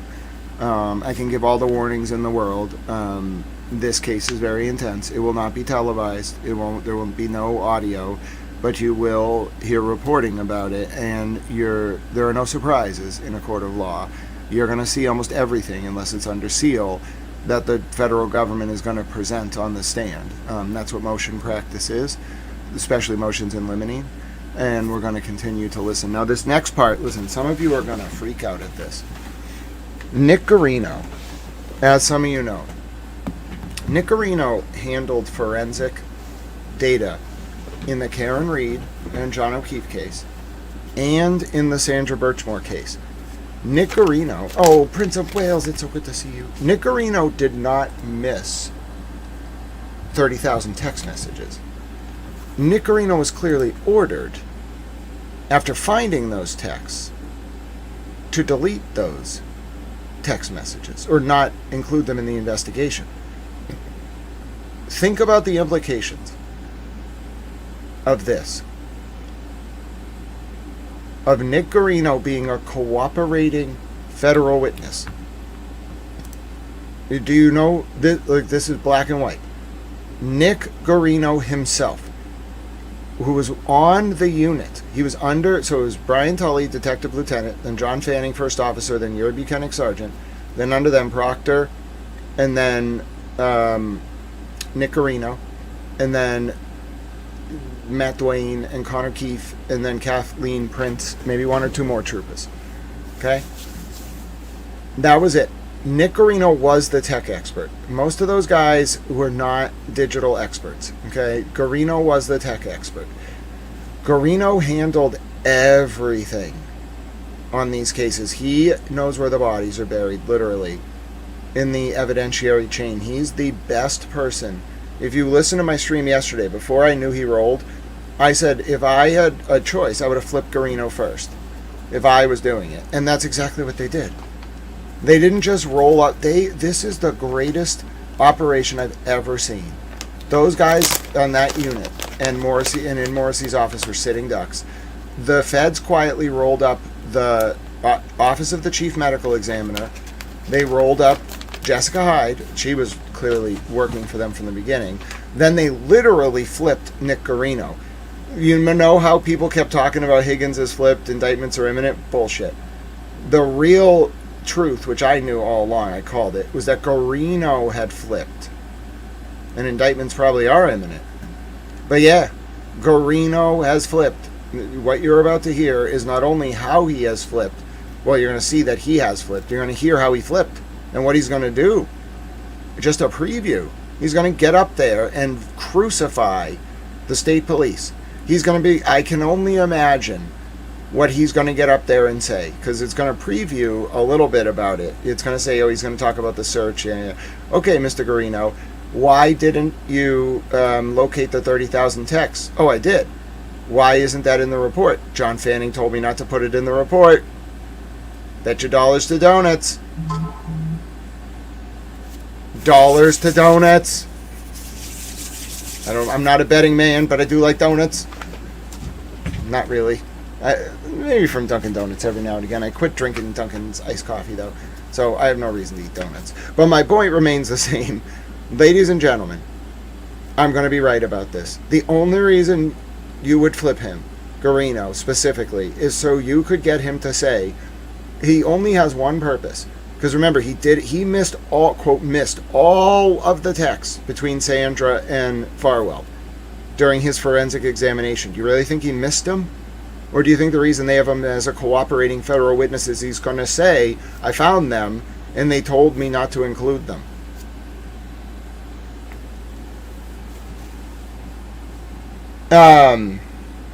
Kirks, I'd agree with you on your analysis normally, but you got to look more into those jurors. Why did 4 of the jurors in Karen's second trial all work with Reagan Communications? Why did David Trout, the spokesman for the Norfolk DA, go to work at Reagan Communications in November of 2024? Why did David Chicchio, or whatever his name is, from the spokesman for the state police, do the same thing? It's not a normal case. Prince of Wales says 2 years ago, I thought Grant was mildly impaired. Now I know he's a mild-mannered genius. You really know by first impression. Glad I hung around. That's hilarious, Prince of Wales. God bless you. Nightbot is probably like, well, I guess I can't scold him for a super chat. Nightbot gets all made. But God bless you, Prince of Wales. I'm glad you stuck around as well. But yes, Kirks, this is not a regular case. They didn't risk Karen's freedom at all on either case. They ensured a mistrial in the first case. They probably didn't project that Lally was going to know the foreman of the first trial. That was the wild card. That's how Lally probably got the 9-3. Okay. But what they did do the second trial was they made sure they got their people in there. Those were, you look at some of those jurors and their families, a lot of them, especially one of them, are very close to the feds. So I'm just saying, yeah, Kirks, normally I'd agree with you, but this is not a normal case. They didn't leave anything to chance the second trial. The first trial, they got blindsided. First of all, I don't think Levy expected this to go to trial. Second of all, when it did go to trial, I think they kind of played it low-key. They didn't really put all their assets into it. And then the second trial, the bump was saying the federal investigation ended. That was to get them to let their guard down, the targets of the probe, clearly. And then the second trial was a guarantee acquittal. They made sure she got acquitted. And listen, we've read documents about Operation Greylord where the feds say they staged fake trials. It's absolutely not illegal as long as they have permission. They can fake that. They totally could stage it. It's called a work. So I do think that trial 1 was, the feds never thought it was going to be 9-3. They thought it was going to be acquittal. And when they didn't get that result, because they found out somebody did something weird with the jury, like Lally, they were like, oh, we're up against something a little more deep here in Norfolk County. We got to get Adam Deitch down there. We got to get that DA out. And also, during this second trial, we better be damn sure that we get our people in there. It's not a guarantee. You still got to pull it off. And they did. They did. It was impressive, too. Very impressive. I truly believe that they pulled it off. I now know. I'm looking at the cooperating witnesses. I know they pulled it off. Before it was just Nicholas my Guarino, informed MSP Forensic speculation. Examiner. Hold on one Nicholas second. Guarino, MSP Forensic So, let's go on to the Guarino section. We're now going to learn, just so you understand, this is a federal document from Leah Foley's office stating to you in black and white that Nick Guarino has flipped. That's what this means. And is cooperating with the feds about the prosecution of Matthew Farwell. Nick Guarino was the employee, if you think about it, who did the handling of Sandra's extraction and otherwise. He was just answering to John Fanning, his boss, who was running point. Oh, I think, Irene, that's a great question. I think the feds did step in before Karen's second trial. I think all of this was coordinated. I think the feds were watching the whole time from 2023 onwards. And I think that second trial, they did step Nicholas in, just Guarino. not in the way anyone thought. And here's the proof, part of the proof. Nicholas Guarino, MSP Forensic Examiner. Forensic Examiner Guarino is a civilian employee of the Norfolk District Attorney's Office, having served in that capacity since April 2026. In this role, Forensic Examiner Guarino provides digital... He left the state police on medical retirement and then comes back as a civilian employee of the Norfolk DA in 2026 when Morrissey's already announced he's not running for re-election, when Deitch is already running, they put him there. Provides digital forensics assistance in criminal investigations conducted by state and local law enforcement agencies. Forensic examiner Guarino acquires and preserves digital evidence from various digital media, Notice it doesn't say federal. including computers and cellular telephones. Prior to joining the Norfolk District Attorney's Office as a civilian forensic examiner, Guarino served as a Massachusetts State Police trooper from October 2015 through March 2026. Forensic examiner Guarino is expected to testify regarding his forensic extraction of data from 3 Apple iPhone smartphones, the iPhones, 1, Apple iPhone XS, serial no. C39XK1GWKPFP, 2, Apple iPhone 12, serial no. DNPDM8L30DXW, and 3, Apple iPhone. Case 1 to 24 CR10259DJC. Document 179. Filed 8th of March 26. Page 33 of 49. XR, serial no. DX3D1C3XKXKN. He will also testify regarding the forensic extraction of data from 1 laptop computer, the laptop, an Apple MacBook Air laptop, serial no. C02CH0DMMNHQ. Forensic examiner Guarino may testify that the iPhones and laptop were preserved in a forensic state after they were seized and that he subsequently performed data extractions on the iPhones and laptop using reliable tools and methods. Forensic examiner Guarino may further testify that, using reliable forensic tools, the extracted data included various digital artifacts, including, but not limited to, text and SMS messages, internet browsing history, web search history, call logs, emails, health data, photographs, contacts, downloaded applications, data, and operating system data. Forensic examiner Guarino may be asked to authenticate these artifacts and testify that they are exact copies of files and or data found on the iPhones and or laptop at the time the devices were seized. Do you all understand what that just said? They just said they're going to call Guarino up there and be like, hey, you extracted all this stuff, right? Okay, what do you think the natural next question is? Why didn't you include it in the report?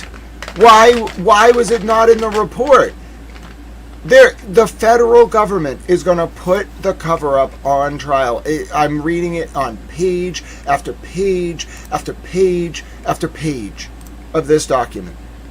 They have a meticulous process. This case is ironclad, and it's just the beginning. That's incredible. It's not just them calling him up there to be like, oh yeah, so they had all these 30,000 texts and Sandra was saving them. It's going to be, why did John Fanning, or why did you not include this in your report?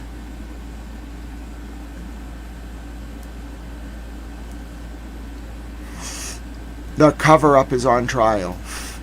Farwell made the cover-up his defense because he is working with the feds. Think about it. The only way the feds can get around the rules of evidence to actually put the cover-up on trial is if Farwell asserts the defense that the Norfolk DA and the state police said I'm innocent. Then he opens the door. It's a stupid defense. Look at the evidence in this case. Dude, he's working with them. Of course, I'm right about this. Trust me. Trust my gut on this. He's working with them. Farwell is working with the feds. He's going to prison for life.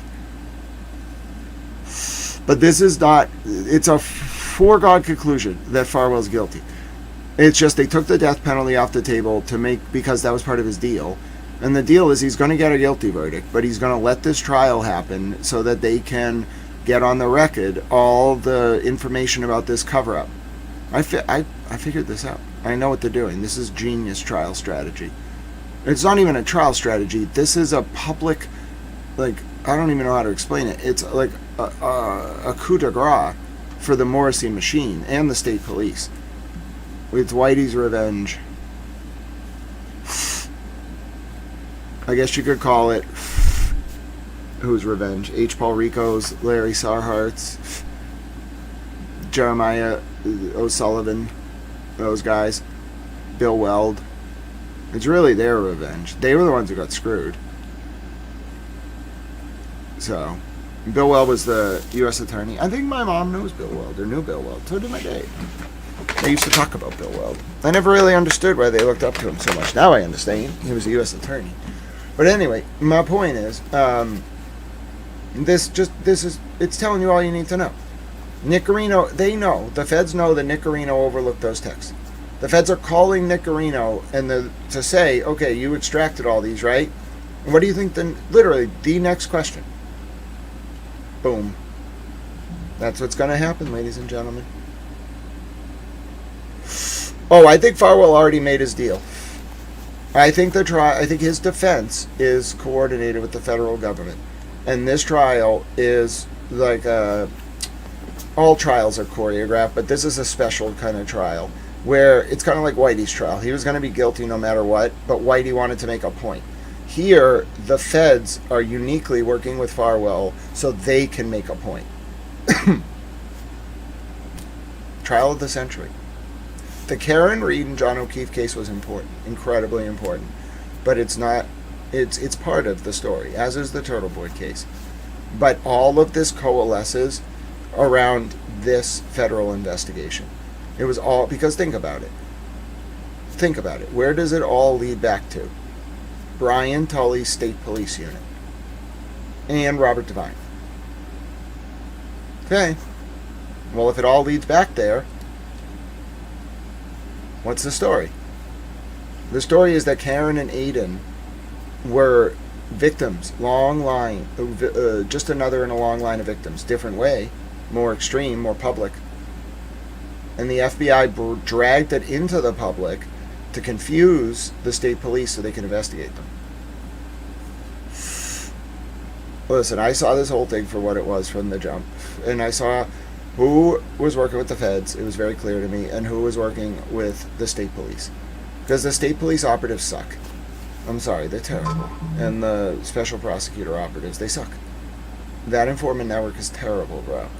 It's like straight out of the 90s, dude. They got rap sheets like 4 pages long, most of them. And they're terrible at what they do, and they all use fake accounts. The feds, dude, they don't play around online. That's how I knew the feds were moving.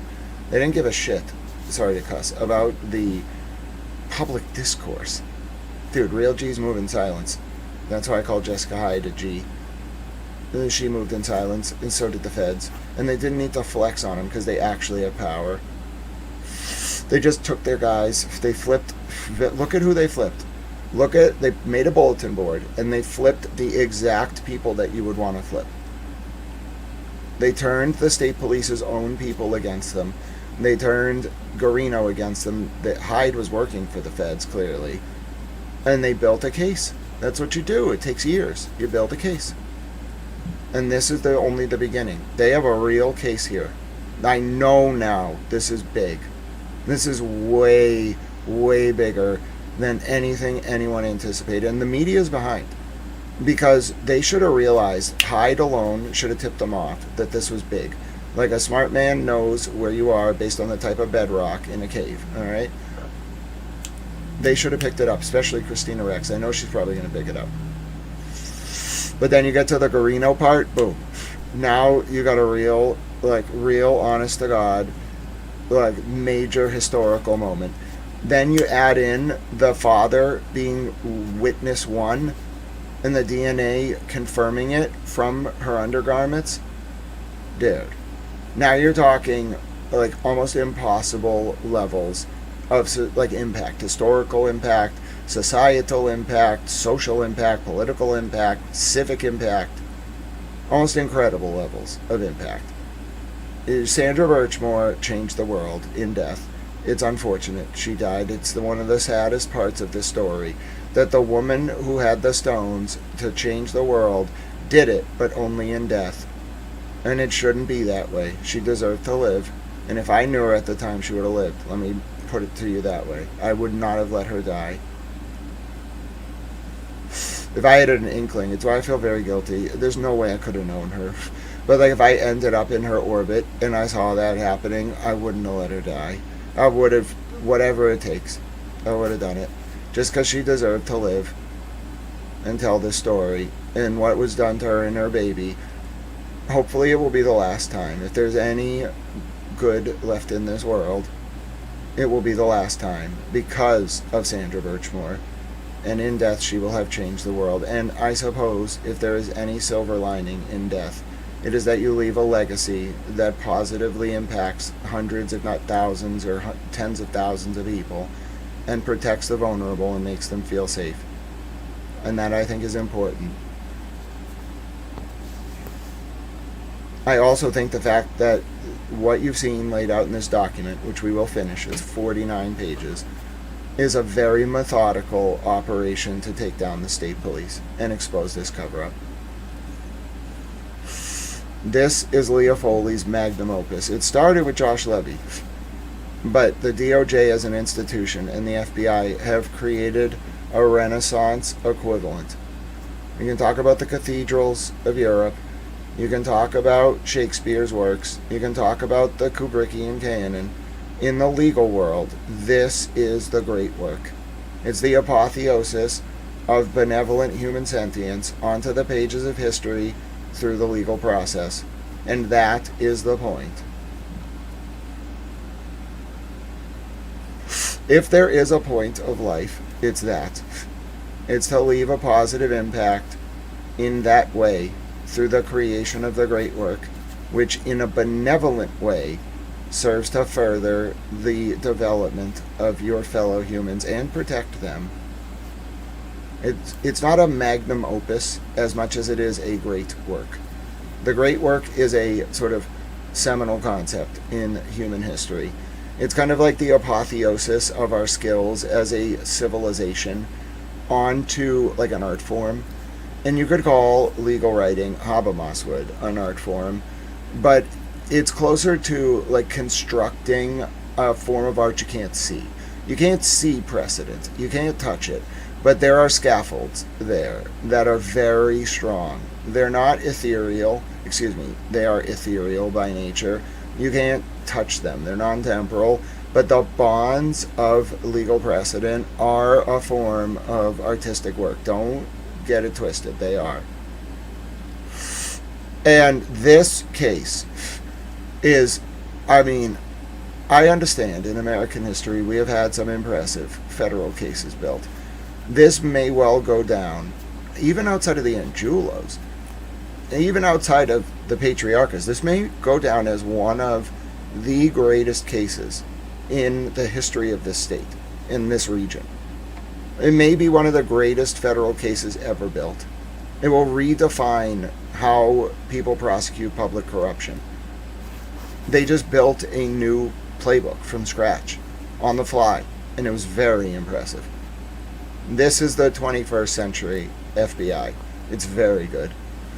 It's really the DOJ. You got to think of the DOJ as the boss of the FBI. The FBI does operate independently somewhat, but really they're police for the DOJ. So they have bosses at the DOJ that tell them what to do. They're part of the DOJ, basically. Yeah, well, of course. Julie says, for all your hard work, Grant. Oh, and the goats, too. Oh, God bless the goats. But yeah, this, God bless you, Julie. Thank you for your support. You're so wonderful. I saw your comments on X as well. You're so kind. This is very impressive, what they've done. You can see it with the witnesses. We're getting more and more through them now, the federal witnesses. They built a really good case. Buffalo Jim and Steve Miller, eat your heart out. This is just the epitome of a federal case. It's so sublime. It's so good. You can read federal indictments that are okay, and then you can read a motion like this where you're like, people poured their heart and souls over years into not the brief writing, the investigation. They cared about this. They really thought about this network and how they were going to bring it down, and they effectuated their plan. They cared so much that they put their all into this. This is like watching an Olympic level federal prosecution. It's one of the greatest things I've ever seen. Just be in awe of it. Whoever did this, the team on this, they are incredible. If I was the president, they would be very high up in main justice. One of them would be the attorney general. They're that good. It's that impressive. It's potentially once in a generation, once in a lifetime, that you will ever see a case built like this. Because it's not really about Farwell. Are you starting to get that? It is about what Farwell did, but it's not really about Matt Farwell. It's about the actual murderer, the killer, the head honcho, the mafia-like capo del tutti capi, who ordered him to do it. Capo dei tutti capi, who ordered him to do it. Tricked him, in fact, which is straight mafia-style stuff, tricking someone into murdering someone else. Yeah. They brought him down, and they saved those girls. T.A. Sarah, 57 trillion bonus points to everyone in chat for being so attentive. T.A. Sarah is going to administer your final. The final in this class is going to be very hard. 8. Chris Beckstrom, FBI Forensic Examiner. Christopher Beckstrom is an FBI Certified Senior Digital Forensic Examiner at the New England Regional Computer Forensics Laboratory, NERCFL. In his more than 10 years with the FBI, Mr. Beckstrom has worked continuously as a digital forensic examiner. In his current role with the FBI, Mr. Beckstrom performs digital forensic investigations, regularly extracting and reviewing mobile phones, computers, and data produced by Internet service providers in response to legal process. He performs these investigations using widely accepted forensic tools such as Cellebrite Physical Analyzer, Axiom, and Graykey. During his tenure with the FBI, Mr. Beckstrom has performed, or assisted with the performance of, the extraction or review of data from more than 1,000 digital devices. Mr. Beckstrom is expected to testify that he did not perform the extraction of data from the iPhone XS, iPhone 12, or the Apple laptop. However, he obtained the original extraction files and Case 1 to 24 CR10 processed the data to a readable format using reliable tools, e.g., Cellebrite Physical Analyzer and Magnet Forensics Axiom. Mr. Beckstrom is expected to testify that he personally performed the original forensic extractions of data from the iPhone 12 Pro and also performed a full file system extraction of the iPhone XR. He may testify about the methods utilized to preserve the data before he subsequently commenced data acquisition from the devices. For each of the foregoing digital devices, Mr. Beckstrom may further testify that, using another reliable forensic tool, i.e., Cellebrite or Axiom, he reviewed various digital artifacts, including, but not limited to, text and SMS messages, internet browsing history, call logs, photographs, emails, contacts, downloaded applications data, and operating system data. In the context of digital artifacts, Mr. Beckstrom may testify concerning metadata. As a general matter, Mr. Beckstrom will testify that metadata is data about other data that is often used to summarize basic information about the data, including, but not limited to, the source of the data, and the date and time the data was created, accessed, sent, received, and/or deleted. Mr. Beckstrom may testify about the metadata associated with various artifacts obtained from the iPhones and/or laptop, as well as the online accounts identified below. With respect to text or SMS messages obtained from the iPhones, for example, Mr. Beckstrom may testify about the date and time the messages were sent or received, and the phone numbers associated with the sender and recipients of the messages. Regarding internet browsing history and/or web search history, Mr. Beckstrom may testify concerning the date and times recorded that various websites were accessed or searches were run, the web address or URL associated with any websites, and the programs associated with access. That's probably about some of Farwell's disturbing searches. Lori says, did you say the FBI let KR be wrongfully prosecuted? Well, see, Lori, I wouldn't say it that way. I would say the FBI and the DOJ probably realized Karen was being wrongfully prosecuted, but couldn't stop it. They tried to tell Morrissey not to go forward. He went forward anyway. And so because he went forward, they had to deal with the hand they were dealt. And so doing that, they decided to run an operation by making sure that Karen would either get a mistrial the first time around and then an acquittal the second time. That's my opinion. I've believed that for a long time. Now I have the facts that are like circumstantial evidence is becoming very strong with Hyde's cooperation with the feds in the Farwell case, with Guarino's, with Bodie's, with the chief medical examiner, with the state police crime lab. That theory is quickly advancing to a postulate, and I think for good reason. So I wouldn't say it's that they let her be knowingly wrongly prosecuted. They were dealt with the hand of her being wrongly prosecuted, and a prosecutor who wouldn't drop the charges, so they did the best they could. That's my best reading of it. Mr. Beckstrom is expected to testify regarding the processing and review of artifacts.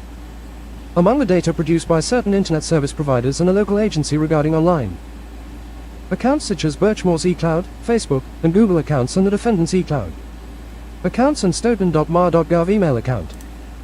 Oh wow. The Stoughton Gov email account could be a big one. Stacy asked, Grant, Enrique Delgado Garcia was a victim's witness advocate in Worcester. Do you think he knew too much?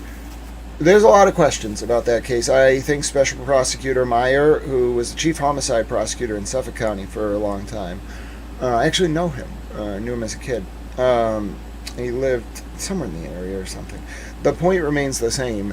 I do think that I do think it's very possible, Stacy, that there's something there, but I don't know yet. We got to watch the trials of the 4 officers involved in the criminal cases related to that situation.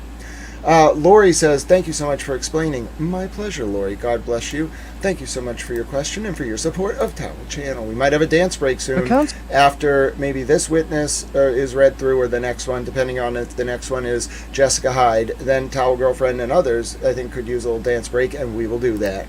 Accounts and Stoughton.mar.gov email account. Mr. Beckstrom will provide an overview of the forensic examination of eCloud, Google, Facebook, and email accounts. He will describe programs used to process the data from the respective accounts, specifically Axiom, and the types of data obtained, including inter alia, account information, evidence of user attribution, emails connected to the accounts, text messages, photographs, videos, messaging platforms, messages contained within messaging platforms, location data, and corresponding data. Mr. Beckstrom may testify that, based upon his review of the data from the foregoing accounts, certain videos, images, and electronic communications are accurate reproductions of data produced by the respective internet service providers. He may also testify concerning the absence of certain data in the selected produced data. 9. Okay. All right. So before we do Dr. Michael Baden, who is Linda Kenny Baden's husband from Justice Served TV, a great program. Do recommend you check them out on YouTube. They're great. And yes, this was the forensic pathologist who testified in the civil lawsuit filed by Sandra's family. And it was actually his findings, Dr. Baden's findings, that resulted in, I would argue, the initiation of the federal proceedings, in part, involving Matthew Farwell. I think the Karen Reed grand jury was another part of that. Give me 1 second. Which I sent to you. But finishing off this message, I love you very much. I adore you. I hope your brain gets some rest. And it was great that you were able to watch the stream today. Have a good night. So you'll forgive me. We have a little tradition. Sometimes when Towel Girlfriend goes to bed, I send a message to her, and while I'm live. And we also had a frame drop there, so it just worked out. You didn't hear all the message. I was just wishing her good night, but I do think it's a nice little thing to do every once in a while. Mimi, how are you doing? God bless you. It's so good to see you. I've been having a wonderful time with you today. Your energy is so wonderful. Let's continue along now that Towel Girlfriend is going to bed. I don't think we need a dance break just yet. Let's continue to Dr. Michael Baden, and then we'll listen to the motion in opposition 9. to Michael Baden testifying. Dr. Michael Barden, forensic pathologist. Dr. Michael Barden is the former chief medical examiner of New York City and past co-director of the New York State Police Medico-Legal Investigations Unit.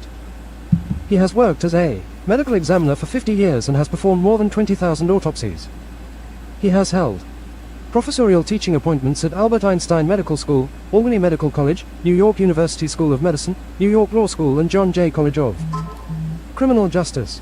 Dr. Barden will testify that the injury that Birchmore sustained would have caused a loss of consciousness in less than 10 seconds and death within a few minutes. He will testify that Case 1-24 CR 10259 DJC. Document 179. Filed the 8th of March 26. Page 36 of 49. Birchmore presented at autopsy with petechial hemorrhages in her eyes as well as a hemorrhage of the left sternothyroid muscle and fracture of her right hyoid bone. All of these pathologic findings are commonly found in homicide strangulation, both manual and ligature. In Dr. Barden's 50 years of experience and according to his review of the medical literature, these injuries are not commonly present in suicidal hanging deaths. Dr. Barden will describe that in his experience. And through his research, fracture of the hyoid bone is very uncommon in suicidal hangings, especially in partially suspended hangings like the one in which Birchmore's body was found. The manner in which Birchmore's hair was tangled in the ligature is also inconsistent with his experience with suicidal hangings. Dr. Barden will also note that the ligature tightly applied and crossing the mid-neck horizontally would have compressed the carotid arteries bilaterally. The appearance and location of the ligature was also, in his opinion, consistent with homicidal strangulation rather than a suicidal hanging. 10. So the next one is the big one. I gotta know it. Thank you so much for your question. God bless you. Welcome to Towel Channel. Guarino hit by a car on duty after trial 1. A message? Oh yes, and that was right around when the Birchmore federal probe was beginning. God bless you. Thank you for your support. We did talk about Guarino earlier.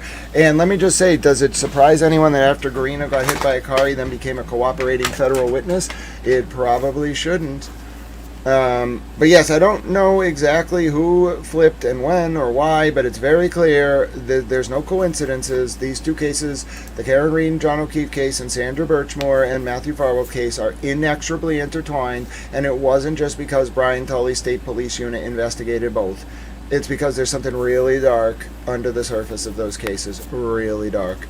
Speaking of that, Jessica Hyde, the woman from Hexordia, the expert for the state in both John O'Keefe and Karen Reed trials, vociferous defender of Brian Tully's good friend Jen McCabe, and her 227 verse 623 a.m.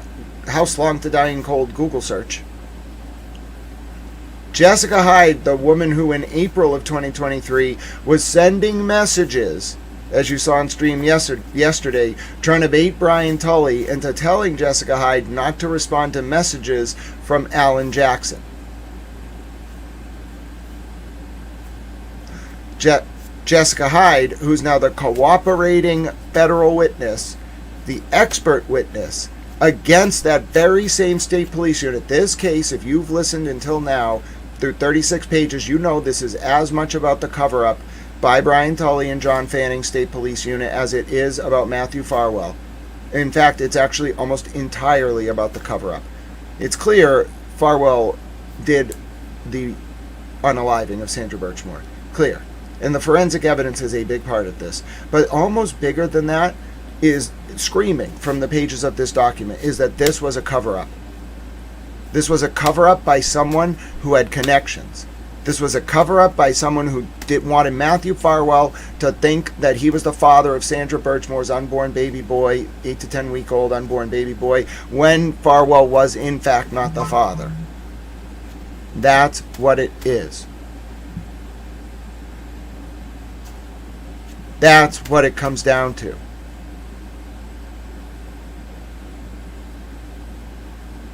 There's something very dark here. It's not a regular investigation. There's something very dark, and the feds have done what they can. This is very clear. They're protecting the public. They can't really talk about it, but they're insulating the bad guys. They're watching them. They made the worst bad guy, whoever ordered this or made it happen by pulling the strings, by making him a witness and telling him he's the father of Sandra Birchmore's unborn baby, and they have the evidence. It's not Farwell.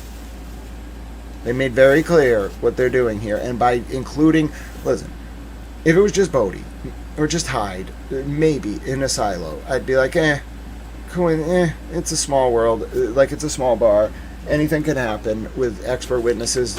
You only know so many people, who can do that kind of stuff. I might chalk it up to that until proven otherwise. Once they added Guarino, I was like, oh my god.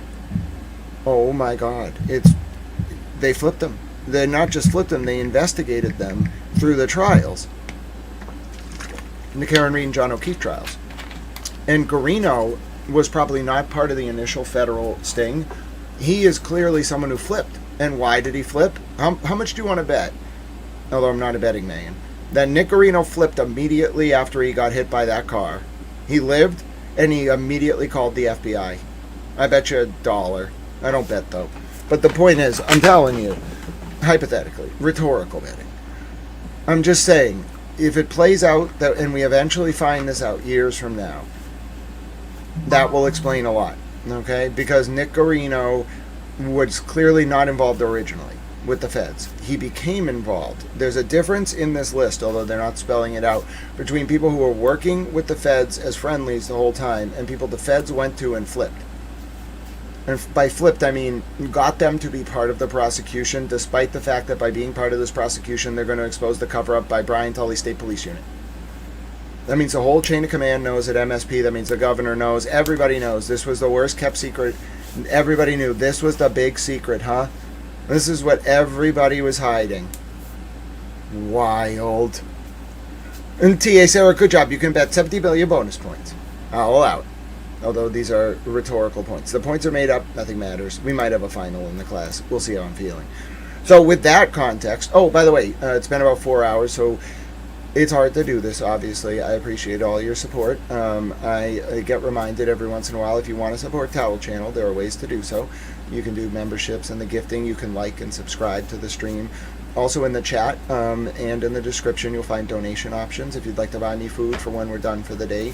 I don't know when that will be, hours from now. You can do it through Cash App, # Grant Smith Ellis. You can do it through Venmo at Grant-E1, or you can do it through PayPal, paypal.me/Grant Ellis. God bless all of you for your support. I try to go through them as much as I can every few days and click all the hearts to let you know I got them. Thank you to all of you. God bless you for your support, and you are wonderful. 10. Jessica Hyde, digital forensic expert. Jessica L. Hyde is an experienced digital forensic expert and founder of Hexaudia, a firm that provides specialized digital forensic training and consulting. I just want to say to Samuel Talbot, welcome to the channel, and also I'm glad someone got the murder references. That was on purpose. Ms. Hyde has worked in the field of digital forensics for more than 15 years. During this time, she has performed hundreds of forensic extractions of data from digital devices using a variety of commercial forensic extraction tools, e.g., Celebrite, Graykey, Verakey, analyzed data derived from Apple products, and taught college and graduate level courses in digital forensics. Her testimony will draw on her extensive experience in the field, which is summarized below. Ms. Hyde is expected to testify regarding her review of the surveillance video footage depicting a lobby at the Canton Woods apartment complex on February 1, 2021, and her comparison of that video to the data from Sandra Birchmore's iPhone XS and Apple iPhone 12. Based on this comparison, Ms. Hyde will testify that the timestamp on the surveillance video footage is approximately 13 minutes to 13 minutes and 30 seconds ahead of the actual time. Ms. Hyde calculated the foregoing offset by comparing the events depicted in the video to the extracted data. This included comparison with the following data: Apple Health step data, changes in the phone's physical orientation, SMS messages with DoorDash, device lock and unlock, backlight, status, application in focus, and application in use. Ms. Hyde's testimony regarding the approximate time offset for the surveillance video is based on her extensive experience obtaining and analyzing the foregoing data extracted from digital devices. It is also based on Ms. Hyde's training and experience regarding the reliability of time-related metadata for the foregoing artifacts. Ms. Hyde is expected to testify regarding her review of the iPhones and laptop for evidence of the deletion of data.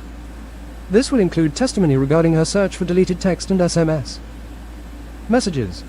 At trial, Ms. Hyde may testify regarding the recovered artifacts and possible deletion on the devices she reviewed. Ms. Hyde is expected to testify regarding Apple Health data, including step data. Her testimony on this topic is based on her training, review of applicable manufacturer and independent literature regarding Apple Health data, and extensive experience extracting and analyzing Apple Health data. Ms. Hyde will testify that Apple iPhones and watches contain a set of sensors that record the user's movements. These sensors record, among other things, the number of steps a user takes and the corresponding times when those steps occur. On an Apple device, this data is stored in the database titled HealthDB_Secure, SQLite. Ms. Hyde is expected to testify regarding data, or the absence of data, derived from an Apple Watch 5 that was paired with the iPhone 12 identified above. By way of background, Ms. Hyde is expected to testify regarding the process by which an iPhone and Apple Watch 5 pair, sync, and exchange data, specifically Apple Health data. This background testimony will be based on Ms. Hyde's review of manufacturer and independent literature regarding Apple Watch functions, as well as her professional experience obtaining and analyzing data derived from Apple watches. Ms. Hyde is expected to testify that the aforementioned Apple Watch 5 last synced with the above identified iPhone 12 on January 31, 2021. Her testimony will be based on her review of the data from the HealthDB, SQLite and HealthDB_secure, SQLite files obtained from the iPhone 12.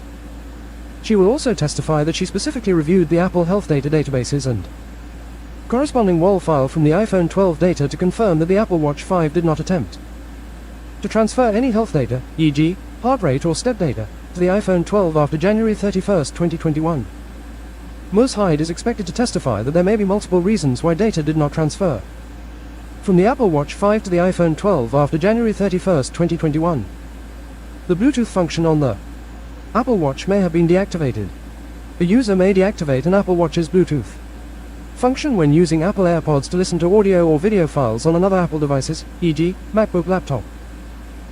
By deactivating the watch's Bluetooth function, the user can prevent the watch from trying to connect to the AirPods Apple and thereby device. disconnecting the user's AirPods from the Apple device, not devices. from trying to connect to the AirPods and thereby disconnecting the user's AirPods from the laptop. Alternatively, the Apple Watch's battery may have died.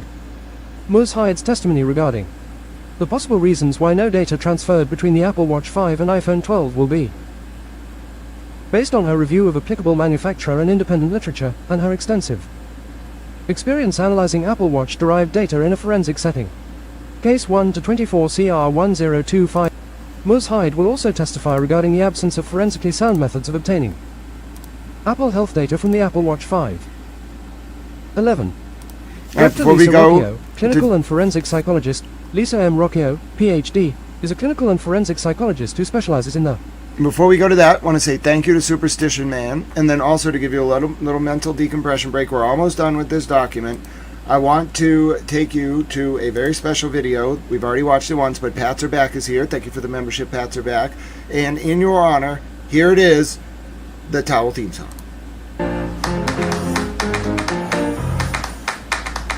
Live fast, young and hungry. Brand new whip, getaway ride. Run.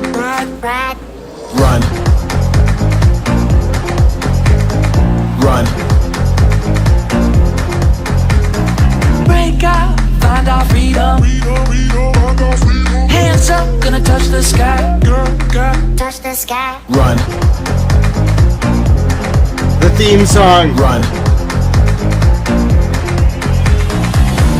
We're living in a good life, living it up like Bonnie and Clyde. We'll take the money and run. Never see us coming, you ain't never gonna see us coming. Run.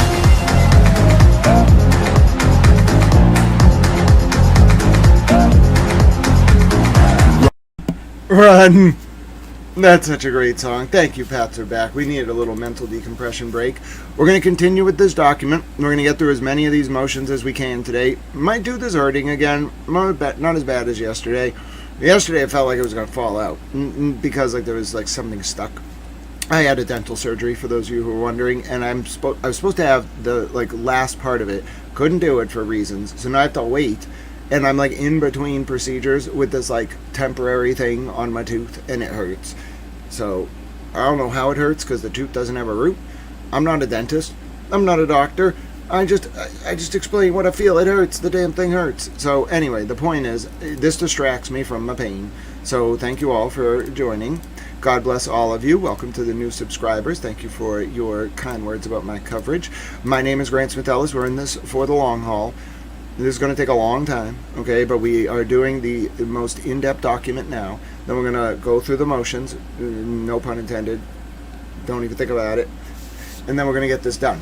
We're going to do our prep, and we're going to be ready, because there's more coming. I'll check the Pacer docket to see if anything else went up, but on the whole, actually, I can show you how to check Pacer. So a lot of people have been wondering, how do you get this? Where are you getting this from? I'm paying for this, first of all. It's expensive. It's like you don't have to pay if you use less than $30 a quarter, but if you use more than $30 a quarter, you got to pay. And the way it works is you go to something called Pacer, Pacer, okay? You're going to want to create an account. You got to pay 10 cents per search, 10 cents per page, and then you also got to, what is it? You got to pay, oh, that's not the one I want. You got to pay, the case number's right here.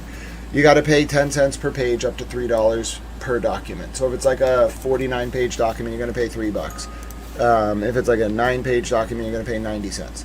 So here's how it works. When you get to Pacer, okay, this is going to be what the main page looks like. After you log in and go to Case Locator, okay, you're going to see this, all right? This is free. It's not free. It's free if you use less than $30. It's free to create an account.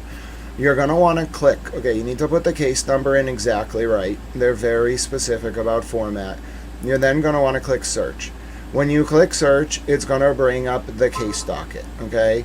You need to click the case docket, okay? When the docket actually opens, it's going to look really weird. You're going to be a little thrown off. Don't be. Just click docket report, okay? It looks like you have to fill stuff in here. You don't. Just, I know, right? This is really accessible, right? You're all thinking, oh, yeah, like I can do. I know, they make it a little bit convoluted on purpose, but once you get in the rhythm and the routine of it all, it makes sense. So you click Run Report. Now, this is the docket, okay? This is a federal docket. These are very intense. Okay, it's open to the public. Anyone can inspect them. This is the Farwell docket. This is what it looks like to look at a federal court docket, okay? It's very intense. There's like minute orders. There's stuff, you think a state docket is intense? Try a federal docket. Federal dockets, there's stuff just flying around all the time. Minute orders, like updates, like attachments, motions in limine. Oh, here we go. Farwell has a new motion today. He wants a laptop in prison. So let me show you how to get the motion. So first of all, I paid $1.70 to generate that docket. Then what you do is you're going to click this document. This is telling me it's going to cost me 30 cents to view it. So I'm going to click View Document. And then it's going to give me the document that I wanted. Now I got to save it, okay, because I paid for it. But Farwell just put a new motion up, okay? He wants a laptop. He's at the Donald J. Wyatt Detention Facility. Where the fuck's the Donald J. Wyatt Detention Facility? Oh, God bless you to the person who sent the donation. You're so wonderful. This is it. Oh, so he's in Rhode Island. He's in the Donald J. Wyatt Detention Facility in Rhode Island. Yeah, Pacer's only federal. So what we just went through, if you ever want to follow a federal case, and you have to pay every time you load the docket, every time you search, even if no cases come back, every time you download a document, you pay. So when you're opening documents, it doesn't save it to your computer automatically. We're up on an actual link here. You got to click the download button up here. You paid for this document. That's why some people watermark their Fed documents. They're paying for them. Bro, it's 10 cents a page. You don't need to watermark that stuff.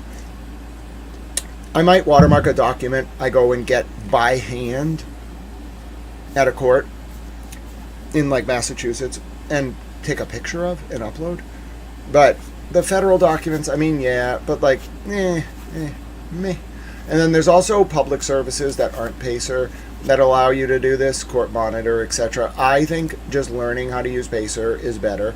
I think it's more preferable, etc. Now, once you download the document, you can actually get the docket report again just by clicking the back button.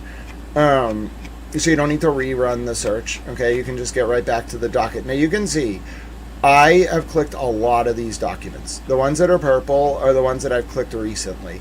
So I've looked at a lot of these documents. You got to follow the case. It's a lot of motions. So we have only done like the statement of the case. Like that's it. We have not done like a half of the motions we need to do. We're just getting started. Oh, Dark Passenger, drop the link in the chat. Is it the initial email when Hyde reaches out to Tully? Drop it in the chat. I want to see it. You're wonderful. But that's so that was a quick Pacer tutorial. I hope you all found that useful. Not a lot of people get Pacer tutorials, even in law school. You're not really going to get a Pacer tutorial. They might like show you like the librarian might come in and show you Pacer one day, but unless you are nobody. First of all, they didn't even teach us how to use mass chords. Okay, like if you went to the librarian, they would teach you how to use mass chords, but they didn't come into class and be like, here's how to use mass chords, because you don't really need that in law school. You need your textbook. I, on the other hand, bro, give me a case, I will find it. Like, I'll find it online. I'll find the district court ruling, the appellate court ruling, if it went up to the Supreme Court, whether cert got denied, etc., etc. I'll find the case. But they don't really. You don't need to know how to use mass courts or Pacer in undergraduate, in law school, really. Maybe if you're very interested in the subject matter, but it doesn't really come up. Like for research, sure. But you're using like Westlaw and Lexis for research. Pacer is if you're actually monitoring live dockets. So yeah, even in law, now that I think about it, even in law school, knowledge of Pacer is pretty obscure. Does $3 cover a search? God bless you, Pat Ray. 10 cents covers a search, but that for example, that document we just paid for was like $1.70. So plus the search was, the docket is so long that the search itself costs like $1.70 to generate the docket, and then pulling the document I pulled costs like another $1.70. I know one guy on Twitter who spends thousands. He's a court reporter. His name's Seamus Hughes. He's great. He spends thousands of dollars for his work on Pacer every single quarter. He pulls every document known to man. That man is voracious. You think Kyle Sharkey rips court dockets? Wait till you see Seamus Hughes on X. That dude, oh my god.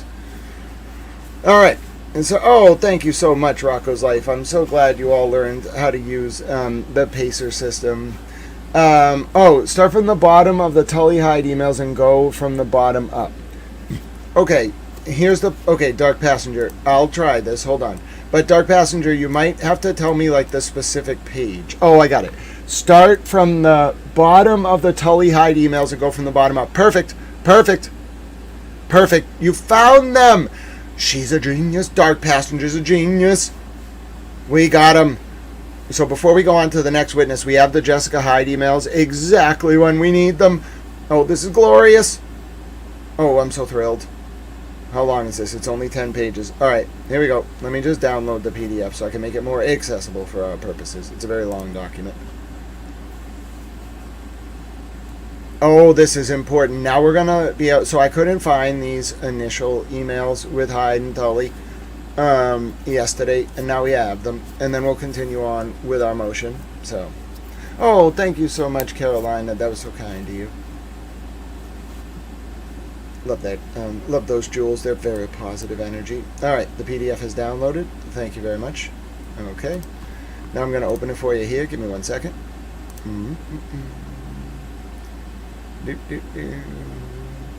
Here we go. And there we go. Okay, now we got to go to the bottom. Nailed it. Thank you all. You're all so smart. I just got this announcement about these emails, so you're all great. So here we go. Wait a minute. No, wait. Hold on. I don't know if this is the one. This is not the one. Hold on. Nope, this is not the one. So, this is great. This is partially what we're looking for. It's a complete record of all the messages between Hyde and Tully and Lally from 2023 onwards. But it starts, okay, on May 23rd, 2023, when Hyde reaches out to Tully to ask him whether or not they can talk about Jackson. So yes, what we're on the hunt for, and I think people have seen these. I don't know, I don't remember, but I think people have seen them. What isn't it Meatball's email that says hire her? TA Sarah, you might be right. That's why you're TA Sarah. You got to help us in the hunt. This is perfect. I need this document because it amalgamates. So you did a very good thing, Dark Passenger. This amalgamates all of the Jessica Hyde communications from May of 2023 onward. That's great. What I'm looking for to supplement this, which is very important, is the document that whoever initially found Hyde, might have been Morrissey, and then the initial liaising between Hyde and either Tully or Lally or Morrissey, whatever they did to bring her on to do the initial report. That's going to be maybe late 2022, maybe early 2023, if I had to ballpark it. As far as I know, we haven't been able to find this. This, though, is useful. So it is the emails we've already seen, but they're all in one place instead of scattered over like 3,900 pages. So this is great. I like this. I need this. But I need one more set of emails to complete my understanding of Jessica Hyde's role and her sort of efforts to get close, or how she got close to the Norfolk DA and Brian Tully, what she was doing. I need a complete sort of compendium of her interactions, and then I can hermeneutically reconstruct the evolution of the entire sort of relationship and dynamic. But I need to see it all, because just parts of it, like I can extrapolate what was going on in May of 2023, but what will complete the record is what she did when she first reached out, or what they did when they first reached out to her. But we're working on it. I know that people have seen these emails. Absolutely, Dark Passenger, you are the wonderful tower librarian. I'm well aware that these exist. People have talked about them, but I don't recall seeing them. I might have, and I don't have them offhand. They're a key component to all this, because Jessica Hyde's role in the Karen Reed trial makes no sense. She's a genius. And the only way she could have done what she did in that trial is if it was fake. She was just like pining for the fjords. No, what's the word? She was just acting. She might have thought there was some plausible reason for the WallDB file to have an odd abnormality. Fine, but look how she talks. Look how they talk about her in this document compared to what she was doing in Karen's trial. All right, she played up that defense of 6:23 versus 2:27 a.m. on the Jen McCabe House Long to Die in Google search to win those people's trust. I'm not convinced at all that she believed in it to the extent she was pitching it. That's what makes me think it was acting. Because you can have an opinion about the possibility of an anomaly regarding the search, but she was like an advocate for Jen McCabe, and I thought that was abnormal. And then tie it with some of the emails where Jessica Hyde's trying to bump Tully into acting weird about how Jessica Hyde should respond to communications from Alan Jackson right in 2023 in the summer when the grand jury is about to happen federally. Yeah, so I'm not 100% sure exactly what Jessica Hyde was doing, but I'm not convinced by any means that she was doing that defense, the full hearted defense of the Jen McCabe Google search for the prosecution authentically. And I don't mean that maliciously. I'm not calling her a liar. I'm just saying I think she played it up to gain people's trust, which is, yeah.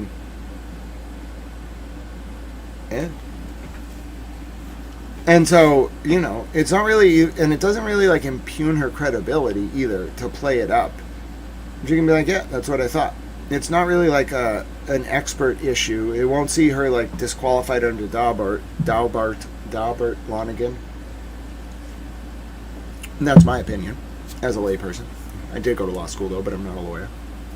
It's such it's a very simple thing to do, because there's enough plausible deniability to be yeah, I really believed the search. It happened at 6:23. I just really believed it. Yeah, I'm sure you did. I'm sure you really believed it. I'm sure you really made yourself believe it. And that's part of the game, isn't it? You can pass up polygraph if you believe what you're saying. She's really smart, though. Jessica Hyde, operates on a lot of different levels, and she's very smart. And she's not who we thought she was. Which is, frankly, that's the name of the game. She's clearly not who we thought she was. That's the bottom line here. Hyde, definitely some kind of double agent in my opinion. Guarino, cooperating witness.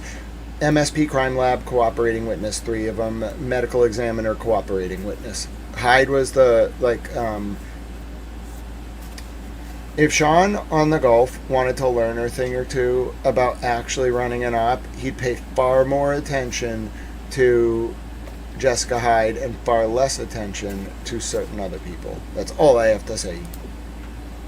Dr. Lisa Rocchio, clinical and forensic psychologist. Lisa M. Rocchio, Ph.D., is a clinical and forensic psychologist who specializes in the assessment and treatment of interpersonal violence and traumatic stress.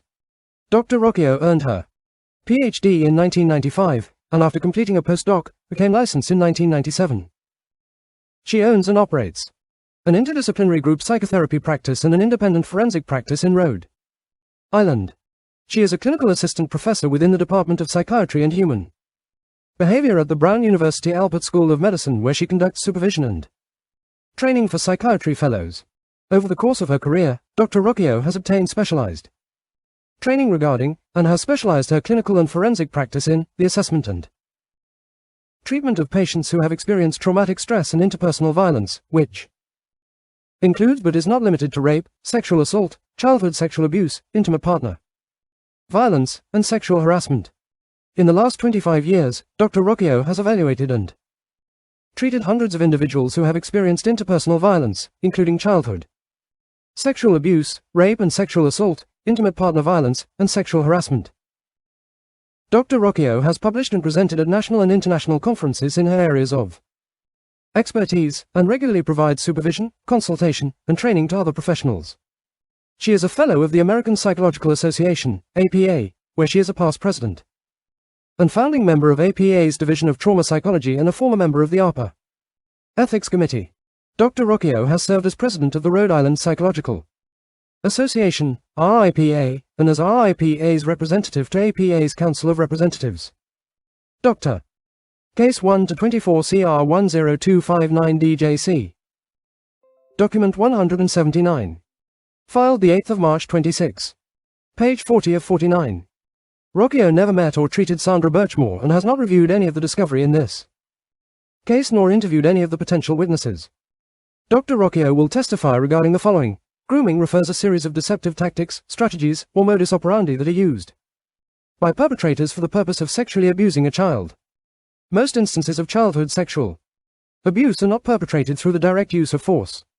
Rather, the majority of childhood sexual abuse is perpetrated by someone known to the victim in the context of a pre-existing or manufactured relationship between the perpetrator and victim, and individuals with particular vulnerabilities are often targeted by perpetrators. Most instances of childhood sexual abuse are committed through the use of nonviolent tactics involving the use of deliberate psychological manipulation, grooming, and coercion in the context of the perpetrator's relationship with the victim. Sexual abuse of children is a process, not a single event. The concept of grooming has been a part of research literature for at least 40 to 50 years. Grooming is generally believed to fall into 5 stages. Children with particular vulnerabilities are often targeted by perpetrators of sexual abuse. These Content vulnerabilities warning. may include, but are not limited to, minors who have already experienced victimization of any kind, have psychological or chronic health difficulties, come from disadvantaged circumstances, have cognitive or intellectual disabilities, and or have a single parent. Family. Grooming is a strategic pattern of behaviors that can take a variety of forms and function to render the victims vulnerable to abuse, to obscure the nature of the abuse, and to build trust and attachment between the victim and their abuser. Sexual abuse of minors frequently occurs through the use of manipulation or coercion in the context of an established relational dynamic that is developed over time, rather than through the use of forcible sexual assault. Case 1-24 CR 10259 DJC. Document 179. Filed the 8th of March 26. Page 41 of 49. Individuals who sexually abuse minors are typically in positions of trust. Trust can develop between a child and an adult in a position of authority, like a police officer, due to a variety of factors, including but not limited to the power differential inherent within the relational dynamic, the officer's increased authority, professional experience, expertise, and training, the connection to the department where the officer works, the role of police officers in protecting public safety, and the child's background and experiences. Differences in size or physical strength can also contribute to a perpetrator's power and control over a victim. Other adults. Did you know Massachusetts only 3 months ago passed a law now that police officers can't sleep with minors from 16 to 18? They used to be able to. It was a loophole. I wonder if the DOJ put a little pressure on the legislature to stop this from happening. Because that paragraph certainly makes it seem like they do. Let's take another listen. Individuals who sexually abuse minors are typically in positions of trust.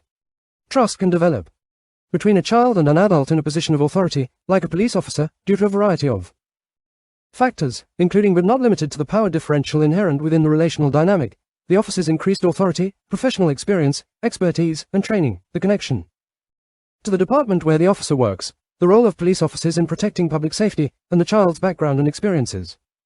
Differences in size or physical strength can also contribute to a perpetrator's power and control over a victim. Other adults conveying to children their trust in adults in positions of authority can make it easier for perpetrators in these types of positions to abuse children. These factors enable the perpetrator to spend time with the child and not have that raise any sort of suspicion. Perpetrators obtain access to a victim and then are able to isolate them for purposes of sexual abuse. To build trust and attachment, perpetrators of child sexual abuse manipulate, lie, and deceive. They exploit vulnerabilities they have identified and put themselves in a position to meet their victim's unmet needs. For example, perpetrators may spend time with the victim, give them special attention to let them know they're special in some way, or create false sense of family, love, security, or protection. This increases the likelihood the minor will become attached and connected to perpetrator and increases his power and control over his victim. Teenagers in general are more easily manipulated than adults. They are more easily led to believe things that are not true. Teenagers are more likely to blame themselves and to fear getting in trouble. Teenagers are more likely to take risks, to behave impulsively, and to ignore or miss certain red flags. They have less life experience to fall back on to help to inform their decisions, and they can be more emotionally driven. When grooming a child for sexual abuse, perpetrators may start slowly and gradually so that the perpetrator is able to define for the child what is and what is not normal. For example, perpetrators may start by normalizing touch, arm, shoulder, hugs, sitting very close, touching a leg, or giving a massage, introducing and normalizing the idea that physical contact is happening.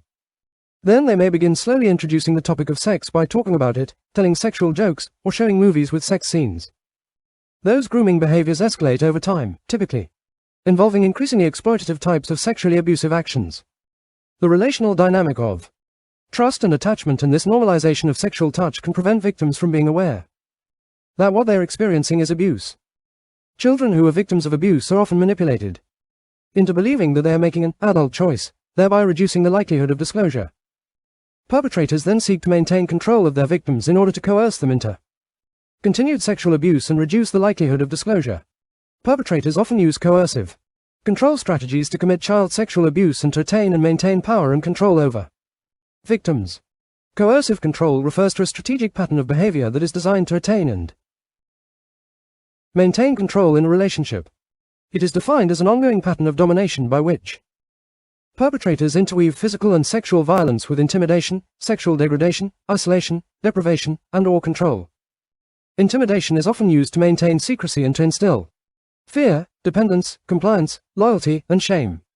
If intimidation is sufficient to establish compliance, physical violence may not be necessary.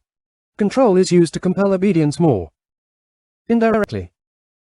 Specific controlling tactics used to regulate behavior typically involve isolation, thereby increasing dependency, dictating victims' everyday choices, micromanaging behavior, and establishing rules for everyday life.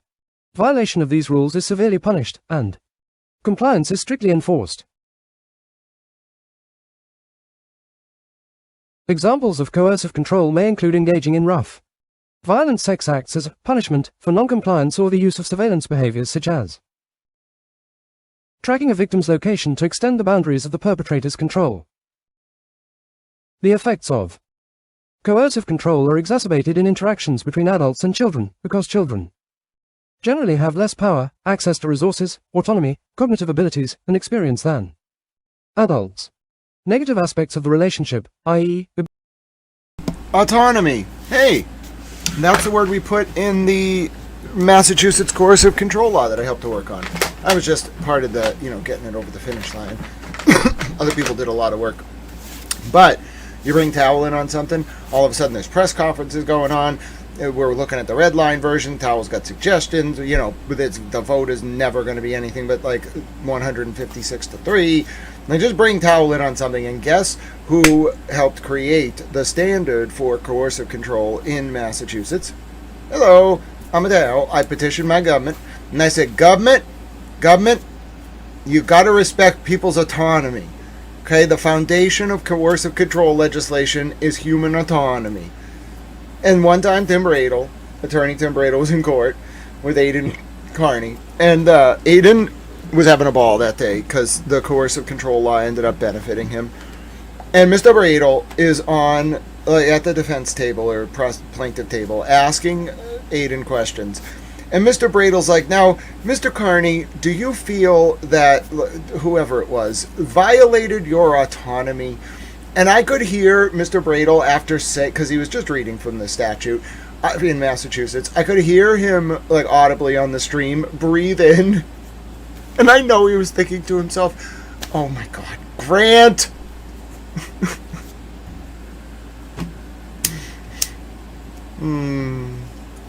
I could just see him, like I saw his eyes roll, and he was like, who put the word autonomy in a statute? Damn it, Grant! But you can see it has a very useful nexus to legal proceedings, but it's novel. There's no, go look up the word autonomy in legal dictionaries. It's not really a functional concept. But in coercive control legislation, we need this philosophical concept of the self. This something that's more than agency when making a contract. Because violating your agency is one thing. I think we thought about that too, because that's a legally cognizable form of autonomy. But then that word doesn't really encompass. Legally, the word agency means your capacity to sign a contract. So, basically. So we were thinking more, or I was thinking more along the lines of what's a term that represents control over self that we can use that will actually develop robust precedent. What will courts, if they think a term is vague, can throw out a statute or parts of a statute, and you want them to see the word autonomy and recognize it as a firm legal constitutional principle. And so the word autonomy is new in the law, in my opinion. It's used in the law, of course, but this idea of coercive control is new. There's not a lot of precedent on it. They're talking about it here from a psychological perspective, but it's a lawyer writing, and this lawyer clearly read the Massachusetts statute because the word autonomy is in there. I know it is because I redlined the damn bill on the Senate floor, or in the gallery. But the point is, yeah, that is a very important piece of legislation. I was actually at the press conference when that bill got passed. I actually got a question. I asked a question to the governor. I've asked questions to a lot of people now that I think about it. But yeah, I asked Madam Governor what she thought about the law, and she had a lot to say. She was like, "Don't test the law," and I was like, "I agree. People shouldn't test the damn law." Got all mad. Got the AP involved. I organized a press conference. It was great. Now, you know what's really funny? People were like, oh, Grant just walked up to a press conference. No. Who do you think was up at 5 a.m. emailing my colleagues being like, listen, I think we should all have a press conference? Well, what does that mean, Grant? I'm like, oh, I'm just going to, have the law. I'll just have a press conference. You? No, not me. You should just show up. It's a big bill. It's important. And then we'll get people to talk. And then all the media shows up, and then there's no order for speaking, especially when, I'm coordinating it. It's more just okay, I put the media there. They're like cats. Go over there and, do things. Hold up a shiny ball or something. Whatever you all do in front of cameras. I wasn't even involved. I was just filming.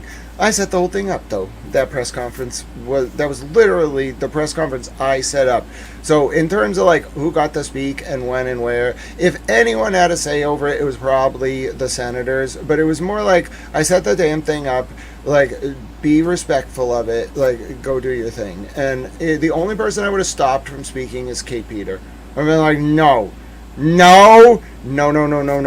You've already caused enough problems today at the State House. We're running around telling people your name's Krusty, whatever the hell it is. I was mortified. You don't go in the Senate gallery and tell people your name is Krusty Underwear or whatever the hell she said. I was so mad. I was disgusted. I was like, you respect this place. This is a cathedral. You're the type of person who would spit on the ground at Fenway Park, aren't you? You scoundrel. I got all mad. I was very mad. That is hollowed ground, that State House. You walk in that building, I don't care if you have a firm ideological position on a bill. Okay, fine. Try not, like, I don't understand, like, the screaming. But you want to get up there and say to lawmakers, how dare you do this? I'm not going to tell you that's disrespectful. You have a right to raise your voice at the government and tell them you're mad. I'm not going to stand for you going around to victims in the gallery as we're working on a bill and telling them that your name is Krusty Underwear. Nope. That has nothing to do with the legislation. I don't care. Don't do it. Leave if you cannot respect the sanctity of that hollow chamber. I got so mad. It was in the gallery of the Senate. I was so mad. I've never been so offended in my entire life. I was like, this underdeveloped child. All right, I was like, this is not high school. All right, I don't know like what perception you got of government from listening to fun songs and watching like whatever the hell documentaries you watch on Netflix. But that's not how government works. Okay, government is like tea and crumpets. All right, you go in there, you shake hands, you smile, you yell at the government sometimes, but you don't disrespect the government, and you certainly don't tell victims your name is Krusty Underwear. My God, that's when I was like, that's it. I'm talking to the GOP personally. All right, we're not having this thing, whatever the hell you want to call, like going into the Senate chamber and calling yourself Krusty Underwear. We are not having that involved in Republican or Democratic politics. Blackballer. I was so mad. I was furious. You have no idea. I'm the type of person who will set up a press conference and then ask the Senate president if she wants to go. All right? And you're going to go into that space and disrespect it while we're working on serious things? Absolutely not. I was furious. Oh, and you get one chance. One chance. Absolutely, you get one chance. This is our mental decompression break, by the way, about the coercive control law. You get one chance with me if I take you to some place like that. Because whether you come on your own or like I'm working on something and you're there, if you're there and talking to me, you are representing like that you are someone that I'm okay with being there. How dare you? How dare you besmirch my reputation and besmirch the reputation of the good work being done on that damn bill? I was furious. I got so mad. Started talking to damn Republicans. I was like, listen to me, you damn Republicans. All right? I kind of like you. But we are not having this, damn Republicans. They got the message. I got all mad. That's what I'm saying. Listen, if you make me mad, I will go to the legislative leadership, especially if it involves them. And I'll be like, listen, I'm made. I won't use those words. But I'll tell them. I'll petition the government for redress of my grievances, even if it's only the violation of the sanctity of my Senate. Got all mad? All right, let's continue. This section is making me mad. At least they're talking about coercive control, though. That makes me happy. The more people that know about aspects of the relationship, i.e., abuse, are frequently interspersed with positive. Thank you. The one thing I like about this section, it's very traumatizing to listen to. I was victimized in this way a lot. The one thing that I like about this is when you know what coercive control is, the tactics don't work. So whoever wrote this, I adore them. You want to work in the DO? If I become president, this person, this whole office, they can run the Department of Justice. Okay, Leah Foley can be the Attorney General. All the other nice people that work there, you can be whatever you want. The DAG, the AAG, whether you like civil, criminal, do whatever you want. Okay, you can run the Department of Justice. All right, this is great. I like everything about this. This is making my heart sing. I love legal documents. This is an intense topic, but if you're going to do it justice, okay, do it justice. This was not airmailed in. This is not something that was put together at the last minute. This is done well. We complain so much about people not living up to the standards we expect of them, especially prosecutors. Let me tell you right now, these people got it. Whatever it is, they got it. Or neutral events that facilitate the abuse and maintain the victim's attachment to the perpetrator, allowing the abuse to continue and instilling a false sense of hope. This results in the victim feeling confused and having difficulty identifying the abuse as wrong. In a grooming dynamic, the perpetrator cultivates in the victim an attachment and trust. Maintaining that attachment can be a powerful motivator. Appeasing and agreeing to a perpetrator's sexual desires can become strategies employed by the victim to increase their own safety. Sometimes perpetrators are well respected in other areas of their lives, held up as pillars of the community and/or have power based on their occupation, relationships, or connections.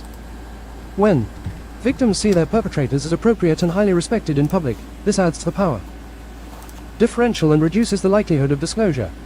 Victims of childhood sexual abuse are often very confused about the nature of the abuse and about the perpetrator. They have developed trust with an attachment to a relationship that involves them being harmed. Perpetrators can give victims a distorted sense of normal sexual behavior, and the abuse can interfere with normal psychosocial development. Difficulties with emotional and physical intimacy as well as impairments in sexual functioning are well established. Consequences of childhood sexual abuse. In consensual sexual relationships, parameters and specific sex acts are discussed and mutually agreed to. Just because a person consents to a certain sex act on one occasion or some occasions does not mean they have consented to all future instances of that sex act, even with the same partner. In a consensual sexual relationship, each person defines for themselves their own parameters and boundaries around what they will or will not agree to do. In situations involving grooming and sexual abuse, the perpetrator is the one who defines the boundaries and what is normal. Perpetrators instill their own sexual template on the victim and define what is appropriate. Sometimes perpetrators use degradation or humiliation or require victims to engage in taboo behaviors, which reinforces the power dynamic. The use of these behaviors can increase the victim's sense of shame and false belief that they were complicit.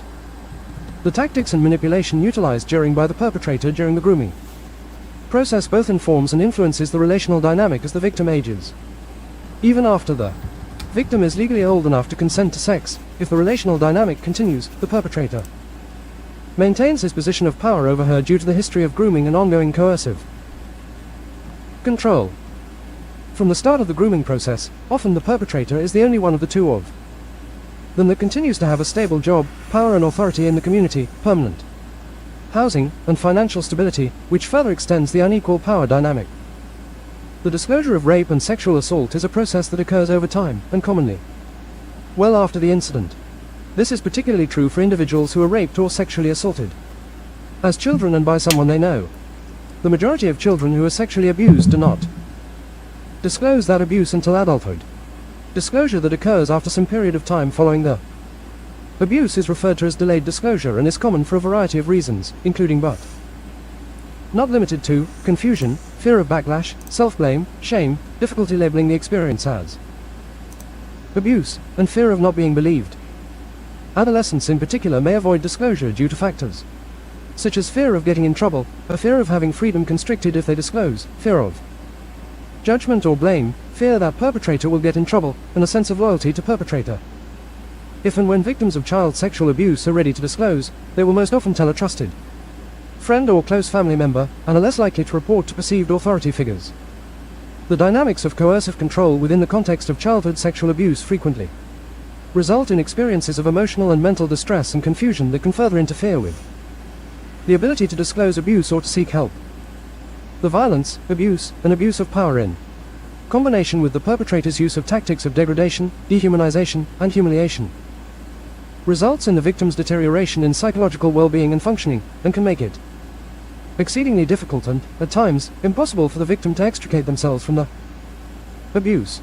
Victims commonly begin to doubt their own judgments and may feel incapable of making independent decisions. In addition to factors impacting the timing of disclosures, there are a number of factors that may influence the ways individuals talk about their experiences of childhood sexual abuse. The majority of individuals who have experienced childhood sexual abuse do not label it as such. Rather than using words like sexual assault and rape, victims will often use words that are less frightening and function to help them to minimize the impact of what has happened to them and distance themselves from it.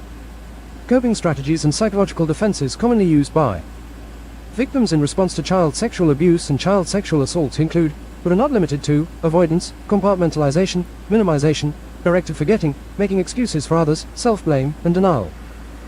These strategies function to allow the individual to maintain an attachment to and/or relationship with the perpetrator, and to put aside and protect themselves from painful and frequently overwhelming feelings. V. Procedural issues. A. Witness sequestration and exemptions. Pursuant to Federal Rule of Evidence 615, the government respectfully requests that the court order all witnesses excluded from the courtrooms so that they cannot hear other witnesses' testimony, with 3 exceptions. First, the government requests that its case agent be exempt from the witness sequestration order. See United States v. McCaw, 879 F2D 945, 953, 1st CIR. 1989, explaining that rule. 615, 2, provides an exception to sequestration for the case agent, as they are a designated representative of the government. Second, the government seeks to exempt from sequestration 2 family members of Birchmore's who are anticipated witnesses for the government. One witness is Birchmore's aunt and her legal next of kin. A second witness is Birchmore's cousin. Oh Since my Birchmore is the God. victim, Oh my God. Sandra Birchmore's cousin is a cooperating federal witness. Oh, dude. I hope there was no one that was going after her on social media. I never saw any of that. Oh my word. Sandra's aunt and her cousin are cooperating witnesses. Federal witnesses. They just told you right there. Oh my God. Tony, God bless you. Thank you for the kind words. Oh my God. So it's Barb, right? Barb is a cooperating federal witness. Wow.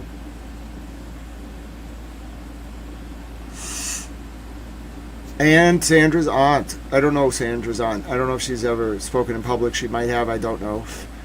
But I certainly know that Sandra's cousin is Barb. She's a very prolific public figure. She's endorsed Adam Deitch for DA. Oh my word. She's a cooperating federal witness. You must understand what that means. It's a big deal. So you can provide information to the government. It happens all the time, especially the feds. But when you're a cooperating federal witness, like you are their witness, that means anybody causes problems for you, you have a victim's advocate that works for the FBI.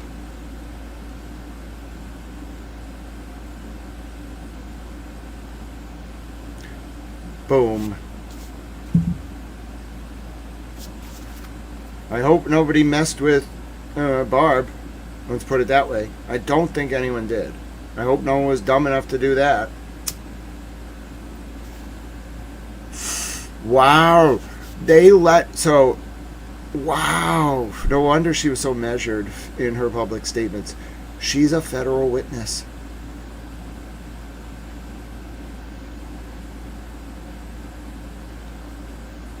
Wild. Yeah, I don't think anybody's going to be saying anything to Barb at this point.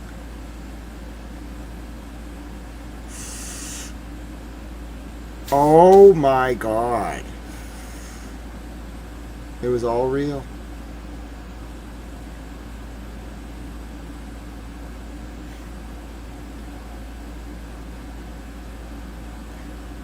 This is going to come in waves, huh?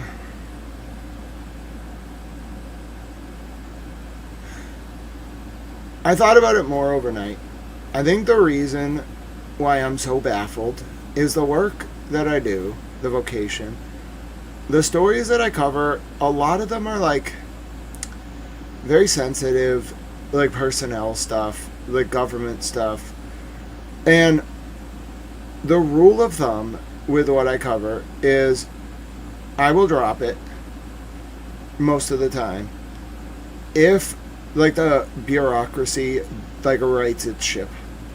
So there are some things I don't really want to talk about them, like during my career, where I have covered, you know, very high level stuff, to put it lightly. And in the context of covering that stuff,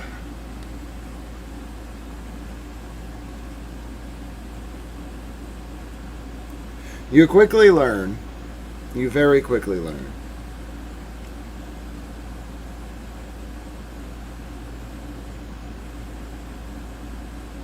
that you're never going to get the satisfaction, which you shouldn't be doing it for that reason anyway, of the government coming out and being like, listen, like, yeah, like, we screwed up really bad.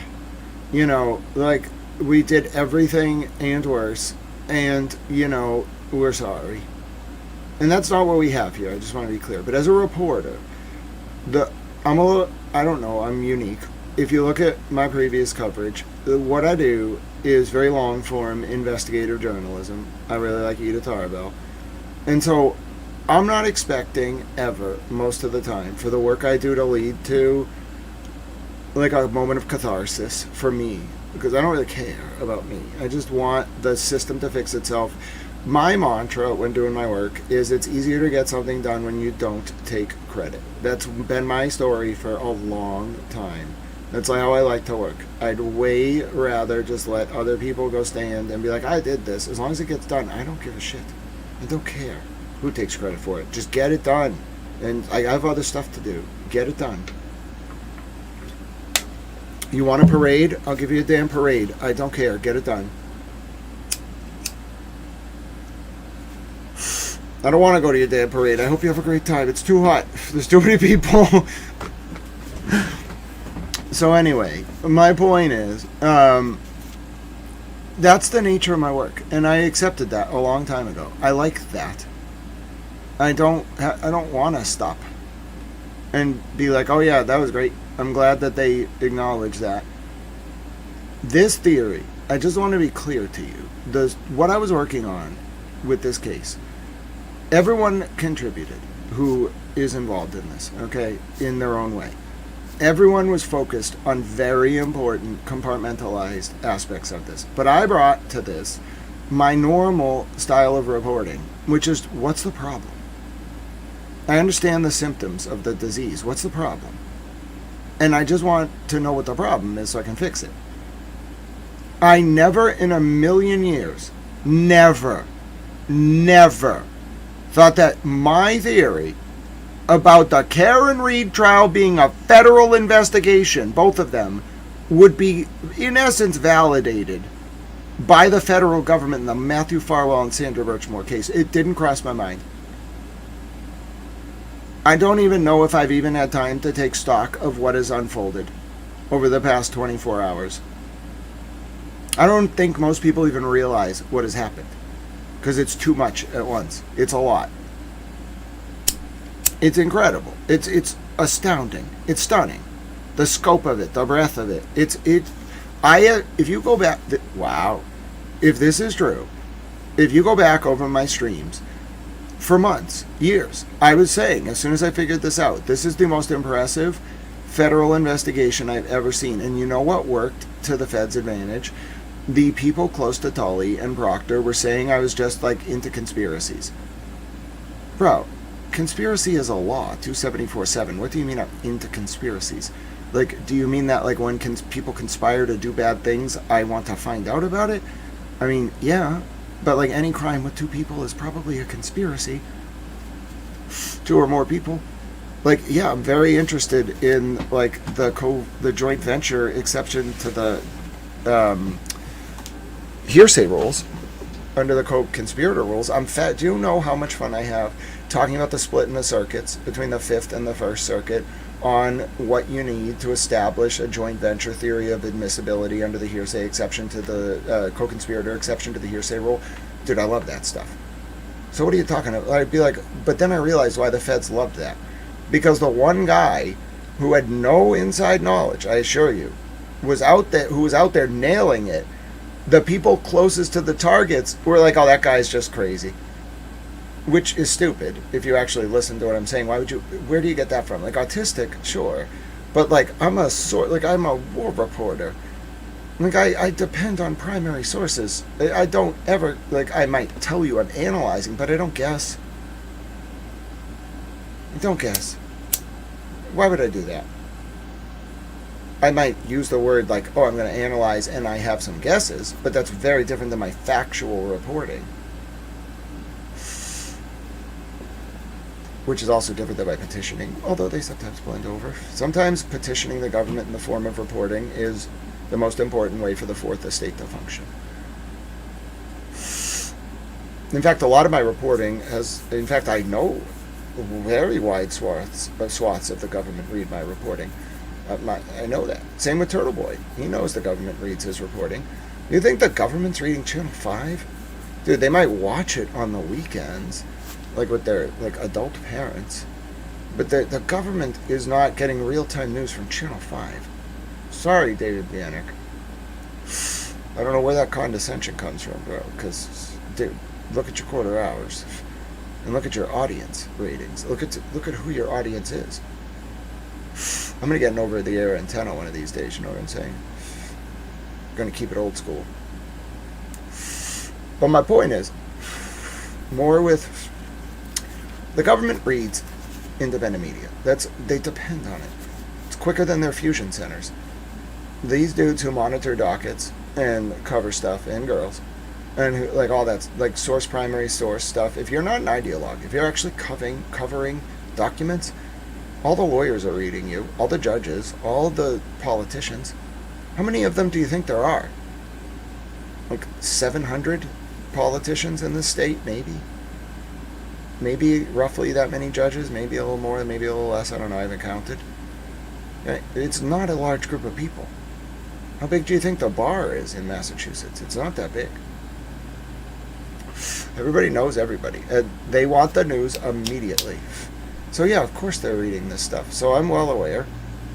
I don't abuse it. You ever hear me, other than the commies, because I get mad, about like what specifically one party control does? I don't care about Democrats. I've met a lot of nice Democrats and a lot of nice liberals. I've learned from a lot of them. They're very smart. They're nice people on the whole. I don't like the leadership of the Democratic Party, and I don't like the dudes in blow-up frog costumes. I'm sorry. That part of the Democratic Party, I will condemn the actual like people doing it. That's not the leadership. There are just some crazy people who dress up in frog costumes and scream at federal agents with bullhorns under the auspices of, by doing so, they're advancing some kind of fiscal policy. That part I haven't really figured out. But as I've said to my dear friend Water Under the Fridge, God bless him, screaming at federal agents in inflatable frog costumes is not economic policy. That's what I would say if I was debating a Democrat. I'd be like, I understand you have some ideas, but can you explain to me like why the base of your party is dressed up in inflatable frog costumes yelling at federal agents? I would like deadpan anti-meme him, you know? You know what I'm saying? You gotta anti-meme the Dems. The Dems are so... Dude, you ever watch what kind of content trends for the Dems on social media? I mean, dude, just go act. Go make a movie. What are you doing in politics, bro? Go act. Stop. If you don't understand the Constitution, let me just, before I move on, this applies to Democrats, Republicans, Independents, everyone.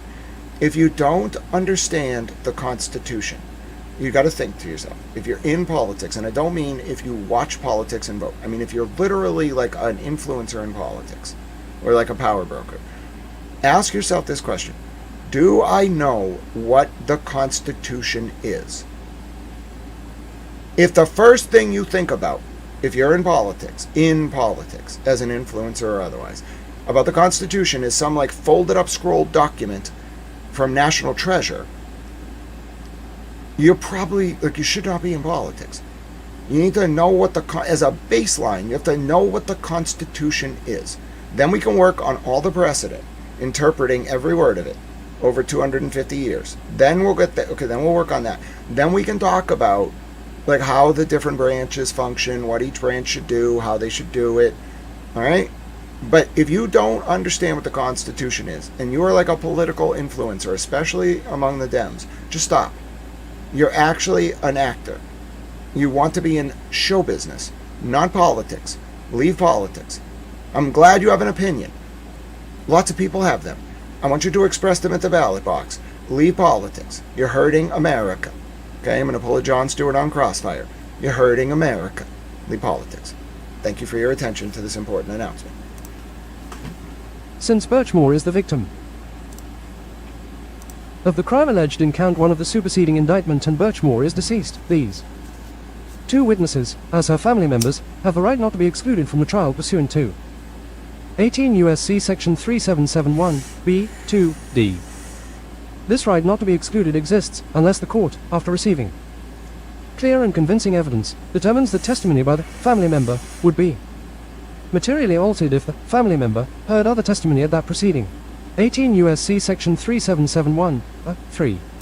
Hi, Olivia. It was a rant. Listen, I need to get a lot of these documents done, so I've been ranting today to break it up. And I will say that a rant, they're useful. They're necessary. We're almost done with this document, then I'll reward you all with a song, then we'll start more documents. We got work to do. Let's go. The government anticipates calling these family members toward the beginning of the trial, among approximately the first 10 witnesses, and expects their testimony to focus primarily on some of their interactions with Birchmore prior to her death and their own actions when they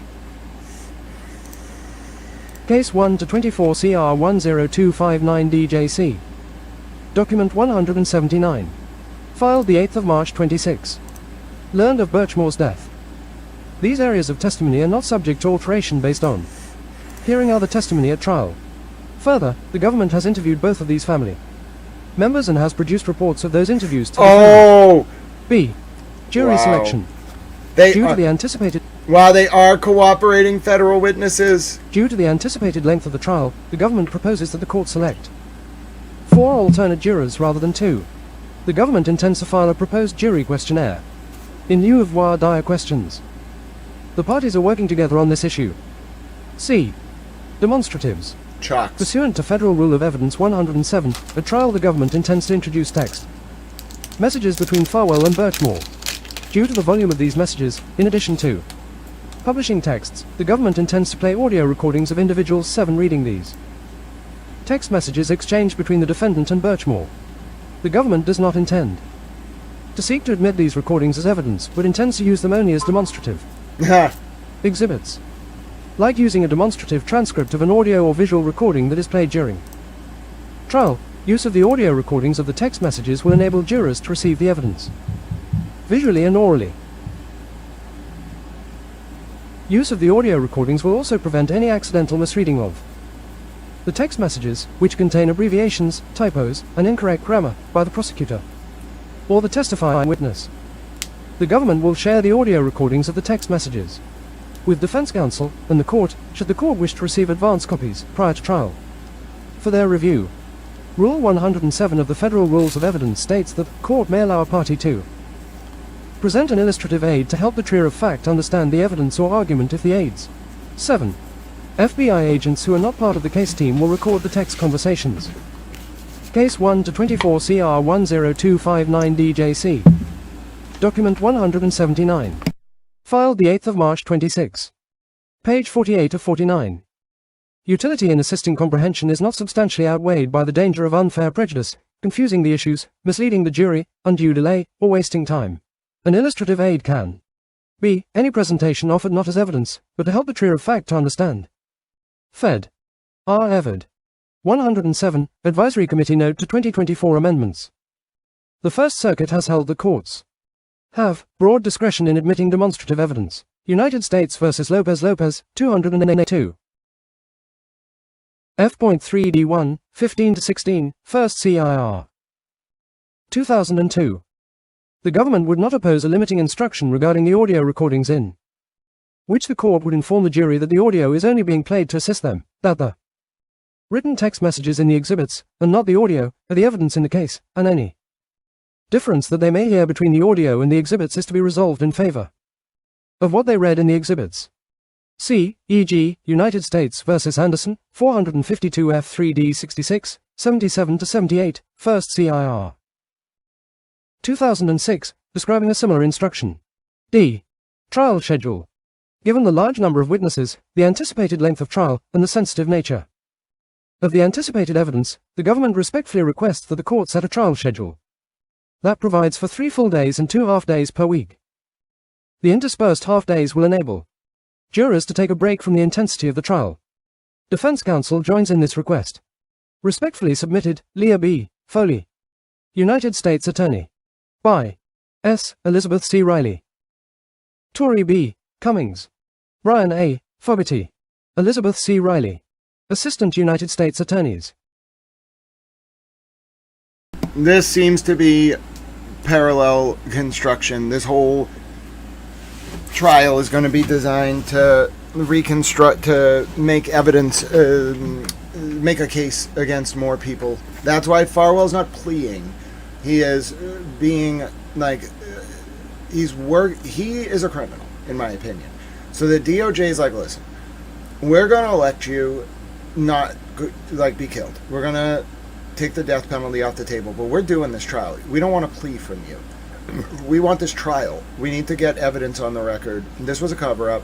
Whoever manipulated you, Farwell, about Sandra being impregnated with your child, whoever told Sandra to lie to you, we want him. Witness 1. We're going to get him. But we're doing the trial. The price of this is you don't get the plea.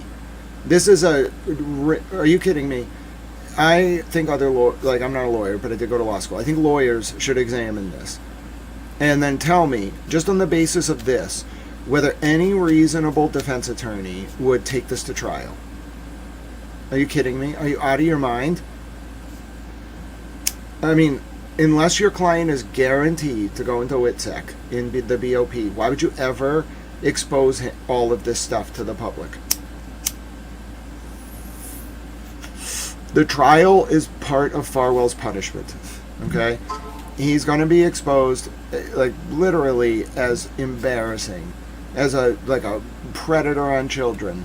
He's going to be, it's all going to be put out there. He can't stop the trial. They won't accept the plea.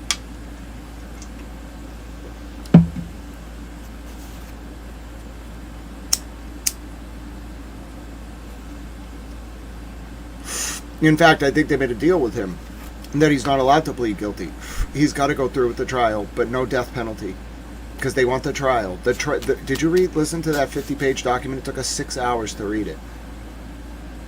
That is the most well-written, intense, detailed prosecutorial document. It honors Sandra's memory and all the victims in ways I can't even explain. It's incredible. It's stunning. Jaw-dropping, in fact. In its scope, in its intermesh relevance to the Karen Reed case, in its deployment of tactical deployment of very specific state witnesses from within MSP and the Office of the Chief Medical Examiner. It's brilliant. It's a sad, sad case, but this filing has done Sandra's, in my opinion, the suffering that Sandra went through, it has done it justice. The trial will do more than that. But now I can see why everyone was so hush-hush, because they got the guy. That was one of the wildest documents I have ever read in my entire life. Simply incredible. I'm stunned. Again. A magnum opus of the legal profession. And people are going to say, yeah, but Grant, indictments happen every day. Cases go to trial every day. Sure, not like this. Not that. Did you feel the passion? How much they care? That is heart and soul on the page. That's not just 50 pages of writing. God knows how many tens of thousands of words. That is from the heart. That isn't somebody broke the law and a prosecutor's mad. That's they care deeply, not just about this case, but about why Farwell was initially exonerated by the state police. They care about it all. They've dedicated their lives to this. They know this. The only person outside of Sandra's family, the only people or person outside of the DOJ and Sandra's family who might know this case this well is me. Right? Because Sandra's family and those in the Justice for Sandra Birchmore movement, they monitor it very closely. But outside of them and the DOJ, I know this case backwards and forwards. And I'm telling you right now, even from my perch where I was critiquing small typos, I couldn't do it better. Nope. The only thing they missed is the guy, or maybe they did it on purpose, the guy outside the window, or the Sandra's door, when Farwell exited the building on February 1st. They know everything about this and more, and they're holding back because they got the father. He's the ringleader. Don't you understand? The father is the ringleader. If you take anything away from this 50-page document, it is that the federal government has got the father of Sandra Birchmore's unborn 8 to 10-week-old baby boy. They know who he is. They confirmed via DNA from Sandra's undergarments that he is the father of that child, not Farwell, Matthew Farwell, or his brother Billy Farwell. Boom. And they got him. They have him. They know who he is. He's a federal witness. Witness number one. So, we got to move on to another document. We'll do a recap. I don't even know if I need to recap that document because I think I was doing it along the way. I may want to recap it to just explain it while it's fresh in my mind. But you could have a song first before we do the recap. Let's see what song I would like to play for you all. What song would I like at this moment? That was quite a document. I think we would need a little mental decompression. Let's see. How about, for those of you who love the country of Ireland, the Galway Girl.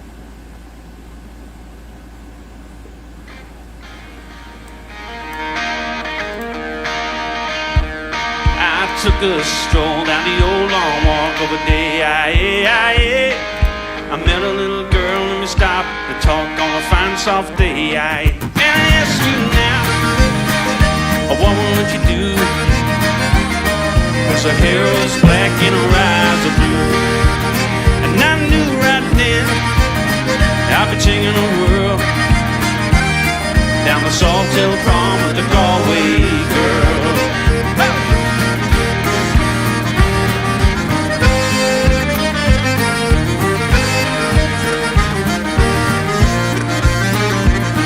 We were halfway down when the rain came down of a day. She asked me up to a flat downtown on a fine soft day. And I asked you now, what would you do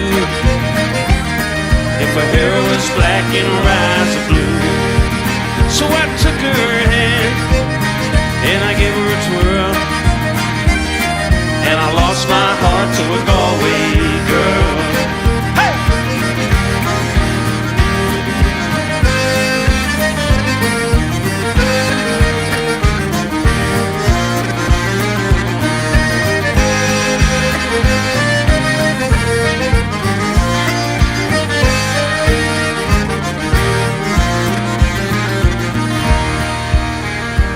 We're going to need your help with this bit. I'm pretty sure you know what to do already.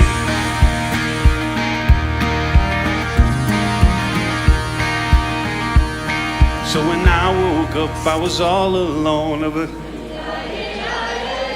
with a broken heart and a ticket home. And I ask you now, what would you do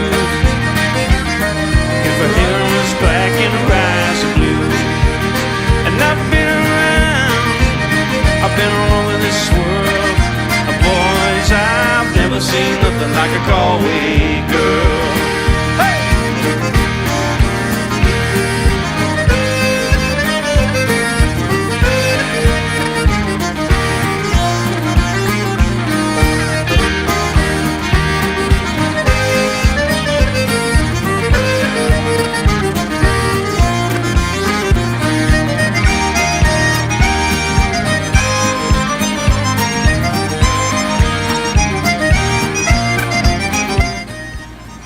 If anyone knows where this song is going, I'll gift you all 5 memberships. None of you are going to guess this transition. It's one song. I'm not switching songs.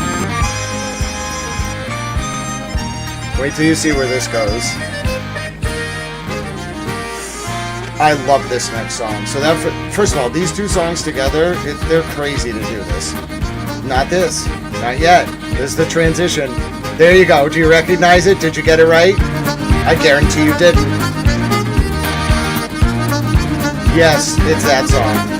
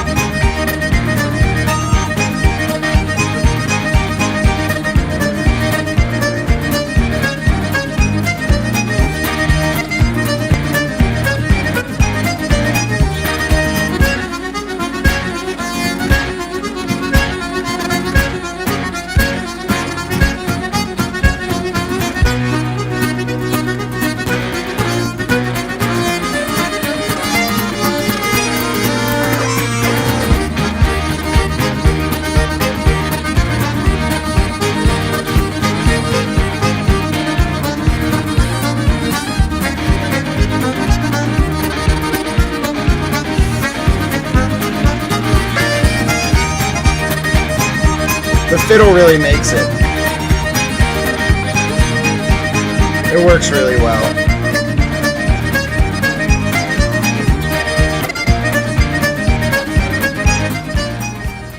Yes, it is. It is a cover of Music for a Found Harmonium by Penguin Cafe Orchestra. You nailed it, Or. Now, my challenge was to see whether you all could get it, before that happened. But, still counts. We'll see. I can't gift any memberships. It's annoying to have to do it like midstream, but I'm thinking about it, all right? I'm thinking about a way to do it. Yeah, you need music breaks when looking at this material. It's very intense. Now I want to cut an overview of this, just like a quick clip so people can understand, because they're not going to read 49 pages. I know you all listened, because people who are astute court watchers will know you're never going to see this trial. The best you're going to get is reporters telling you what happened. This is the only time you're going to hear the U.S. speak. When I say the U.S., I mean the federal government. This is the only time. Yes, a folk classical mix. I like it so much. This is the only time you're going to ever hear the U.S. speak. They only speak through indictments and pretrial motions. They don't talk. Maybe after the case, but not during the case. So I should cut. Nobody's going to read it. I know you all listen. God bless all of you. Thank you for being so wonderful. Hello, Colombo. Good to see you.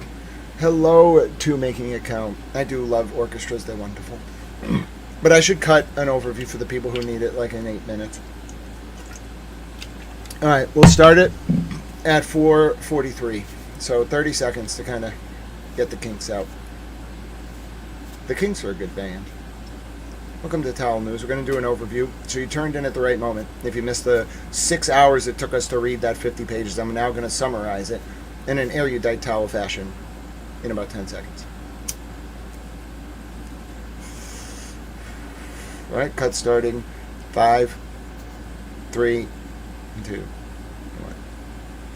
Good afternoon. My name is Grant Smith Ellis with Towel News, youtube.com/@GrantSmithEllis. If you missed the news today, ladies and gentlemen, overnight, the United States Federal Department of Justice released a intense series of documents and motions in limine in the lead up to the October 5th or 6th, 2026 trial in the matter of former disgraced Stoughton cop Matthew Farwell regarding the tragic February 1st, 2021 death of Sandra Birchmore and her 8 to 10 week old unborn baby boy. In the United States trial brief, which on Towel News we just spent the past 6 hours reading, it is 49 pages. It is one of the greatest legal documents I have ever seen, in a way that does honor not just to the victim, Sandra Birchmore and her unborn baby in this case, but to victims everywhere, quite frankly, and furthermore exposed a number of interconnected woven details that, like a Joycean epic unfolding on the screen in real time, better than reading Great Expectations a second time and knowing Magwitch was the benefactor. This document, when one is attuned to the role of former state police officer and now civilian Norfolk DA employee Nicholas Guarino, when one is attuned to the role of Jessica Hyde with Hexordia, the forensic digital analyst involved in the Karen Reed and John O'Keefe case, just like former Trooper Guarino, if one is knowledgeable about Bodie Laboratories and their role in the Karen Reed and John O'Keefe case, if one is knowledgeable about the unknown man who for months has been the subject of public speculation because Sandra Birchmore's unborn baby, despite what she was telling Matthew Farwell, was not Farwell's child. This document, ladies and gentlemen, contains evidence that the federal government, a direct statement in fact, not only has DNA evidence confirming that DNA material found on Sandra Birchmore's undergarments at the time she was killed was the same man who was the father of Sandra Birchmore's unborn child. And that man, furthermore, is no longer unknown to the Department of Justice. He is unknown to the public, but he now has a pseudonym. Witness 1. Yes, ladies and gentlemen, if you take a look in this document, it's going to be close to page 24 to page 29 specifically in the section regarding one of the federal witnesses. Her name is Dr. Capo Martinez. Within that section, you are going to find a number of pieces of information, but furthermore, this isn't actually the DNA section. You're going to find a section related to DNA evidence at the very end, okay, where it transitions then to talk about, oh, this is actually in the crime lab section, where it talks about, it's right before the doctor actually. See, right before that. Is sections 3 and 4 of this document, pages not 24, 22, 23, etc. You're going to find that the DNA evidence on Sandra Birchmore's clothing, some of it matched Matthew Farwell, but another sample matches a man identified only as Witness 1. And if you continue down to page 23 of this document, what are you going to see, ladies and gentlemen? You are going to see that Miss Duvall, one of the federal witnesses, will testify that the testing of that other unknown sample collected by consent from a male witness in this case is 790 quadrillion times more likely than the mixture generated from the DNA fraction found on the interior of Birchmore's undergarments to include Witness 1 DNA than not. And that DNA is 5.4 nonillion times more likely than the mixture generated from the DNA fraction found on the exterior right side of Birchmore's undergarments, including on Witness 1's DNA, than not. Witness 1 is excluded from being included, found on the mixture on the ligature marks from which Birchmore hung. So do you understand what that's saying? Okay.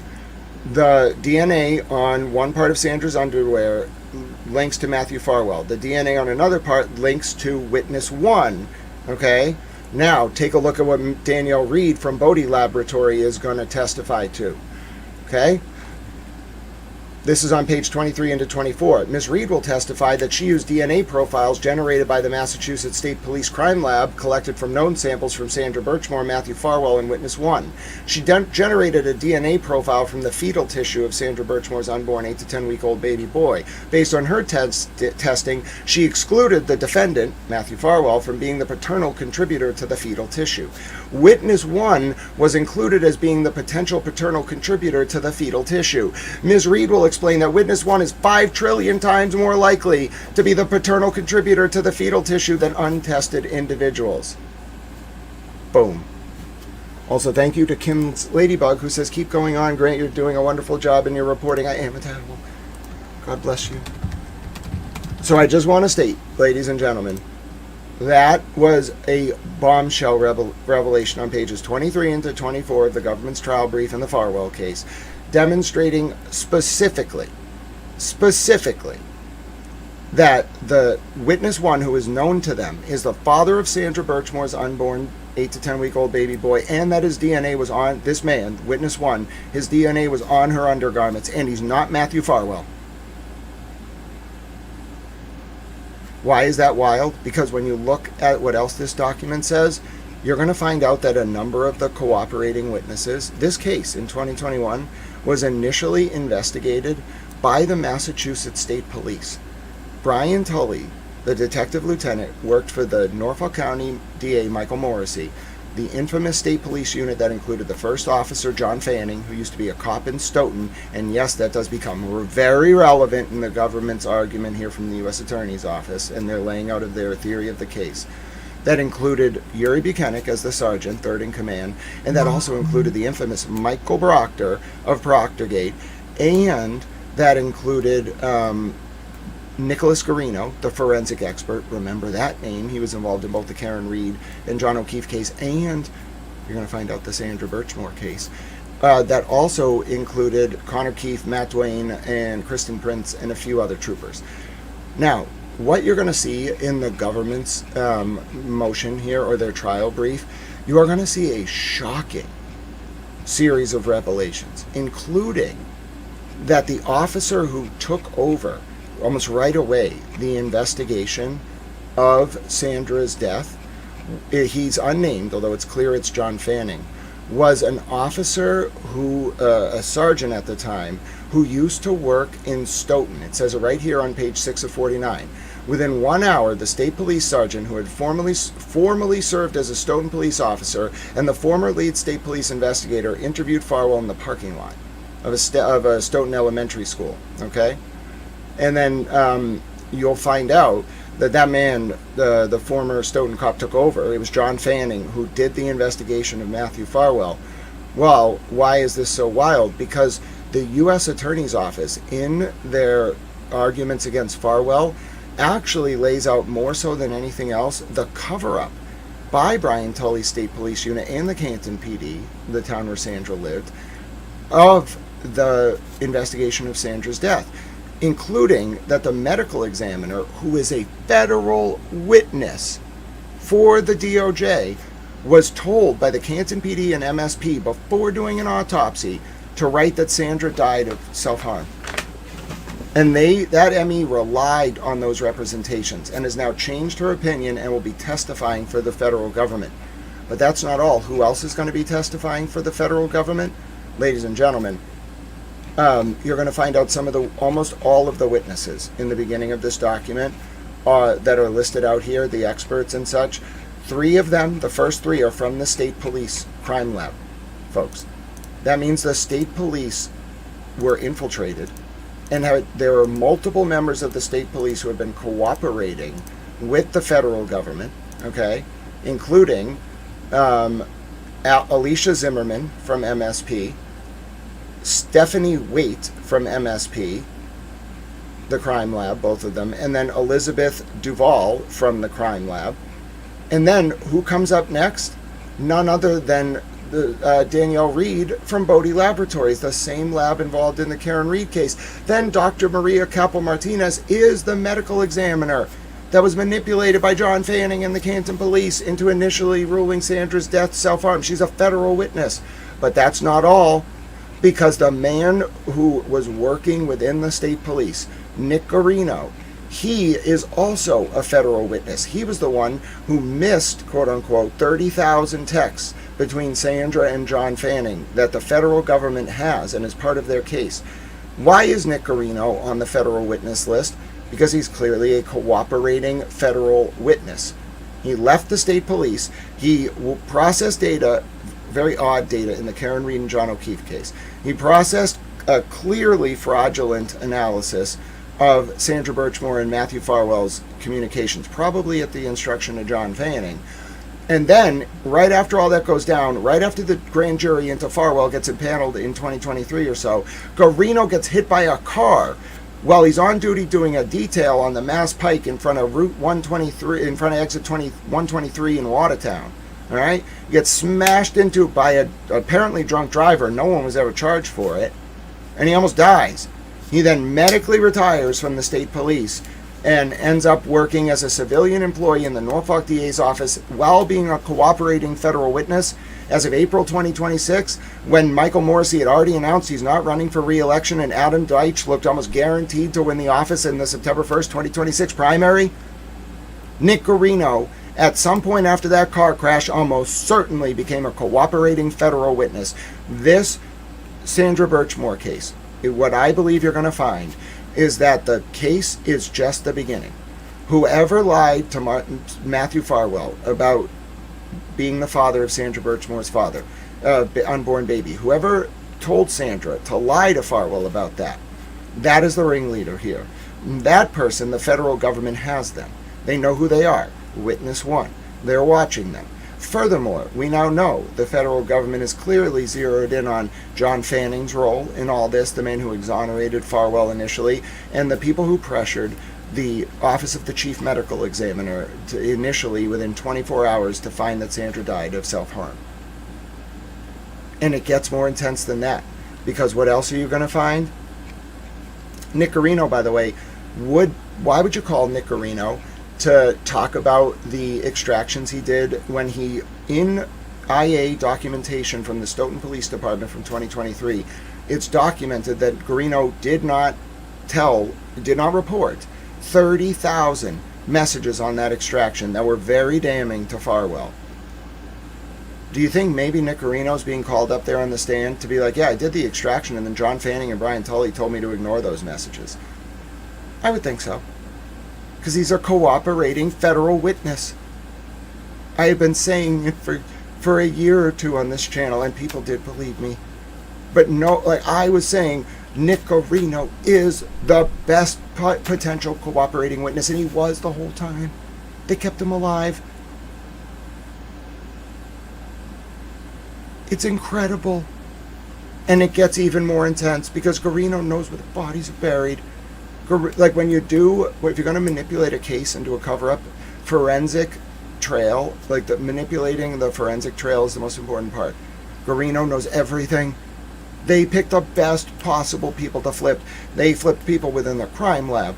They flipped people within the OCME, the medical examiner. They flipped Guarino. And wait till you see the best one. If you watched yesterday's stream, you know that another one of the federal witnesses is none other, not only Linda Kenny Baden's husband, Dr. Michael Baden, but none other than Jessica Hyde from Hexordia, the witness who so vociferously put herself into the spotlight in the context of Jen McCabe's controversial 227 verse 6:23 a.m. How Long to Die in Cold Google search.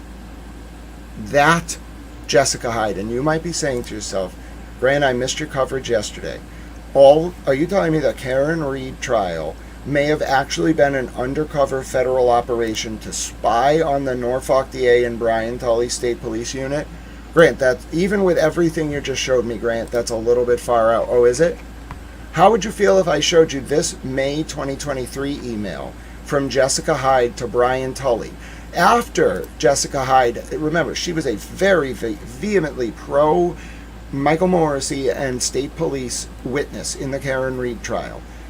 Jessica Hyde, on May 23rd, 2023, emails the day before a major motion hearing in the Karen Reed case in Norfolk Superior Court, and right as the federal grand jury is really heating up into all the witnesses in the Reed case. Jessica Hyde, a forensic expert, emails Brian Tully, not Adam Lally, not anyone else in the DA's office. She emails Brian Tully directly and says, Brian, the defense attorney, Alan Jackson, she's referring to, called me telling me he read my report and he's asking to speak. I said I couldn't, and then I was heading into a meeting. He said he would have his associate email the schedule. I was surprised they would call. They didn't email. She sent that at 10 p.m. at night, Eastern Time. Tully replies at 5:54 a.m. They're an aggressive bunch. Thank you for the heads up. And then there's another series of messages where Tully forwards that initial email to Proctor, and Proctor's like, oh, they're shady. And then they both forward it to Lally, or Proctor forwards it to Lally, who gives Tully and Proctor a response that's redacted. And then before Tully can follow up, or anything can happen with Hyde, Hyde emails again at 11 a.m. on May 25th and is like, listen, this may have actually started. Yes, Hyde emails again the next day, May 25th, and is like, listen, I just got another voicemail from Alan Jackson, and it says that they want to talk, to summarize it. This is the weird part. This is what I think is a bump. Hyde says, this is highly unusual. Should I respond that any case discussion should be arranged with the Norfolk DA's office? That would require me calling him to say such, as there was no email provided, talking about Alan Jackson. Or should I not respond? If Alan Jackson has questions, a deposition is the appropriate venue. Folks, that's wrong. She was bumping Tully, who, by the way, it's reported was having the direct contact, ex parte, with Karen Reed trial witnesses and trying to hide it at this time.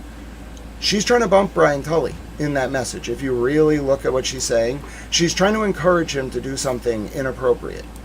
Okay? Like, an informant would do. Tully, smartly, realizes that, and I don't think Adam Lally knew it was a bump. I think Lally just thought the witness was not familiar with the rules in this state, which you would assume, if you weren't really thinking. Tully gets back to her and is like, listen, thank you for the heads up. I spoke with the ADA on the case, Lally. He offers the same advice as he does with all his witnesses. You're free to talk to anyone you want and remind you that you're not obligated to speak to them. Jessica Hyde, from 2023 onward, I believe, was stinging these people. She was getting close to them, learning about how their forensics work, learning how they do their thing. And within that context, you can see, that was the Pacer docket for the Farwell case, by the way. Within that context, you can see that Jessica Hyde now has completely switched and is openly talking about digital data that is very damaging to Matthew Farwell, but more than Matthew Farwell, to the state police, that she was ostensibly so eager to help in the Karen Reed case. So eager to help. And that, ladies and gentlemen, is why this document on so many levels is absolutely wild. This, I truly believe, if you know this case, you know that the death penalty was taken off the table in the fall of 2025.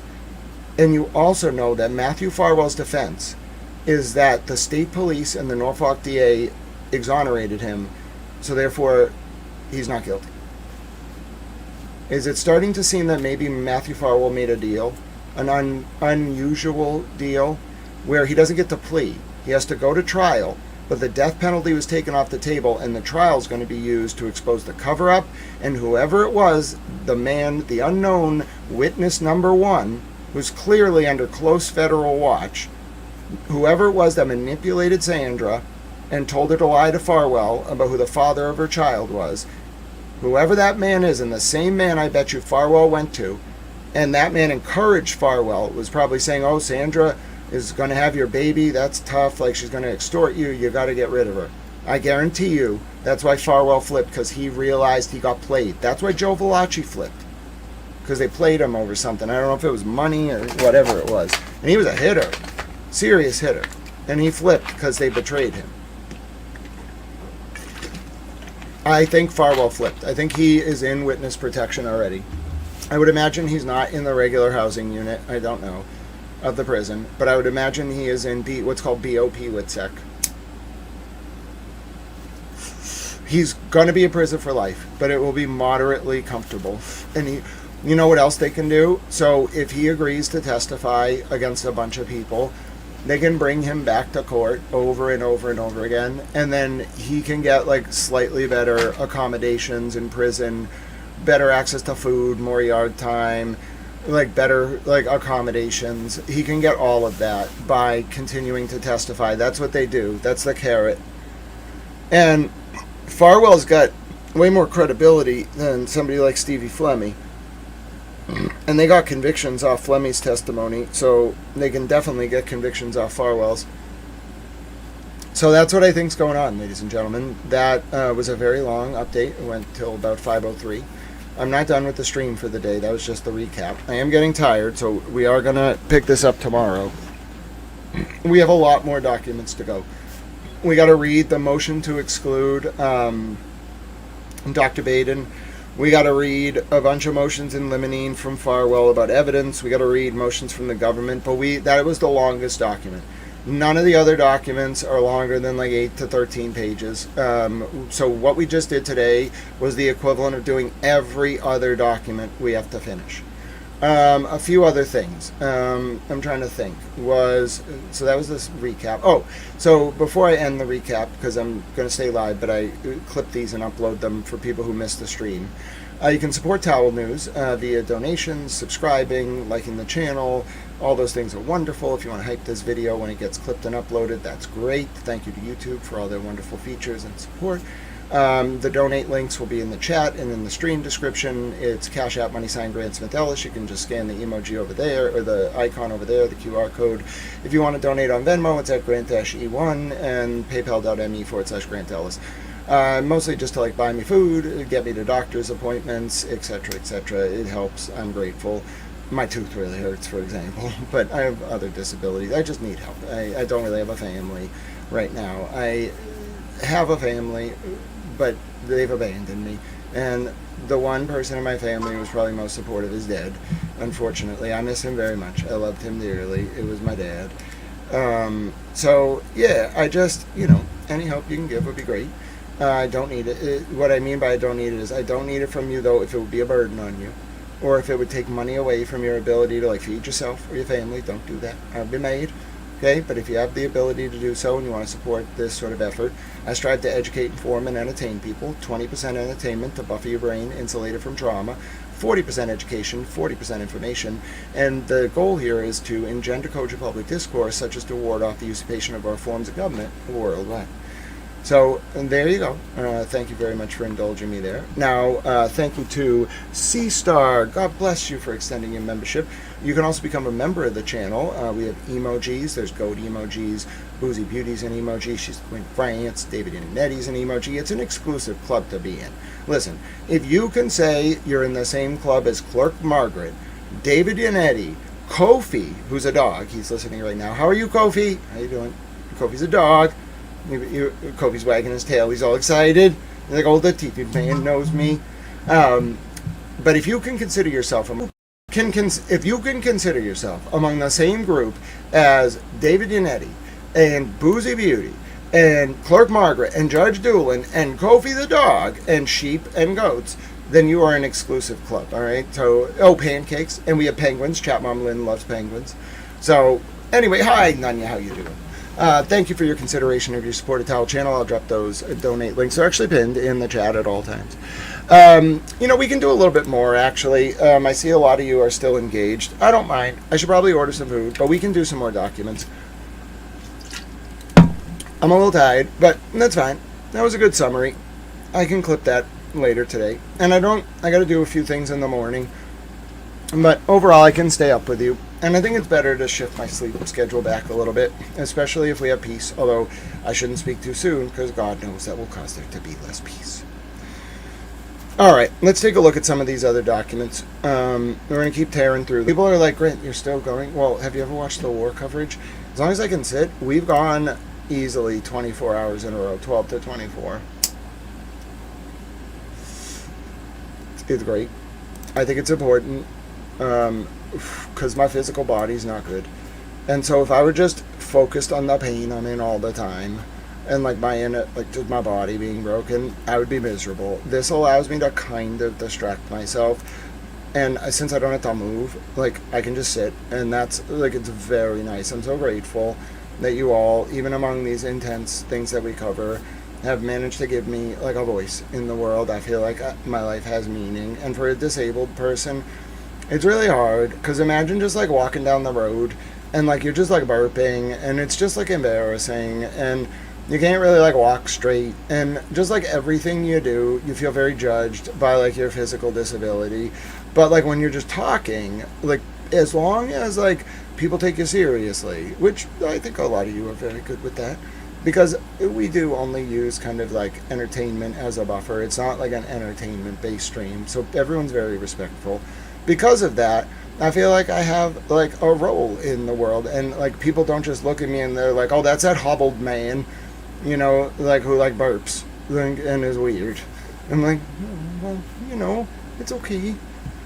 Oh, God bless you too, making it count. Feel better soon, Grant. So yeah, I had to put off the last part of my dental procedure. I've talked about it today. It just scheduling stuff, just how everything played out. I just couldn't go to the last part of it, however it worked out.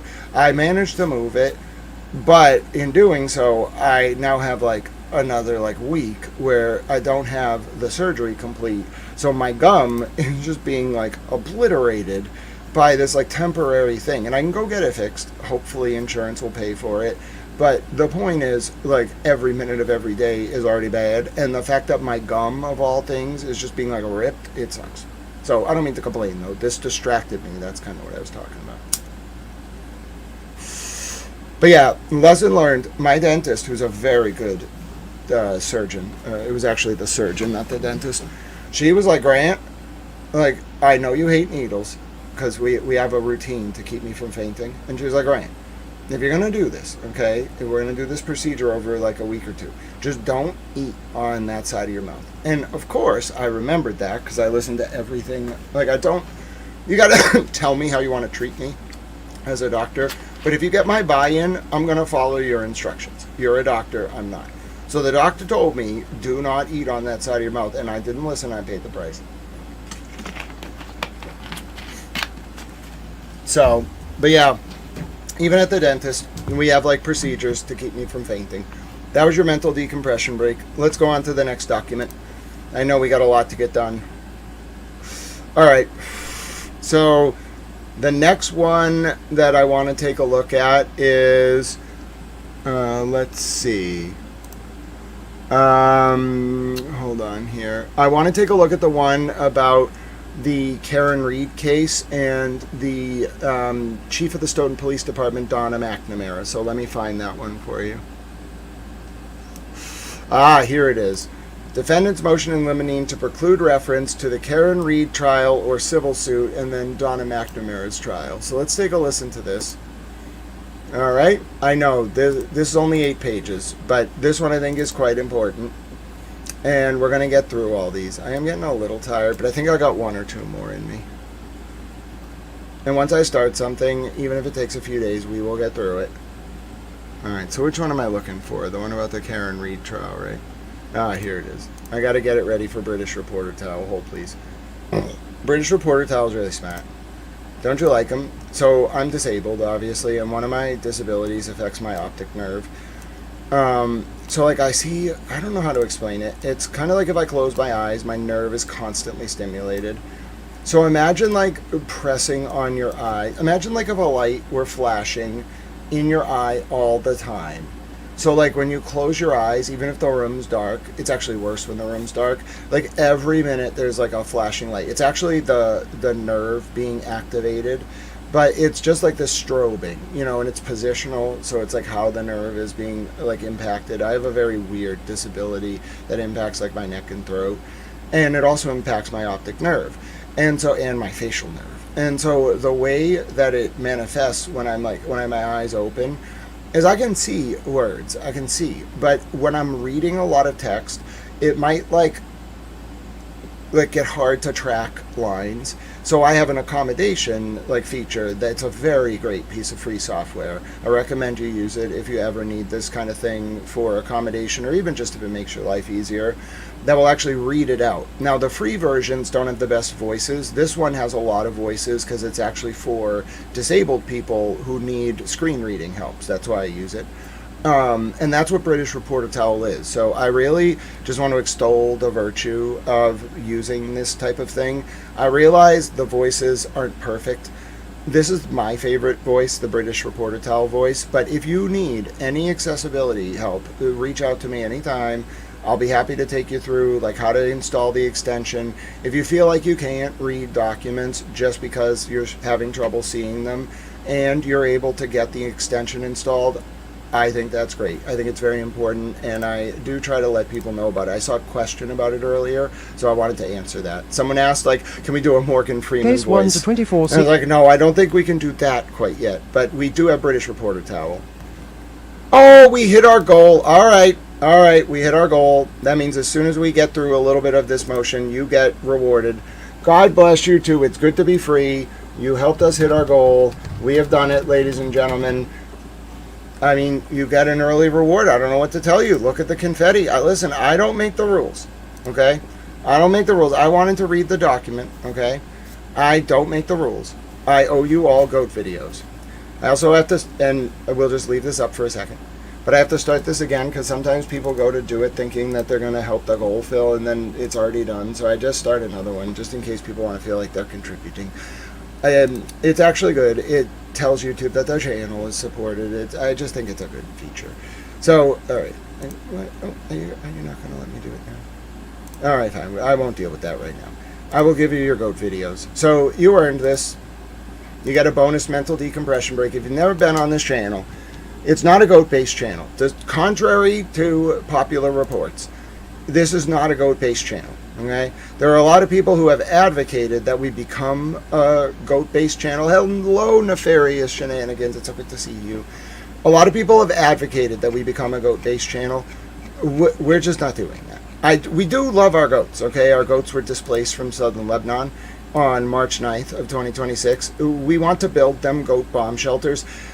It's a long story. It involves like Khorram Sharhars, intercontinental ballistic missiles, like all this stuff you don't want to ask too many questions about. 1 million plus people displaced from southern Lebanon, 53 Shia Muslim communities, 3 Catholic Maronite communities. They're Christian. These people were tormented, and their goats were driven through the streets of Beirut to escape the bombing. All right, so you all earned this. Thank you very much for your support of Towel Channel. Take a look. Take a look. Look at the goats. Look at them. Look at them. Everybody loves the goats. You earned this, ladies and gentlemen. Look at those glorious goats. They're fleeing the bombs, but they are still marching forward. Look at their resilience. Look at the baby goat.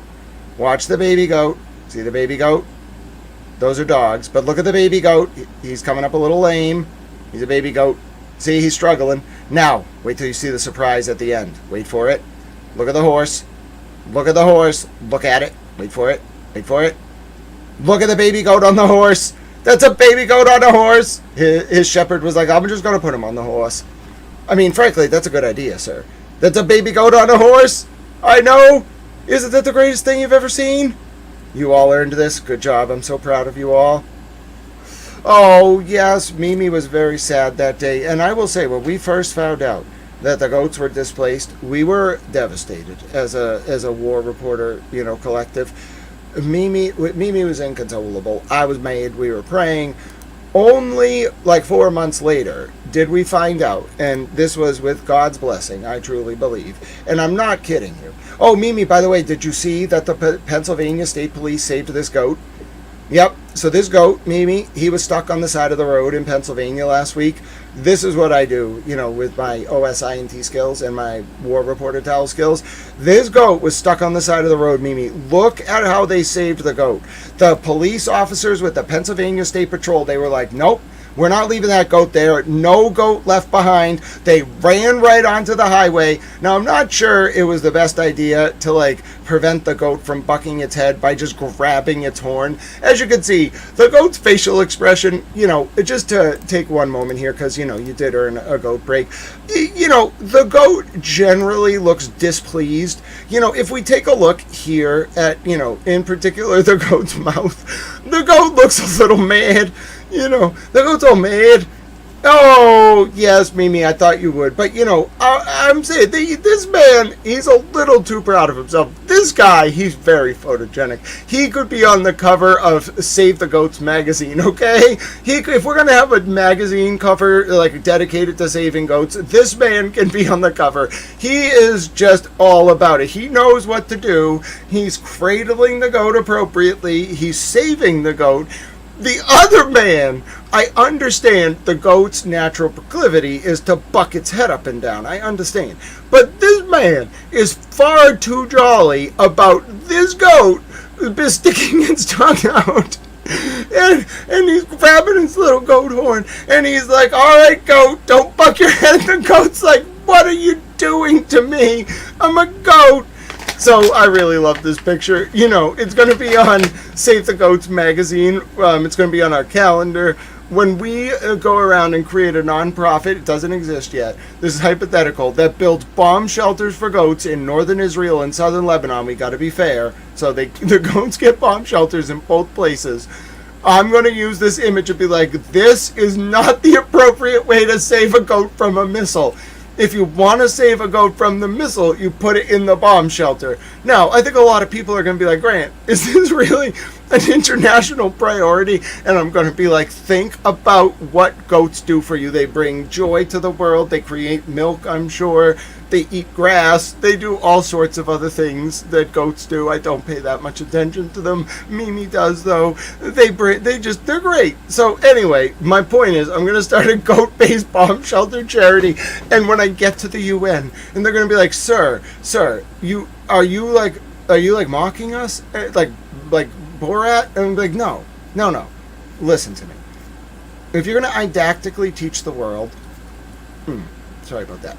Didactically teach the world about the problems in like the humanitarian crisis in southern Lebanon, you can't say 1 million people were displaced. That's a number. Do you know what you can say? Look at those goats. And when the people are like, oh my God, I love the goats, you just slip in, oh, and by the way, there's 1 million people that were displaced from southern Lebanon, and I want to build the goats bomb shelters. And then people are like, wait, what?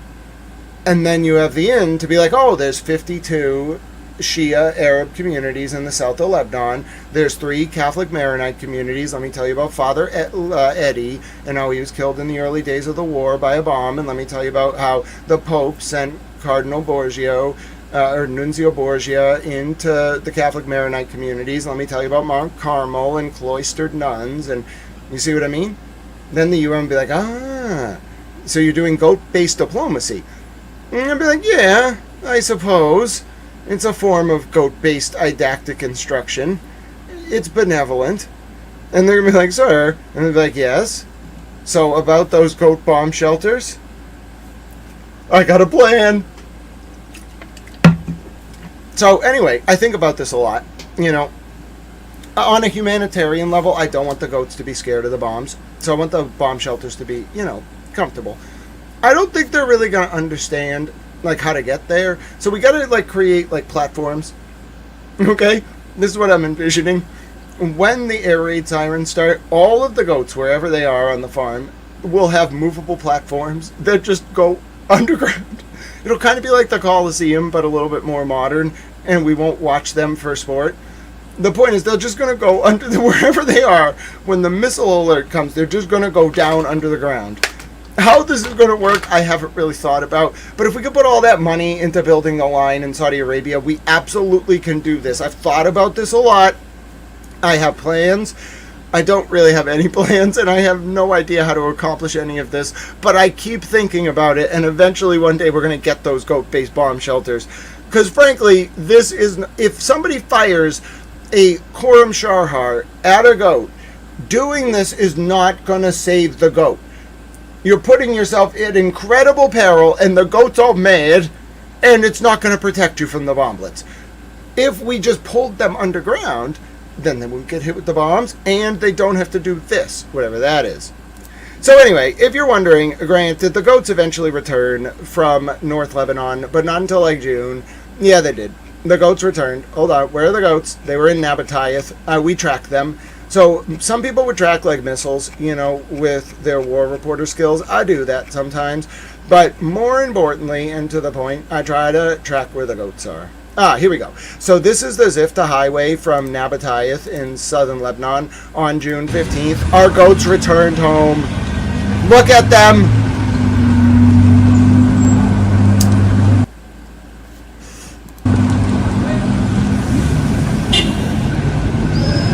Oh, God bless you, Patty P. Now, this is your mental decompression break. You all earned this, so God bless you for your indulgence. But yeah, if you're thinking to yourself, Grant, I didn't watch your channel during the war. Are you telling me that you were using the fact that you understand some Arabic and Farsi to get videos from on the ground in Lebanon of not only the bombs falling, but like of goats? Like, were you tracking herds of goats?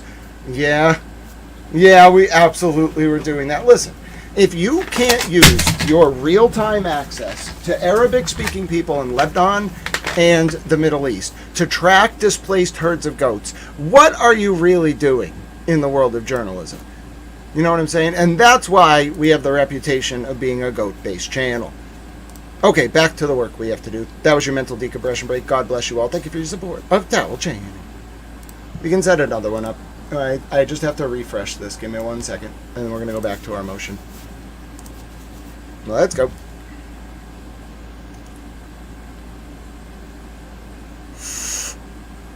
I think you do need, like, even during war we would do more mental decompression breaks, but the more I think about this material is very heavy. As a reporter, I'm very desensitized to this on purpose. Not because I don't have, like, very serious emotional reactions, but because I've been taught by my coverage of the war and different things.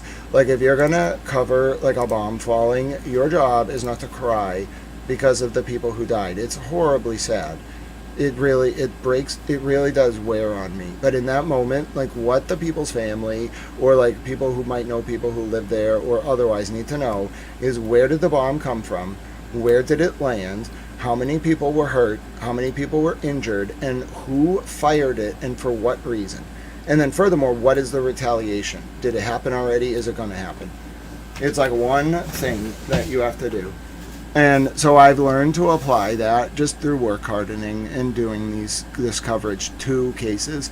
But that's why I have to have this check. That's why we do the goals. That's why I have to have the reminder to do the breaks, because it may be how I do this work, but it's not healthy for anyone without breaks, even me, because you'll become desensitized. And you won't become what you're criticizing or trying to ward off, but you'll become so numb to the reality of evil that you'll stop remembering why people dedicate like 3 years to one instance of like very bad behavior, even if it involves like a large group. You'll forget the personal impact. Like, evil is not statistical. Evil is personal. And that's why I think it's important to do those breaks, so that we never lose the like human component of this coverage, of this work, whatever you want to, this vocation, whatever you want to call it. With that said, British Reporter Towel, take it away. United States District Court, District of Massachusetts, United States of America versus Matthew Farwell. Closing parenthesis, closing parenthesis, closing parenthesis, closing parenthesis, closing parenthesis, dot. Docket No. 124 CR 10259 DJC. Defendant's motion in LIMINE to preclude reference to the Karen Reed trial OR civil suit and to former Chief Donna McNamara's civil claim against the Stoughton Police Department. The defendant, by and through undersigned counsel, respectfully moves this court, in limine, for an order prohibiting the government, its witnesses, and counsel from offering evidence of, referring to, or drawing any comparison with, 1. The criminal prosecution of Karen Reed arising from the death of John O'Keefe, Commonwealth versus Karen Reed, Norfolk Superior Court, docket No. 2282 CR 0117, 2. The subsequent civil suit of Karen Reed versus Massachusetts State Police and Town of Canton, Bristol Superior Court, Civil Action Number 2673 CV 489, or 3. The civil claim filed by former Stoughton Police Chief Donna McNamara against the Town of Stoughton and the Stoughton Police Department, Donna M. McNamara versus Town of Stoughton and Thomas Carter, Civil Action It's No. not Carter, it's 2682 Coulter. CV 00852. Wait, they spelled this right. It's None of Coulter. these matters from a general perspective have relevance. Wait, I thought it's Thomas Coulter. Hello, Johnny Lunchbucket. Welcome to the channel. What a wonderful username. God bless you. I thought it's Thomas Coulter. Not Thomas Carter, Thomas Coulter.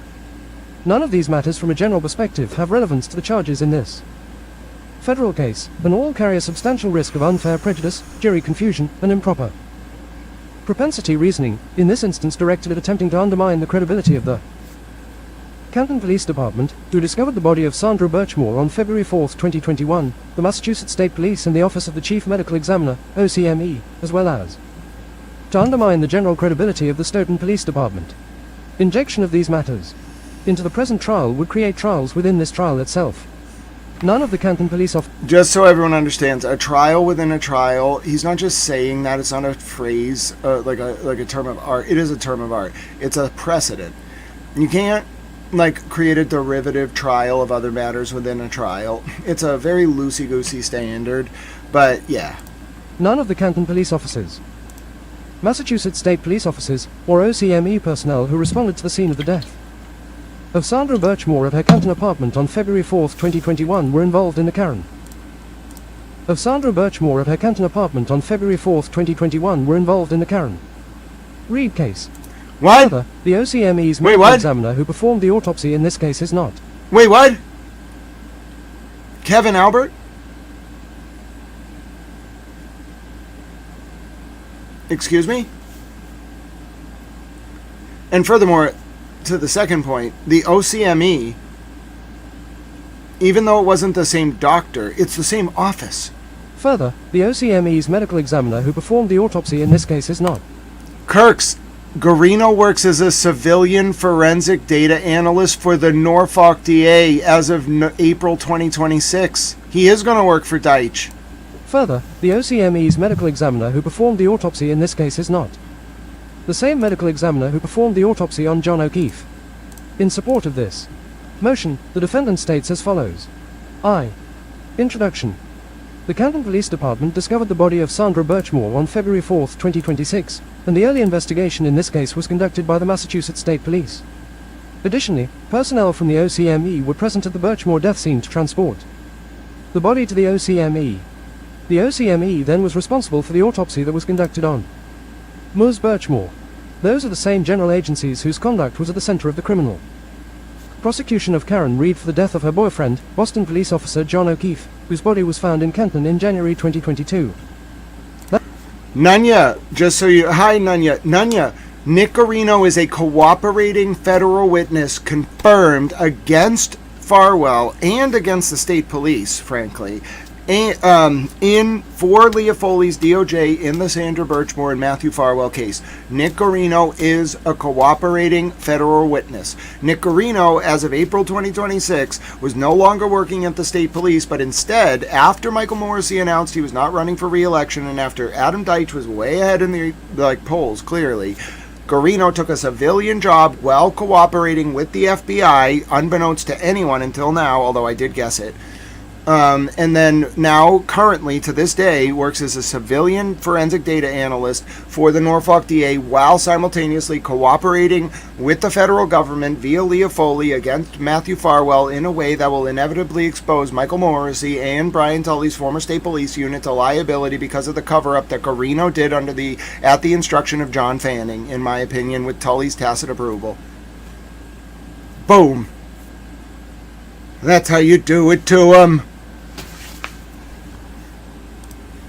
That case, tried twice over roughly 2 years, and the subject of extensive local and national media coverage, centered on a defense theory that the Canton Police Department and a Massachusetts State Police trooper conducted a biased and compromised investigation. Ms. Reed was acquitted of the most serious charges in June 2025 and has since sued the Canton Police Department and the Massachusetts State Police alleging a corrupt and biased investigation. Separately, former Stoughton Police Chief Donna McNamara has filed an employment-related civil claim against the town of Stoughton, which has received substantial publicity in recent dates. The defendant anticipates that the government may possibly seek to invoke one or all of the above matters, whether through witness testimony or argument, for the purpose of suggesting that the Canton Police Department and Massachusetts State Police are untrustworthy. In light of the public controversy surrounding Reed, any such reference asks the jury to evaluate the investigation in this case based on its impression of an entirely different, unrelated investigation. Oh my word, there's bombshells in every document. Oh my god. Leah Foley was playing him. Oh my god. Leah Foley's gonna back Karen Reed! Oh! Oh! I can't believe this! How was this just hiding in here? Oh, this is incredible! What?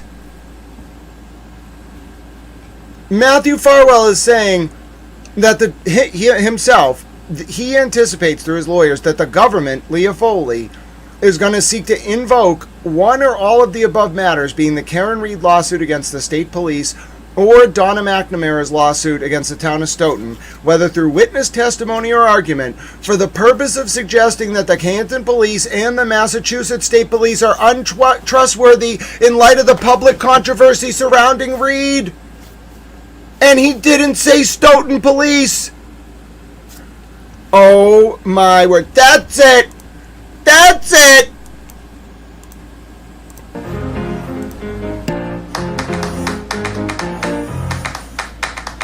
Live fast, young and hungry. Brand new whip, getaway ride. Run.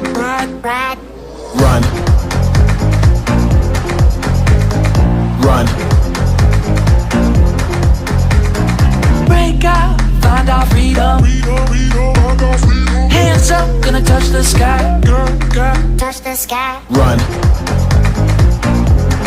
The theme song. Run. We're living the good life, living it up like Bonnie and Clyde. We'll take the money and run. Never see us coming, you ain't never gonna see us coming. Run.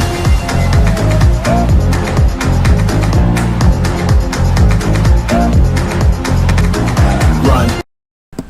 Great. Let's write it up. You want to see me write it up? Oh, this is wild. Oh my God. People are going to lose their minds over this one. Listen. There you go. Oh God. Oh my God. So much got released yesterday. I've never seen anything like it. It's an apocalypse. They're going to call this the Leah Foley apocalypse. U.S. Attorney Leah Foley. Listen, some people make their mark. U.S. Attorney Leah Foley's try to, I don't know what, I don't know, just, I don't know how to put it. Let's put it this way. Leave her name on the history books in a good way. Because I think President Trump is fully behind this. I think, I don't know President Trump now. My parent, my mom, my grandpa, he was very nice to my grandpa. Long story, Mar-a-Lago, 2008, 2009. It's a long story. The point is the same. I don't know Mr. President Trump now. If I did, I probably wouldn't tell you. I'll be honest about that. Some sources, if I had the president as a source, I wouldn't tell you. Okay, I'm a reporter. I wouldn't tell you. But the point is, I don't speak to President Trump. But I get the sense President Trump is very proud of U.S. Attorney Leah Foley. He's very tired from the war. You can see it. War is hard. That's not saying anything anyone doesn't know. A war is hard on the president. And he's tired.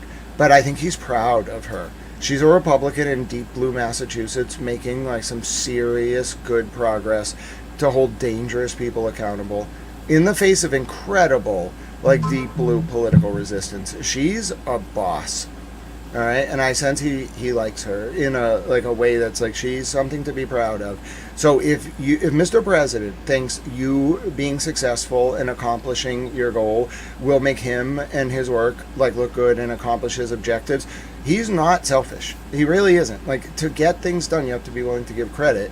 He's going to be look at how great this is. Look at, she did excellent work. I'm very proud of them up in Boston. He'll probably be they're basically commies up there, and without U.S. Attorney Leah Foley, they'd all be running amok, the damn commies. But that's just part of the, kayfabe of it all. You got to understand, I kayfabe a little bit too about the commies. I don't like Darkness at Noon. I like the book. I don't like what it represents. But yeah, you should know, I'm not literally saying that all Democrats are communists. That doesn't even make sense. Some of them are, absolutely, openly communist, but I'm not saying they're all communists. I'm kayfabing it a little bit to kind of deride them for enabling communism in their party. And, humor exists between what someone is thinking and what they say. A lot of what I'm doing is tongue-in-cheek humor. When I'm doing that like 20% entertainment. I'm telling you, I'm doing it. I'm not trying to be serious. I'm not literally saying all Democrats are communists. It's meant to be like a way for your brain to think critically about what am I saying versus what am I like thinking. Do I really think all Democrats are communists? Does that sound like something I would say? No.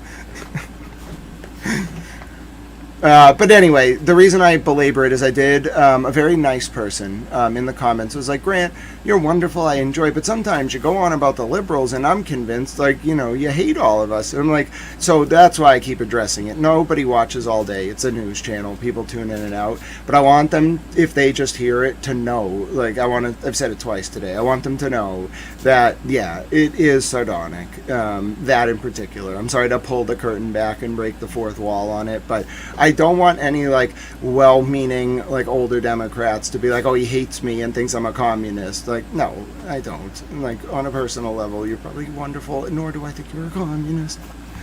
All right, what are we gonna get back to? Hold on, I gotta write up the story. That's right, I have to write up this post. All right, I'll show you how I normally write up a post. You can watch me do it, and then I will like I normally would listen to music, so I'll put a song on as I'm typing, and you can just watch me furiously write a post. I was writing a post the other day in the Turtle Boy case, like I was live blogging it, and the people in the gallery at the end were like, you just like beat on the computer, you just beat up on the keyboard.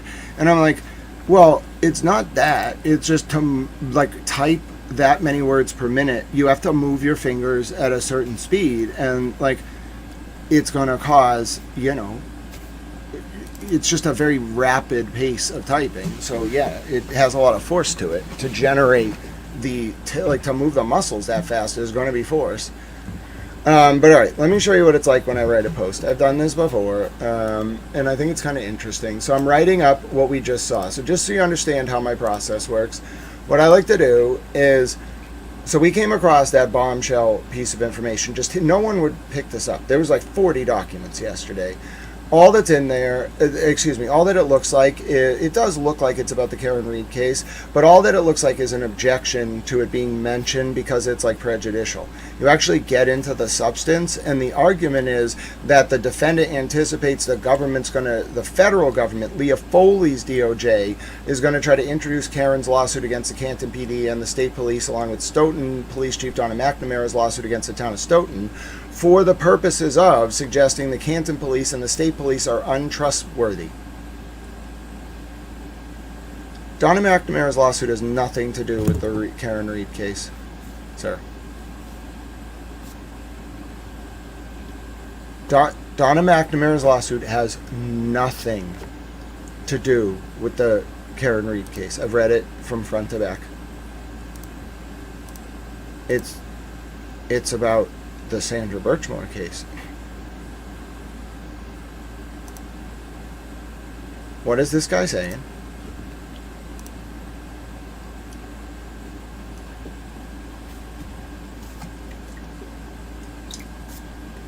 And he can't argue that, you know, he was just adding on the McNamara lawsuit. He clearly rewrote the motion around the McNamara lawsuit.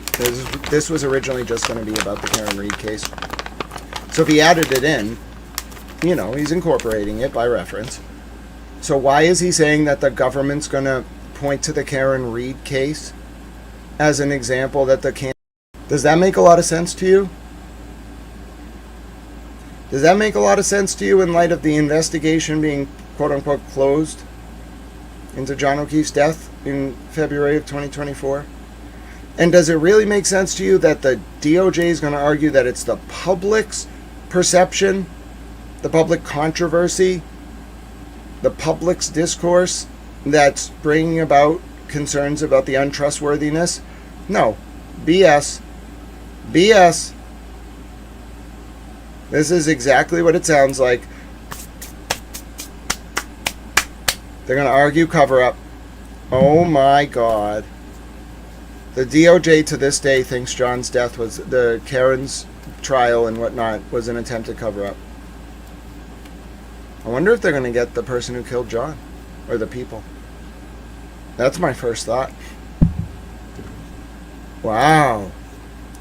Also, someone sent a very nice super chat.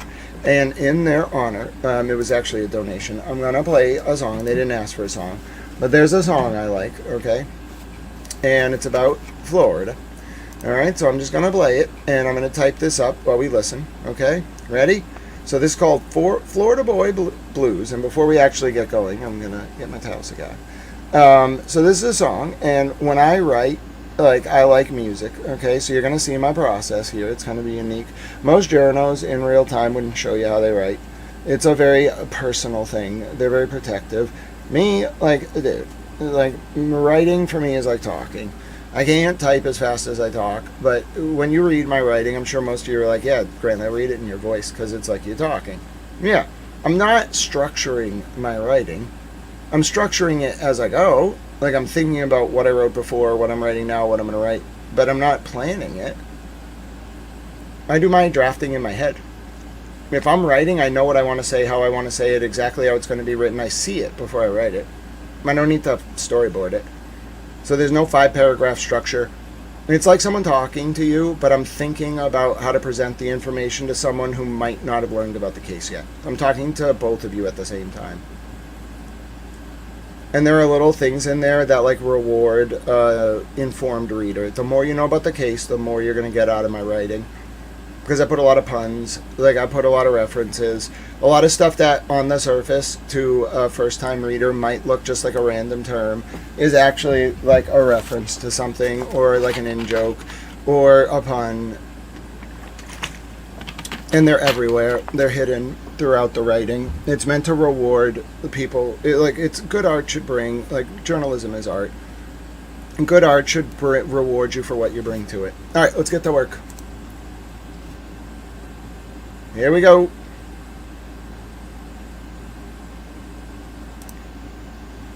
Hi, Swiss Miss. So good to see you. We're about to write a post. I'm going to listen to some music while I do it. All right. Let's think about being on a boat.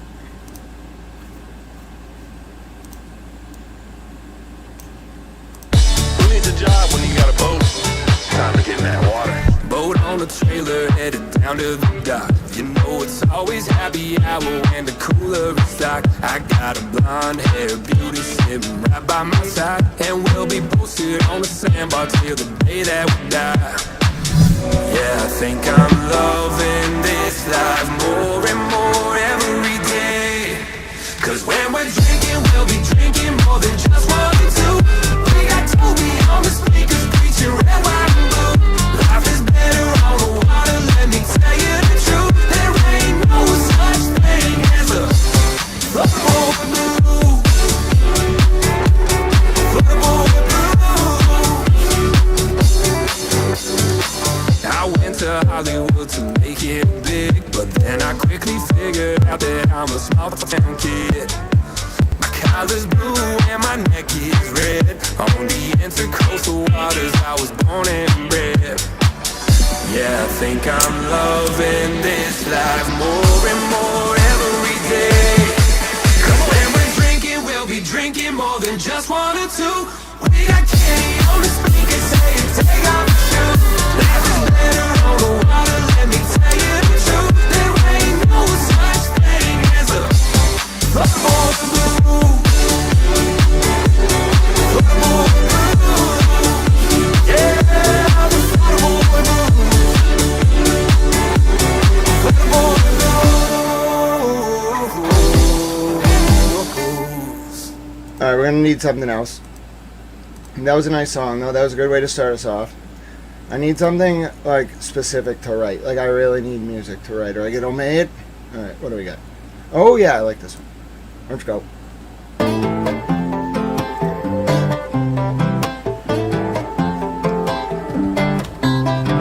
Wild girl, know where the wild ones are. She knows that I don't live far. 2 step from her favorite dive. Backstroking in a bourbon, need speed dial when the liquor speaks. She know what it is she like. Real love, she don't want none. Bad girl, wanna have fun. Tennessee, sipping Kentucky. She only love me when it's my side of midnight. She only calling when the liquor hitting just right. She only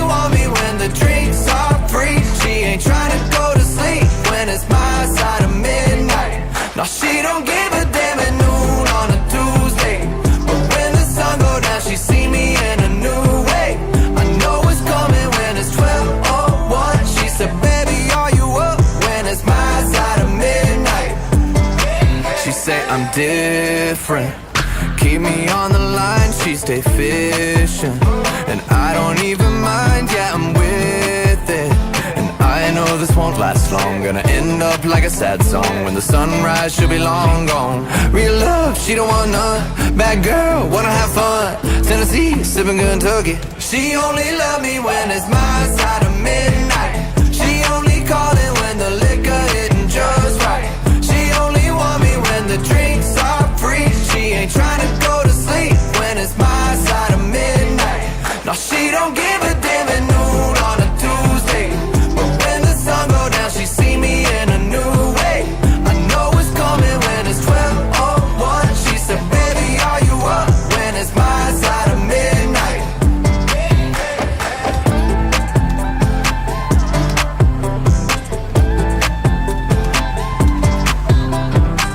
Real love, she don't want none. Bad girl, wanna have fun. Tennessee, sipping Kentucky. She only love me when it's my side of midnight. She only callin' when the liquor hitting just right. She only want me when the drinks are free. She ain't trying to go to sleep when it's my side of midnight. No, she don't give a damn at noon on a Tuesday. But when the sun go down, she see me in a new way. I know it's coming when it's 12:01. She said, baby, are you up when it's my side of midnight? That was a good song. What's next?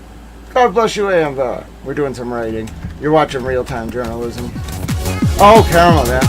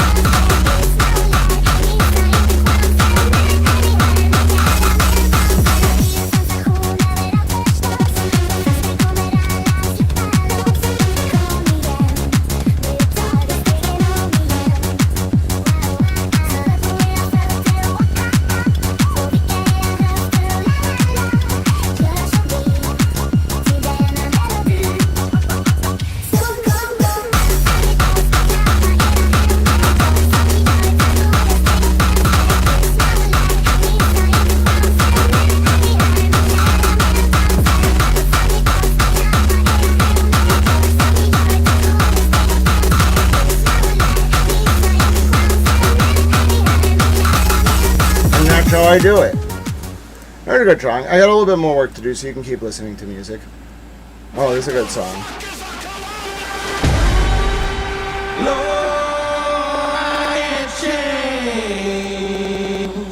Won't you fly free bird, yeah. No free bird.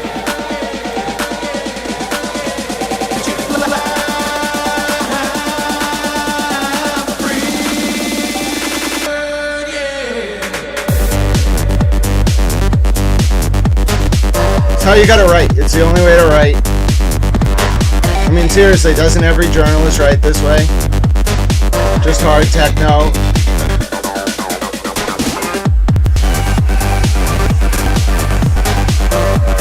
I gotta get the link to the document.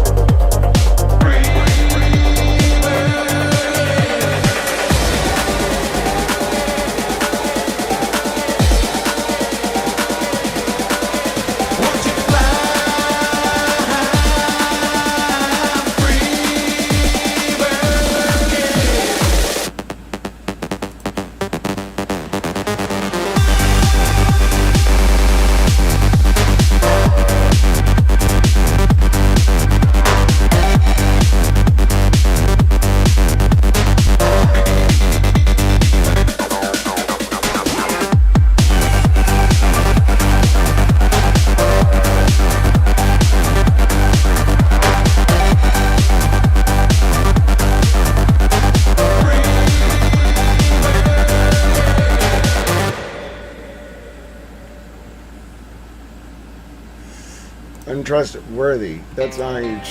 Oh, this is a good song. There we go. Alright, that's good.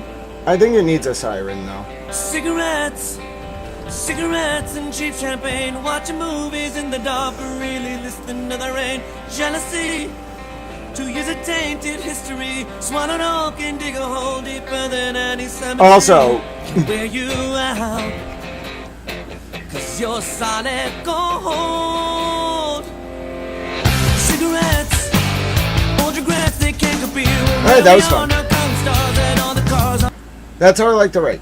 Alright? You are not invisible, legal tubes. How are you doing? Nice to see you. So I like to write that way. And the other thing I want to let you know, more importantly, is so I was going to bed the other night and I thought someone made a Twitter comment about some like person named Dixie Sparkles. So I made a comment saying I thought they were going to go full Kate Peter. It turns out that that post was about Dixie Normus. I did not mean to say that Dixie Normus was going to go full Kate Peter, so, you know, I forgot to, you know, clarify that. I feel kind of bad. I realized it this morning and meant to, like, clarify, but then I was like, why should I clarify? Like, I thought they were talking about another person, and then I was like, oh, well, you know. So, anyway, that came up on my mind randomly. So, yeah, that's how I like to write my stories. Back to the motion, please. If you're just tuning in, we just found out in real time while we were reading this motion that the DOJ is basically going to side with Karen Reed and say the state police and the Canton police are corrupt in Matthew Farwell's trial. Just wild. Yeah, music definitely helps me write. I like to write because the content I cover is very intense. And so if I can write about it, it kind of helps me digest and process what I'm doing. And music helps me do that for whatever reason. So I like music. I think a lot of people do. Let's go back to our document. It was explosive, and there's kernels of... There's just bombshells everywhere. The investigation in this case based on its impression of an entirely different, unrelated investigation, rather than on the specific evidence gathered here. Reference to the Reed criminal trials or civil suit, or the McNamara civil claim, which has not been adjudicated, could prejudice the trial of this case if used offensively by the government to preemptively impugn the reputations of the same agencies whose early investigative work is directly at issue in this case. Because a juror cannot unhear a reference to either matter once made, defendant raises the issue in limine so the court may resolve it before trial. 2. Legal standard. Evidence is admissible only if relevant, that is, if it has any tendency to make a fact more or less probable than it would be without the evidence, and the fact is of consequence in determining the action. Fed. R. Everett. 401. Good lesson. Irrelevant evidence is inadmissible. Fed. R. Everett. 402. Even relevant evidence may be excluded where its probative value is substantially outweighed by a danger of unfair prejudice, confusing the issues, misleading the jury, or undue delay. Fed.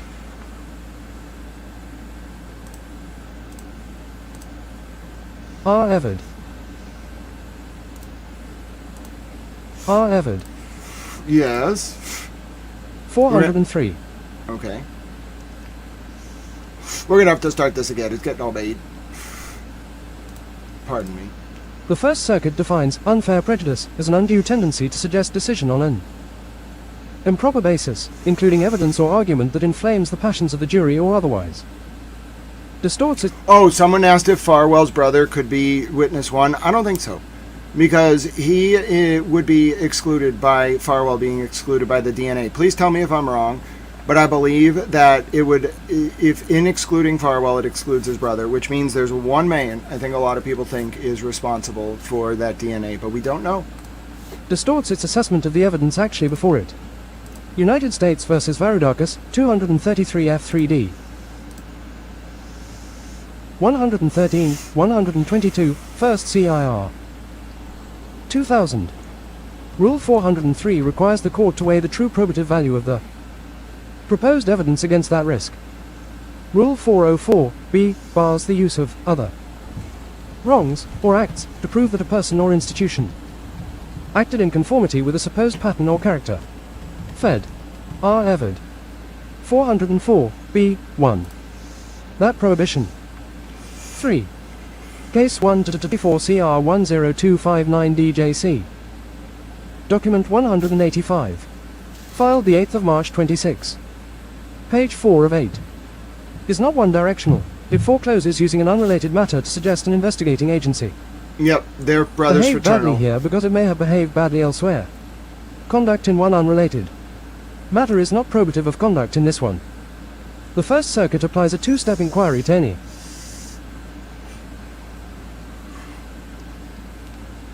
To any. Yes. British Reporter Towel. Such evidence. First, whether it has special relevance apart from a propensity inference. Hi, and Aaron. It's been a long day. second, whether its probative value survives Rule 403 balancing. United States vs. Rodriguez Cardona, 924 F2D 1148, 1151, 1st CIR. 1991, Varoudakis, 233 F3D at 119-22. 3. A. Argument. The Reed trial and the McNamara claim are irrelevant to any fact of consequence in this case. Whether Karen Reed was properly or improperly prosecuted, and whether Chief McNamara was mistreated by the town of Stoughton in an employment dispute, says nothing about whether the defendant committed the offense charged here.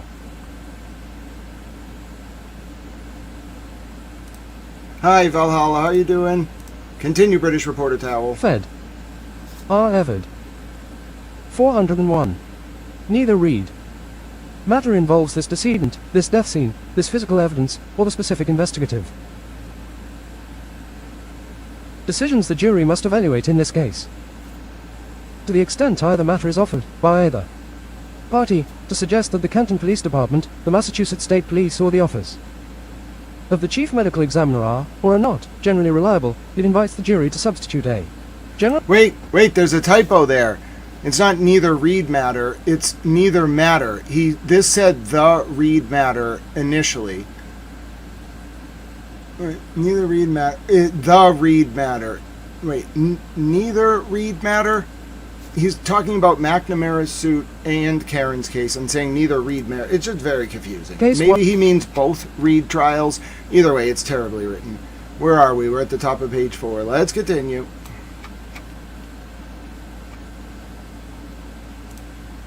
That is not a permissible basis for decision under Rules 401 and 402, regardless of to the extent either matter is offered, by either party, to suggest that the Canton Police Department, the Massachusetts State Police, or the office of the Chief Medical Examiner are, or are not, generally reliable, it invites the jury to substitute a generalized reputational judgment for its own assessment of the specific evidence gathered in this investigation. That is not a permissible basis for decision under Rules 401 and 402, regardless of which party stands to benefit from the association. This is particularly true of the McNamara claim, which is a civil complaint containing unproven, contested allegations against the town of Stoughton, not Canton or the Massachusetts State Police, arising from an employment dispute. The mere filing of a civil complaint is not evidence that its allegations are true. 4. Case 1-24 CR 10. Even if marginally relevant, both matters must be excluded under Rule 403.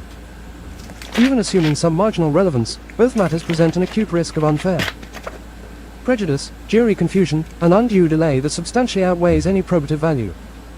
The Reed prosecution generated years of intense local and national media coverage and a public debate about the integrity of the same two agencies that conducted the early investigation here.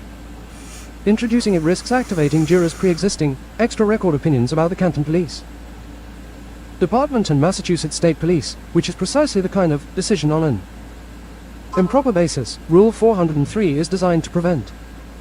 The danger is especially pronounced if the government were to invoke Reed or the McNamara claim affirmatively, for example, to preemptively impugn from a general standpoint the reputations of the very agencies whose early investigative steps Is exactly what this case is all about, and that's exactly what they're going to do. That's what the whole the Farwell put. This is a motion that's never going to actually go, but Farwell put this at issue. Investigative steps were taken in this case. Permitting either matter into this trial would also require the parties to litigate, in effect, two collateral cases within this one. The accuracy of the allegations in Ms. Reed's civil suit against the Canton Police Department and Massachusetts State Police, and the truth of the competing factual narratives in Chief Minamara's employment dispute with the town of Stoughton. Doing so would confuse the issues, mislead the jury as to what it is actually being asked to decide, and consume substantial trial time on matters collateral to the charges here, independently. Sufficient grounds for exclusion under Rule 403. Notably, when the Birchmore investigation was itself proposed for introduction in the Reed trial, there, by the defense, on the theory that the overlapping investigators' conduct in that unrelated matter bore on the credibility of witnesses before that jury, the Commonwealth moved to exclude it, and the court agreed. The court reasoned that questioning an officer about a different, unconnected death investigation remote in time and circumstance from the case being tried had no tendency to prove any issue before that jury, was speculative, and risked confusing the jury, and that permitting such testimony would create what the court itself termed a trial within a trial. Order allowing Commonwealth's motion to preclude reference to the Birchmore investigation, Commonwealth vs. Reed, No. 2282 CR 00117, Norfolk Super. They're trying to use Judge Cannoni's ruling to say that they can't talk about it here. Judge Cannoni's ruling from the Karen Reed trial, wild. That permitting such testimony would create what Court, May 6, 2025, Canon, J. If that use of an overlapping witness controversy was insufficient to warrant admission there, any use of Reed or the McNamara claims to impugn these same agencies' general credibility here, a still more attenuated purpose, untethered to any specific witness or investigative step in this federal case, should fare no better. C. Use of either matter to bolster or attack the investigating agency's general reliability is improper propensity evidence under Rule 404(b). To the extent the government seeks to invoke the Reed trial or the McNamara claim, directly, or by implication during opening statement, to suggest that the Canton Police Department, Massachusetts State Police, or the OCME are untrustworthy, that would be improper. Character evidence offered to prove conforming conduct. Fed. R. Everett. 404, B1. The first Circuit's two-part test requires identification of a purpose other than propensity and requires that the proffered evidence's probative value survive Rule 403 balancing. Rodriguez-Cardona, 924. F.2d at 1151. Varoudakis, 233 F3d at 119-22. Neither matter satisfies that test here. Whatever occurred in the Reed investigation or in Chief Minamara's dealings with the town of Stoughton does not speak to the evidence in this specific federal case, and the government should not be permitted to use an unrelated, high-profile case's outcome as a shortcut around presenting the reliability of its evidence here on the merits. D. Defendant does not waive the right to case-specific impeachment of an individual witness on independently admissible grounds. This motion is... I agree, Mimi. That's incredibly well said. Mimi, you're always so wise. And I think you have a way, energetically and with words, of saying how I feel. So, God bless you, Mimi. I feel exactly that way. This motion is directed at the invocation of the Reed trials, the Reed civil suit and the McNamara civil claim as general subject matter. It does not seek to foreclose any party's right to cross-examine or impeach a specific witness in this case based on that witness's own individual conduct, findings, bias, or motive to testify falsely, to the extent independently admissible under the federal rules of evidence. Should an officer or witness in this case have direct personal involvement in either matter, for example, a specific, substantiated misconduct finding against an individual investigator who is also a witness here, the questioning party should raise that issue with the court at sidebar. There are no sidebars in federal court. Issue with the court at sidebar, outside the presence of the jury, so that its admissibility may be evaluated on its own terms under Rules 401, 403, and 404(b), separate and apart from the general prohibition sought in this motion. IV. Conclusion. For the foregoing reasons, the defendant respectfully requests that the court grant this motion in limine and enter an order prohibiting the government, its counsel, and its witnesses from offering evidence of, referring to, or drawing any comparison with the Karen Reed prosecution or her civil suit against members of the Canton Police and the MSP, or Donna Minamara's claim against the town of Stoughton, subject to the case-specific impeachment procedure described above, and directing that any party seeking to raise either subject first obtain leave of court outside the presence of the jury. August 3, 2026. Respectfully submitted, Matthew Farwell, by his attorneys, S. Kim. Okay, so that was actually a pretty big motion.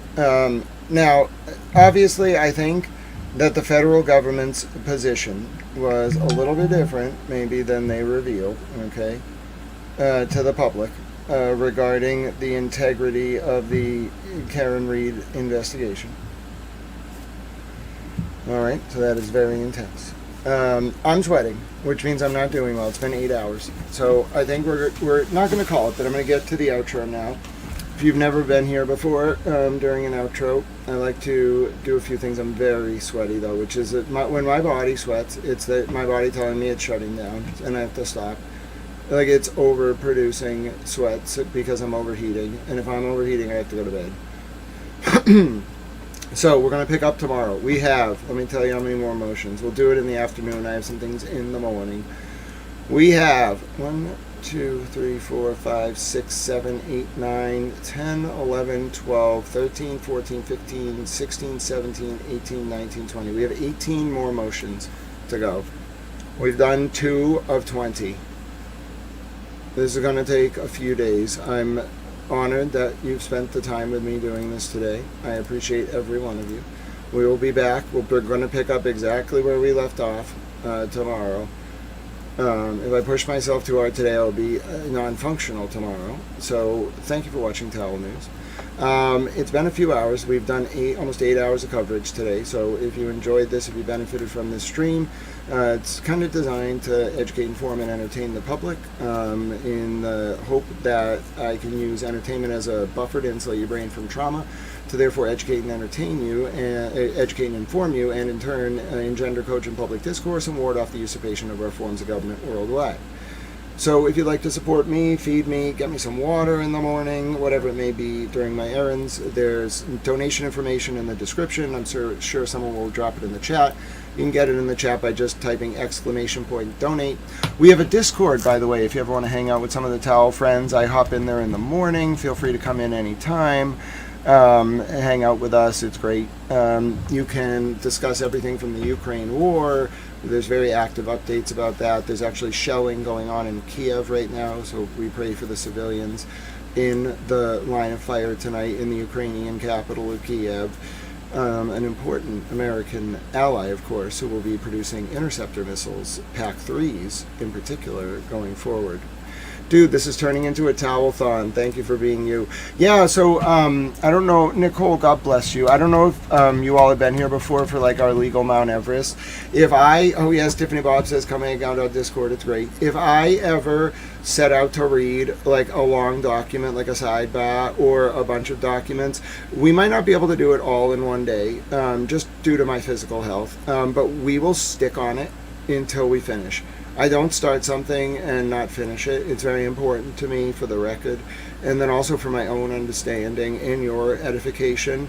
So we will be continuing this with a part 2 well, it's actually part 3 in this specific series. We've covered, we will, by the end of this week, I believe, have covered every motion in limine on the Matthew Farwell docket. So much like with the Karen Reed and John O'Keefe case, if you weren't here on this channel during that trial because I didn't have your viewpoint or whatever at that time, what we actually did here was we went through every motion in limine, and then when the orders would come out, we tracked all the rulings on the motion in limine, so we had a complete overview of the choreography juridically of the trial before it started.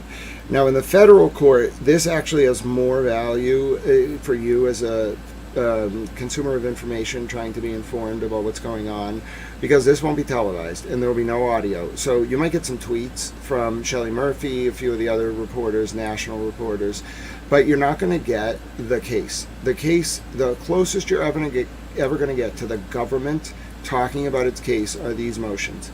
So we're going to review them all. Of course, Farwell has his own motions, and I expect we will be done with this probably by Wednesday. depending on how everything goes. But to all of you, thank you so much for being here today. This is Towel News. As I mentioned, you can support on Cash App, _, Grant Smith Ellis, Venmo at Grant-E1, paypal.me/Grant Ellis. Find the links in the description and in the chat. I'm obviously exhausted. Oh, by the way, merch is coming. I don't want to do it like today. I'm not ready. So I guess I could get it ready, but I want to do a design on the back. I want to let you all know this is Pete Bunny. A lot of people have had questions. Pete Bunny has been the channel mascot for years, okay? He is a Pete Bunny towel, okay? He was abandoned about 12 years ago. I gave him to my mom as a Mother's Day gift. She abandoned him. I took him in, put him on my shelf, and about 2 years ago, I saw him. Someone was talking about like rabbits or bunnies in the chat while we were covering something on the channel. And I grabbed him and he became the channel mascot. He's fluffy. He's a stuffed Pete Bunny towel. Now, in the context of Pete Bunny towel, I do indeed have merch coming. A lot of you have been asking. I've been getting questions about it.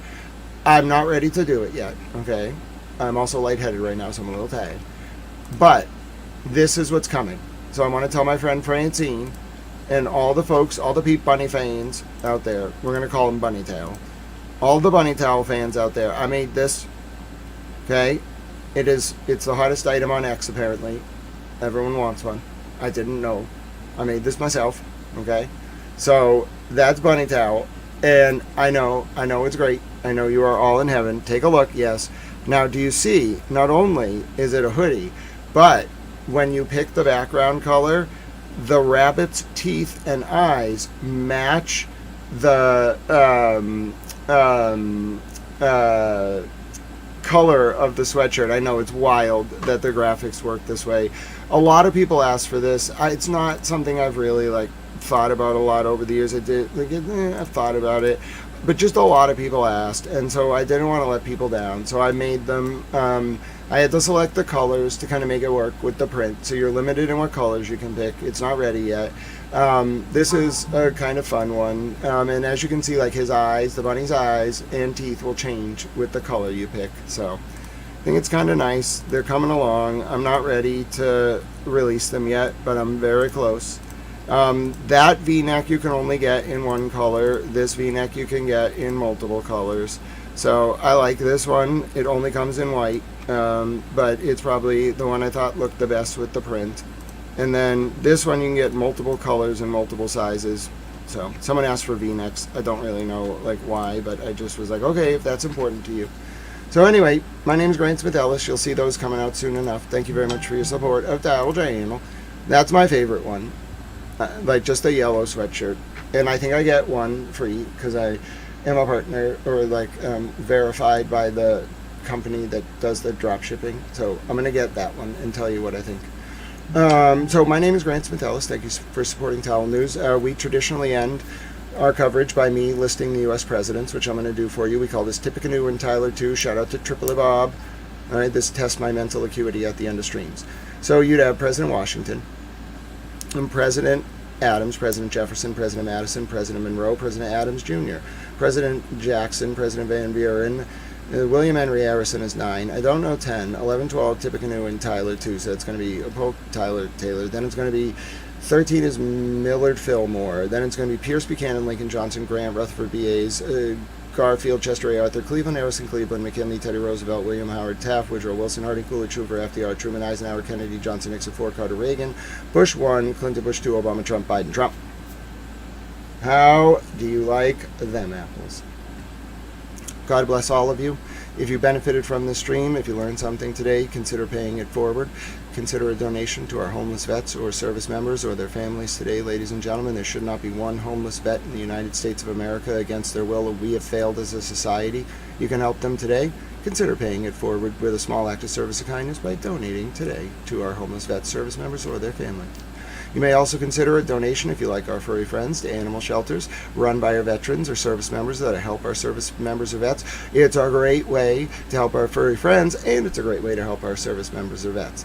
Hellfish Haven, I heard, has donated to a really cool charity that helps service members with dogs. Valhalla Awaits did a great stream the other day that had some information about one of those kind of charities. So I hope you will consider doing just that. If you can't find one of those charities, though, or you can't donate, and you just want to help animals, why not donate to an animal shelter? Have you considered that? Animals are vulnerable. They can't speak for themselves. You can help them. Consider a donation to an animal shelter today. If you're in the UK, have you heard of the Big Issue?